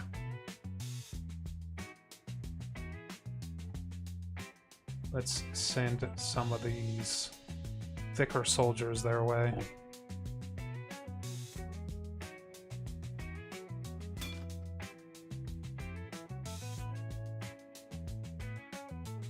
Ooh, this absolutely needs to die. Why did they use this? Other cats you control get 1/1 and have lifelink. Because that died they're all back down to 1 HP. Fantastic.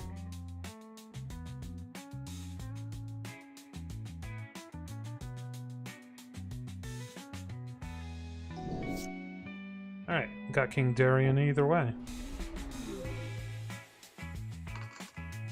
Do I have food? I do. Let's go ahead and eat some of this food instead of summoning in more.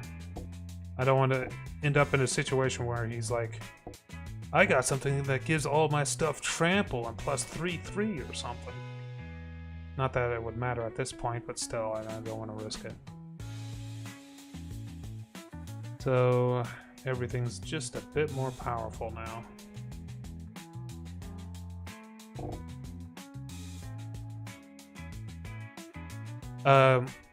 Sylvie, freaking Wolfie's been getting back into Hunt Showdown recently. He got a laptop and now he's been playing the shit out of it. I've been trying to avoid it myself because I get salty at that game if I'm being completely honest. So yeah, if you're looking for someone to play with, he's down.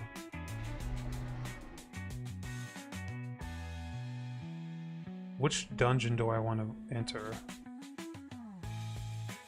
Okay. So, the dungeons are weird. I really wish we had the map.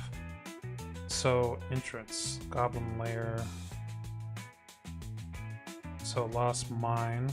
What about this? Tomb of Annihilation. Each player loses 1 life. Each player loses 2 life unless they discard a card. Creature artifact. You gain 1 life, scry. Okay, Mad Mage is what we want.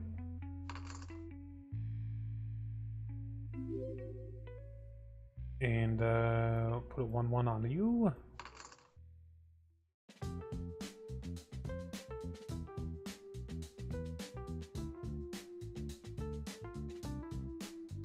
I did make a new Discord. Ah, okay.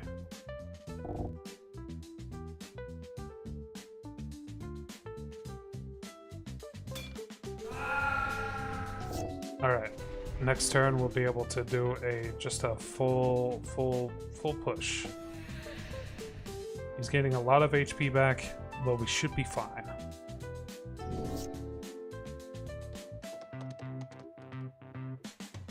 Alpha Strike with everything.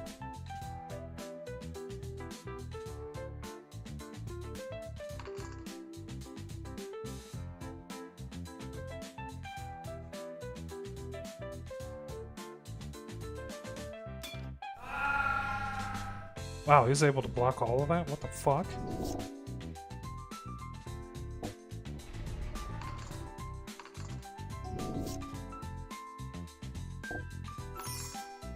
How the hell did he survive that? Alright, Alpha Strike.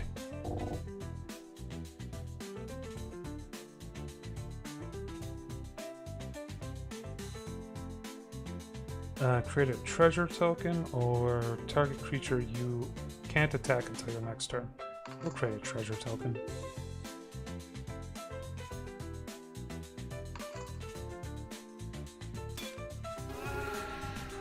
Alright, Master White Wizard, dead. So we won this one, we got the 500 gold. We're gonna continue attempting because if we defeat this guy, then we'll get a piece of equipment after this. Ooh, lifelink. That's the first time I drew that. Mostly because my deck is a little bit bloated.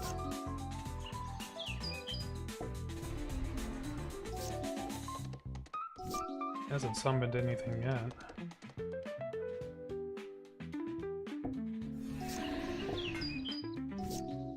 Shattered Spire. If 1 or more 1/1s would be put on an artifact or creature, +1, add a 1/1. Activate only as a sorcery. Well, that's no good. He's gonna grow his creatures pretty quickly with that. I mean, I think... Odd. Why would he do it directly to that?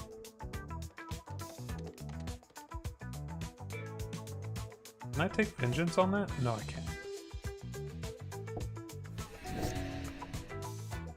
Why is he doing it directly to that artifact?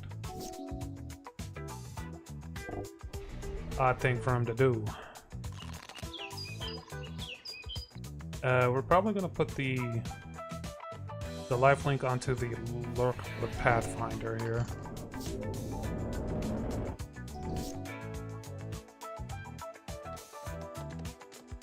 So lifelinker, and then solidarity, and then yeah, that'll work.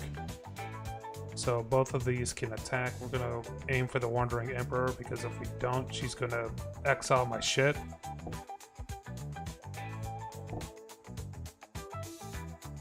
Cool, cool, cool, cool.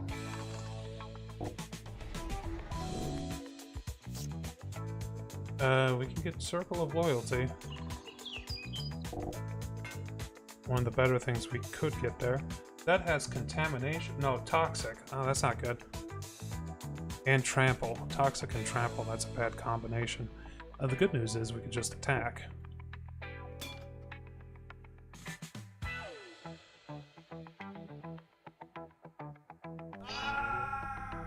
We got the HP for that. We may have lost the boy, but that's fine.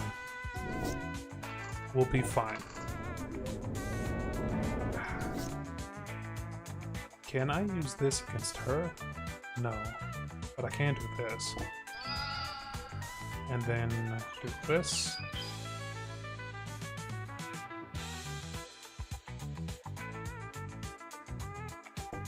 Trying to keep his planeswalkers under control because otherwise I'm really screwed. I should have attacked with both of these.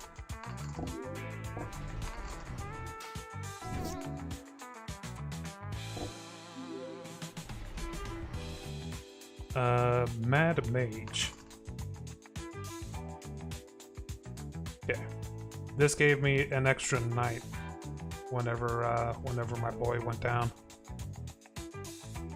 Alright. We'll hold off. Actually, do I have the mana for this? I do.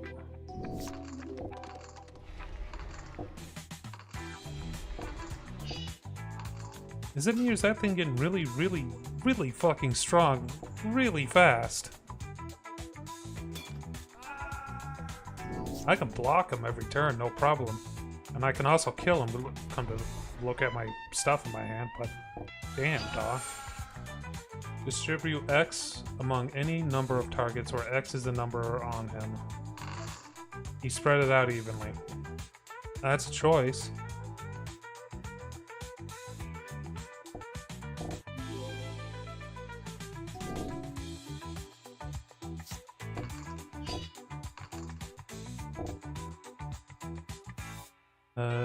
Block that for sure. We'll do 2 blocks on that one. And we'll block you using that, and everything else can go through. Hobbit Sting. That doesn't really work for us right now, but after I do that, that will work. Kill this. Okay, he's down to 3 creatures left. We'll declare attacks. This has vigilance. This has vigilance, and yeah. And we'll put that at the bottom because we don't need more mana.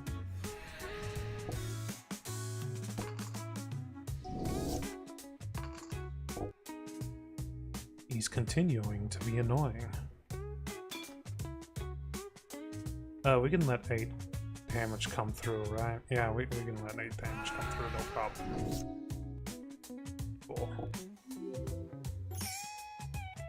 That helps out tremendously. Now that'll keep them from attacking, I'm pretty sure.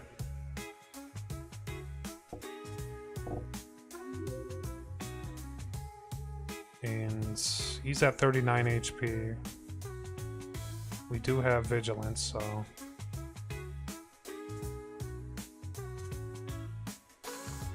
we're gonna make him so he can't attack next turn. He's exiling my stuff.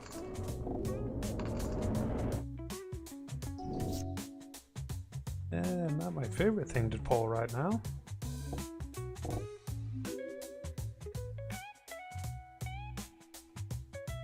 Unfortunately, since he didn't attack, he's also, like, able to defend, which is not something we want right now.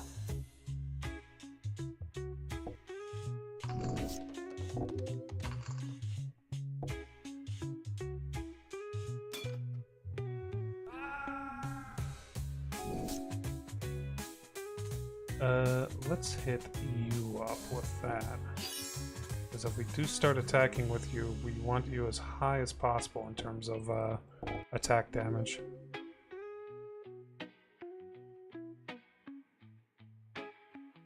See if we can get him to defend his stuff here.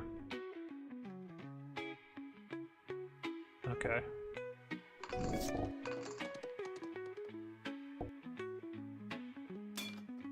For God's sakes, don't skip the thing that allows me to block. Brain.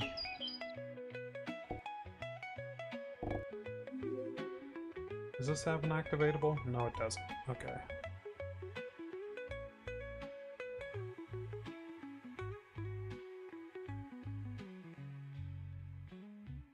I think I'm good to attack, actually.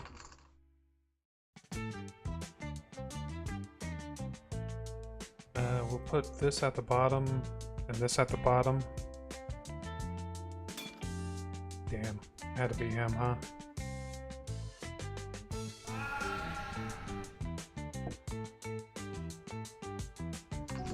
He's still going through and exiling.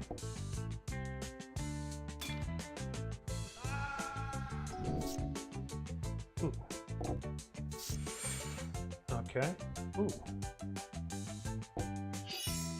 Okay, now we don't have to worry about that thing anymore. Grab another one of those. And next turn we'll make that guy fly.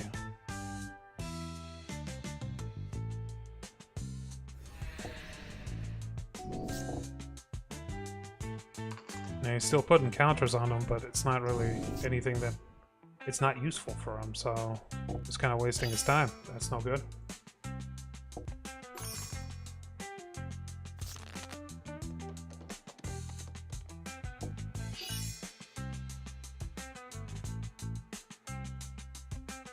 The vigilance really helps. Okay, second one down. That means we get a piece of equipment. If we defeat this last one, I'm not sure what we get, honestly. I think it's a couple of cards, honest. Yeah, maybe a couple of cards. But we'll see.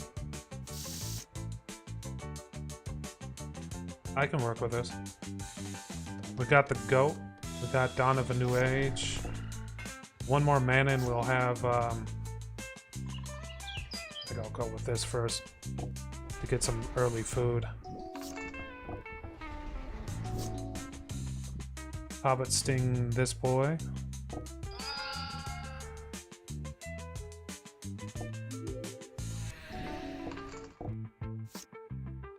What's this do? You may put a charge onto Aether Vial. You may put a card with converted mana cost equal to the number of charges on from your hand to the... That's really powerful. That's really, really powerful. But that also means that it's only coming from his hand to the battlefield. Which means that it is completely possible for me to just run out the clock on him. Basically...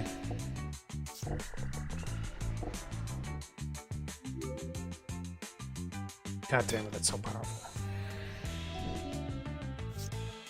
Okay. We need Dawn out. And I'm gonna have to spend some time blocking. He didn't attack.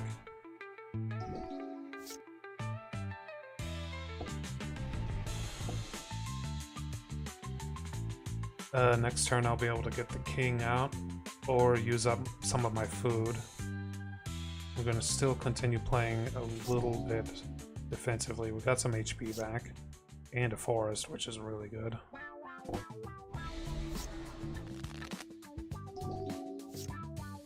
Mox Amber, great. That's actually... Fuck, I didn't mean to do that. Mox Amber, which is really good. Let's get the king out. And we'll hold.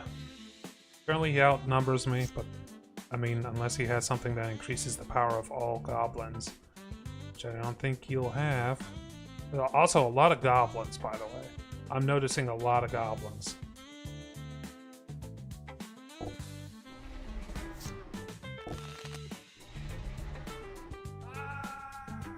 I killed one of my characters that didn't really matter. Okay.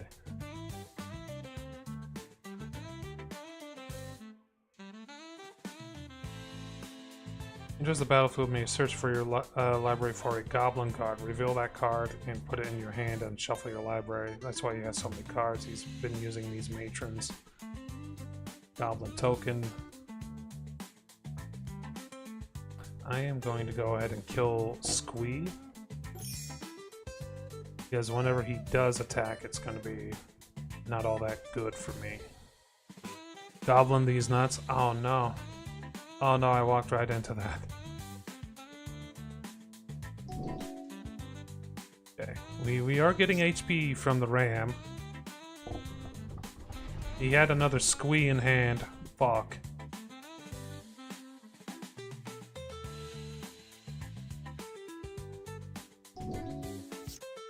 I got Knights of the Round. Hey. Not nearly enough mana to actually use it, but I got it. Alright, let's start buffing up something. The ram?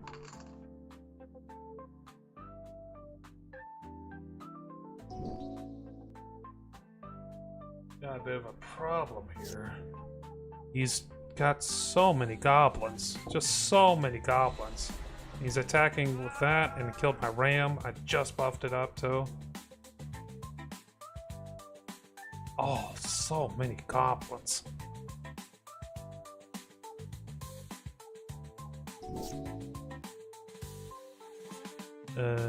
Green.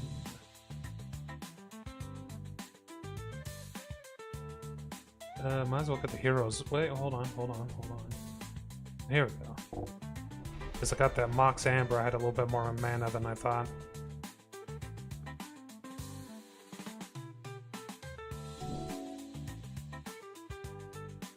Still 4 cards in hand. Wow.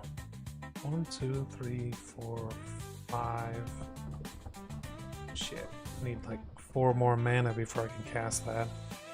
Once I do get Knights of the Round, it's pretty much over, but yeah, I don't got enough mana. He killed the one thing that would provide some mana. Okay. 3 more mana for that.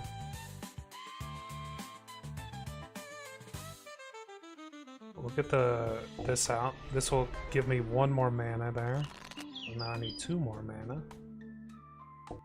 And we'll eat some food.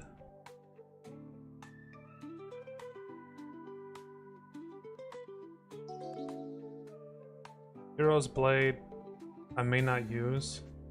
Well, depending on what we draw next, we may start producing creatures using the king.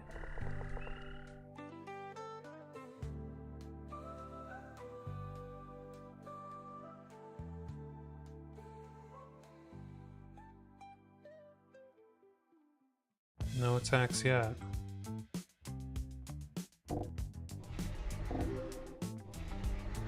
That is a lot of goblins he just put out.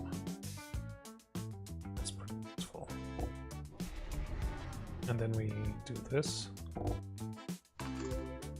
And she's gonna put a 1/1 onto someone. Let's do it that. Because this may be my attacker, by the way, because it has vigilance. We're not going to attack right away. Actually, well, might as well.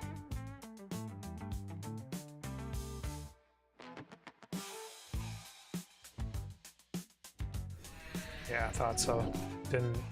They didn't try to block it because they had plenty of HP. We'll be able to take a little bit of our health doing that. 1, 2, 3, 4, 5, 6, 7. We need 2 more mana.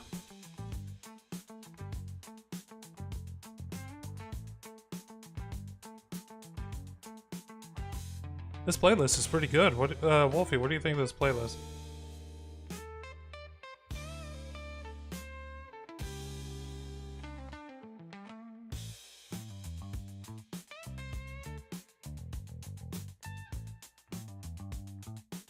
The enemy takes longer and longer for their turns the more they throw like creatures out.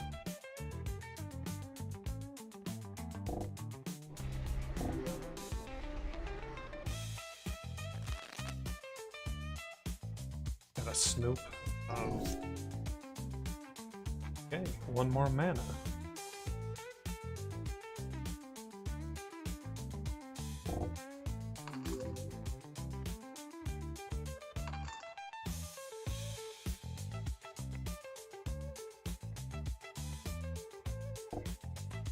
Okay, we transformed her into an owlbear. Unfortunately, it doesn't have any kind of like lifelink or anything like that, but it will scare the enemy a little bit. It's just a skosh. Throw out the Snoop.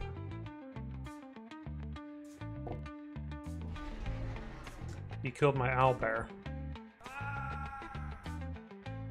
Freaking munitions experts. I get the feeling they're about to attack too.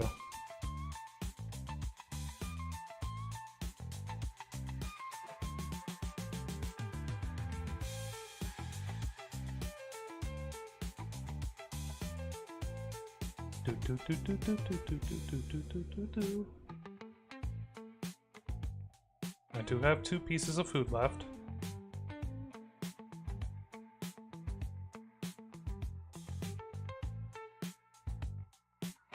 It's getting harder and harder for them to decide whether or not they want to attack. Honestly, if I had this many creatures, I'd probably be attacking myself. But I think they're worried that that I would win the war of attrition with how I'm creating creatures and stuff. Okay, they didn't attack. Alright. Okay. I guess I miscounted because I can get the summon now.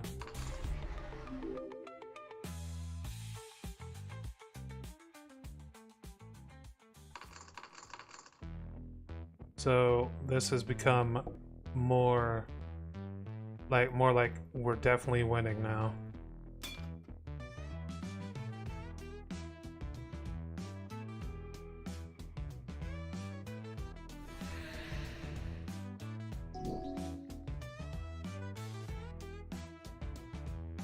So these night tokens don't look like all that much, just 3 3s.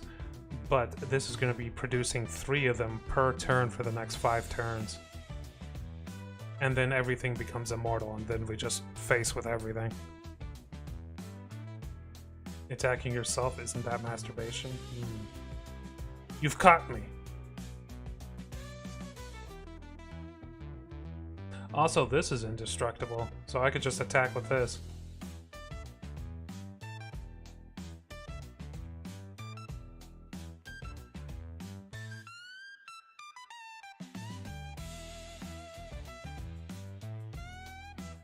Ones. He's still calculating. If I start killing off these sons of bitches, it'll take them less and less time to actually calculate their turns.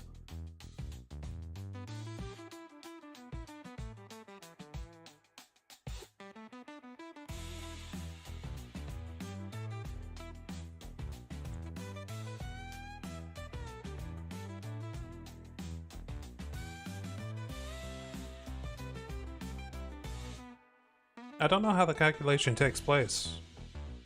It feels like it's doing it like individually. Like, can this attack against? Can this goblin token attack against this? No, no. You know, it goes down the line and then goes on to the next goblin token. It's like no, no, no, and it goes down the line.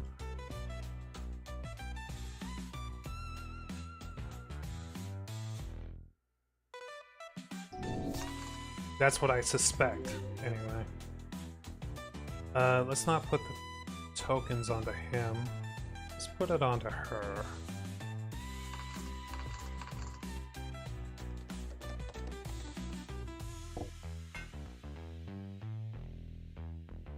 Putting the hero sword onto you.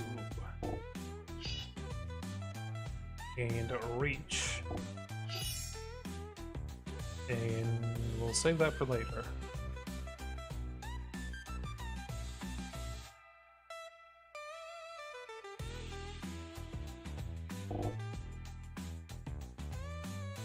We're trying to get them to start fucking, you know, stop, like, taking so long on their turns.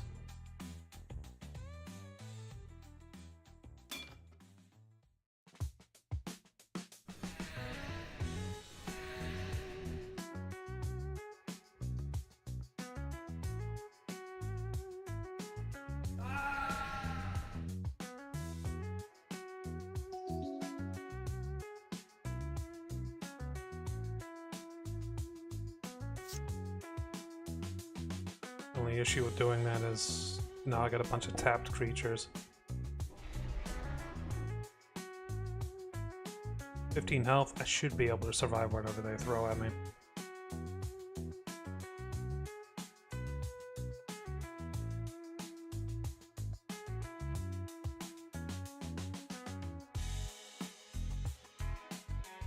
God damn.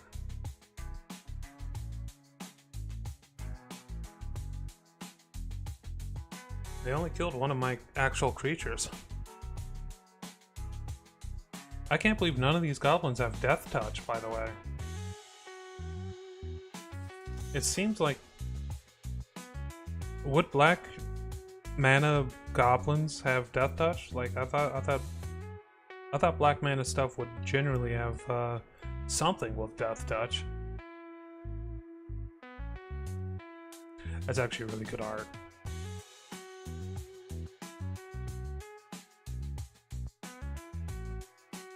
He's still taking a moment to figure out what he wants to do.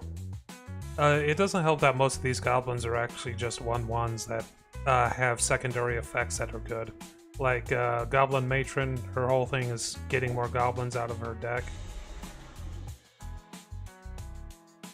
So, yeah. They're not really good at, like, actually defending. Put out another Aether Veil?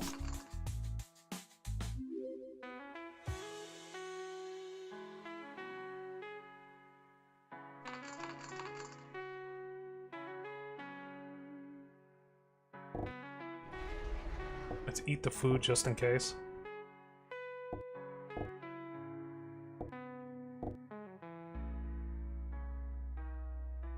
And do we have enough for that?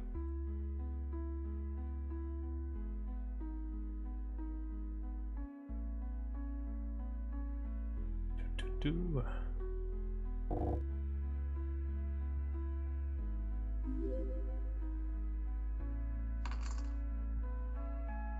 They'll eventually run out of goblins.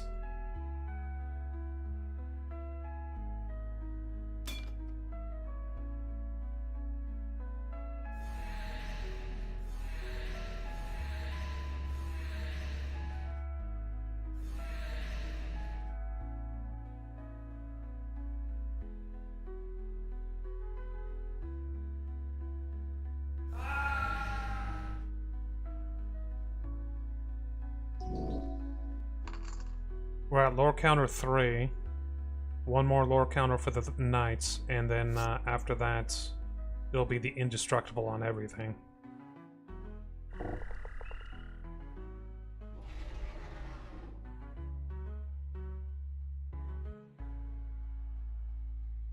I mean, they could still win this. It'd be weird, but they could still do it.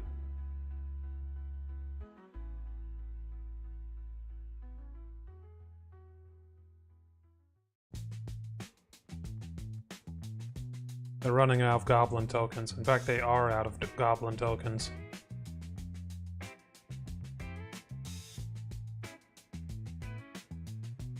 Yeah, what's happening is he's declaring the blocks, and then he's using this to actually sacrifice those goblins after the block has been declared. And due to a quirk in how magic works, that that block still exists. It's just, yeah, basically it still keeps the enemy from actually hitting you. All right, we're going to use this. And get rid of that Aether Vial. Might as well. Eat the food.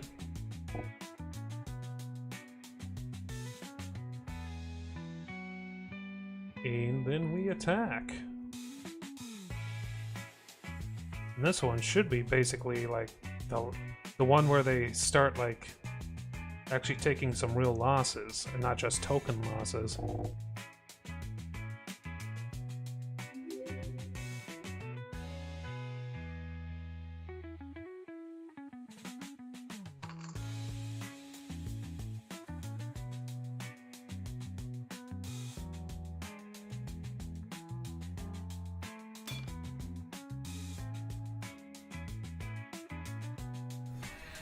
So yeah, they declare the blocks and then they sacrifice those goblins to actually do damage to me.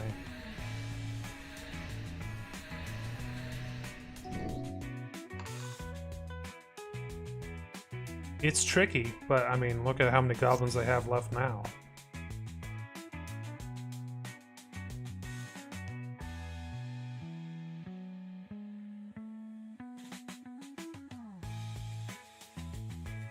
The only reason I was able to survive so well is because I generate a lot of food.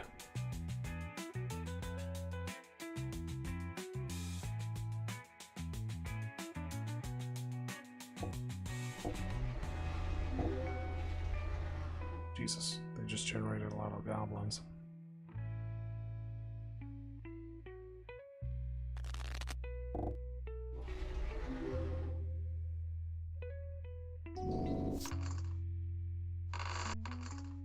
Okay, now everything is indestructible. So they can't kill my stuff.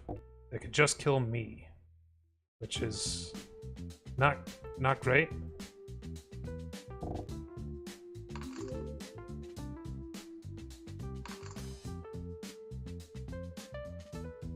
So we have to make sure we attack with her at least, because we want as much stuff going out as possible, as many like foods as possible. We do want to keep some of these in reserve so he can't just turn around and beat the shit out of me after this.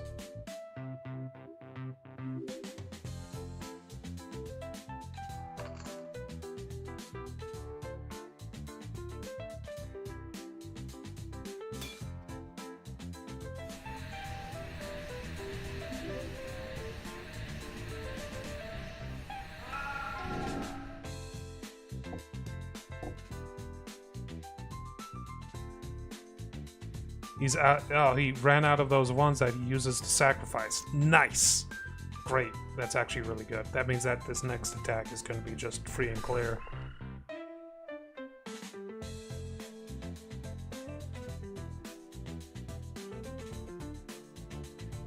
Get fucked, yeah. It's because I generate so much food when I attack, and when I get new units onto the field, I'm producing so much food. And of course, the night tokens, which are insane. It's a bit unfortunate that these night tokens don't have vigilance like the ones I'm used to. But still, night tokens. Quite nice. Definitely something I'll be adding to my, like, my legacy... Oh, it's... My legacy, deck in Magic the Gathering Arena.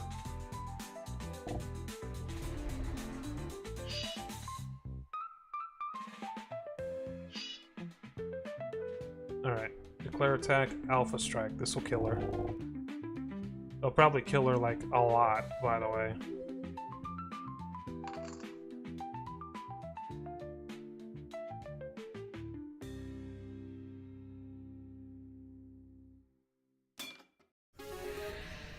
Nice. And I've won the arena. Music stopped.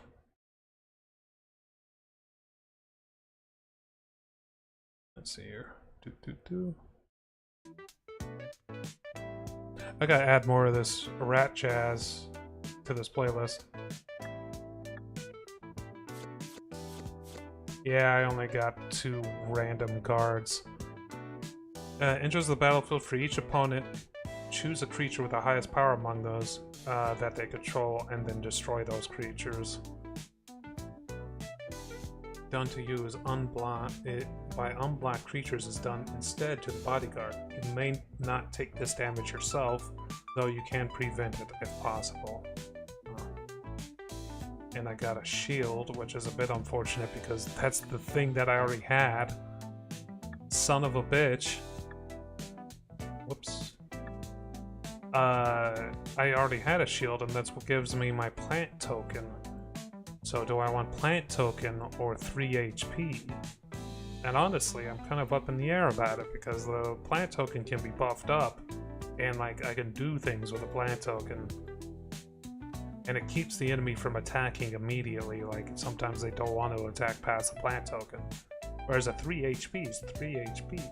It's like a 33% increase in my health at the moment. Shit. We'll try to win 2 matches. I don't think it's worth doing 3 matches in this.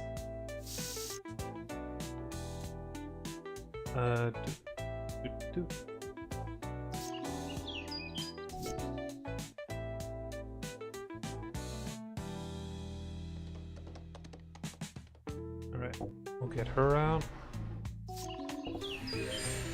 Snake token, a 5/4. Lands you control don't untap during your next untap step. Oh, that's the trade-off. Hey Ash, how's it going? What you doing over there, you nerdo?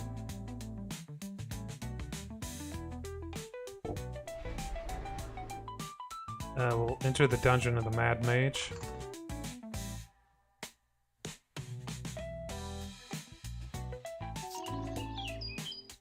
It won't take me much to get ahead of the snake token here. I second Wolfie's comment. Ah, yeah.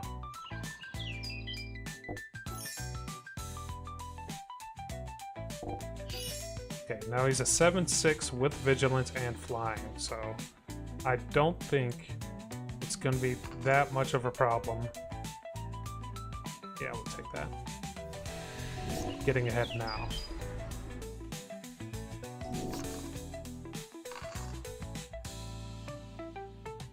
If you could modify, I don't mind. We're just out here chilling. And we're gonna attack with everything because we have vigilance on everything.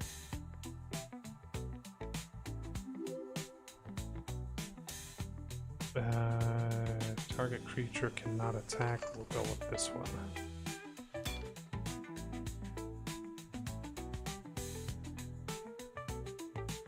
I took out one of the snakes. Nice. Get fucked, nerd. No! Not like this.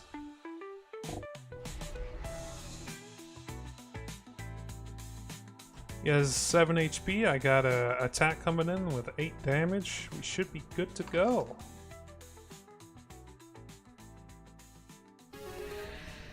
Not like this. Not like this. All right, first one down. We've basically won this arena already. Our main goal was just to get the 500 gold, so that's great. I like this hand.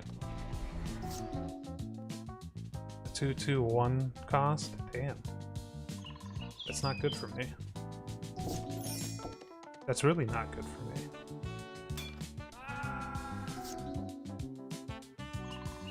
Ah, I fucked up playing my cards. I really fucked up. Okay, damn it. Alright.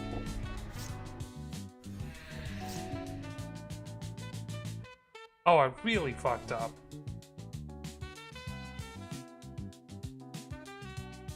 Yeah, you won this one. That's okay. We got the main objective done, which was the 500 gold. Let's use 500 right now. So Ash, I'm going around getting doing small arenas in order to get enough money to afford upgrading my health, if you're wondering. And yeah, Oh, I already did this one. Yeah, that's the main goal at the moment. We're going around upgrading our health. Because at the moment, I'm at 9 health. And that is like nothing. I doubt that I got black and blue. We'll do blue first. Otherwise, I'll forget it. Just popping in. Oh no, how did you know?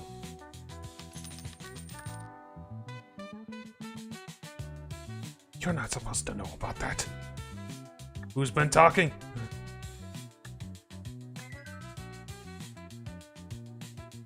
Regan. It's a pretty decent game. If you ever get into Magic the Gathering, I'd definitely recommend this version of it.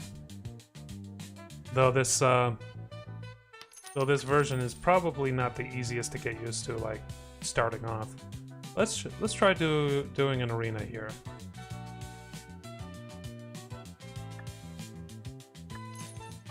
Master Black Wizard.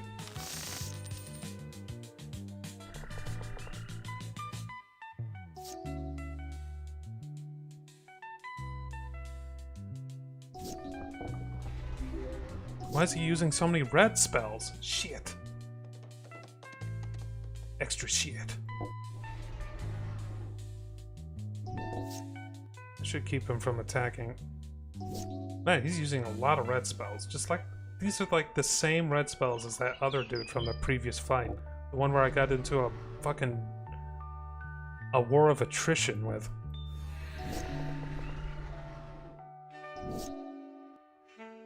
In fact, I think there's the same exact deck.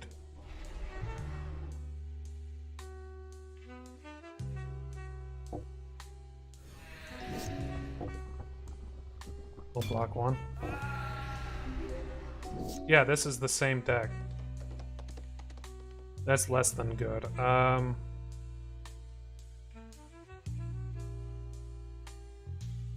Trample and lifelink.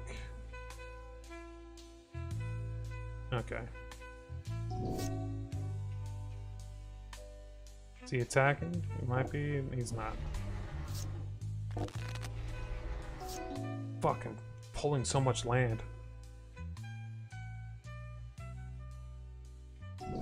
Good news is he probably isn't going to be... Oh my god, he is.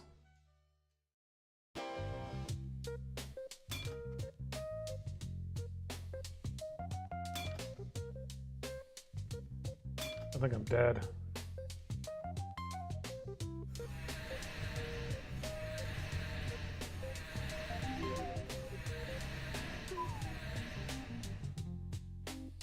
Womp womp, we lost the first match. It's not. I recognize the portrait for that. That guy kicks my ass sometimes.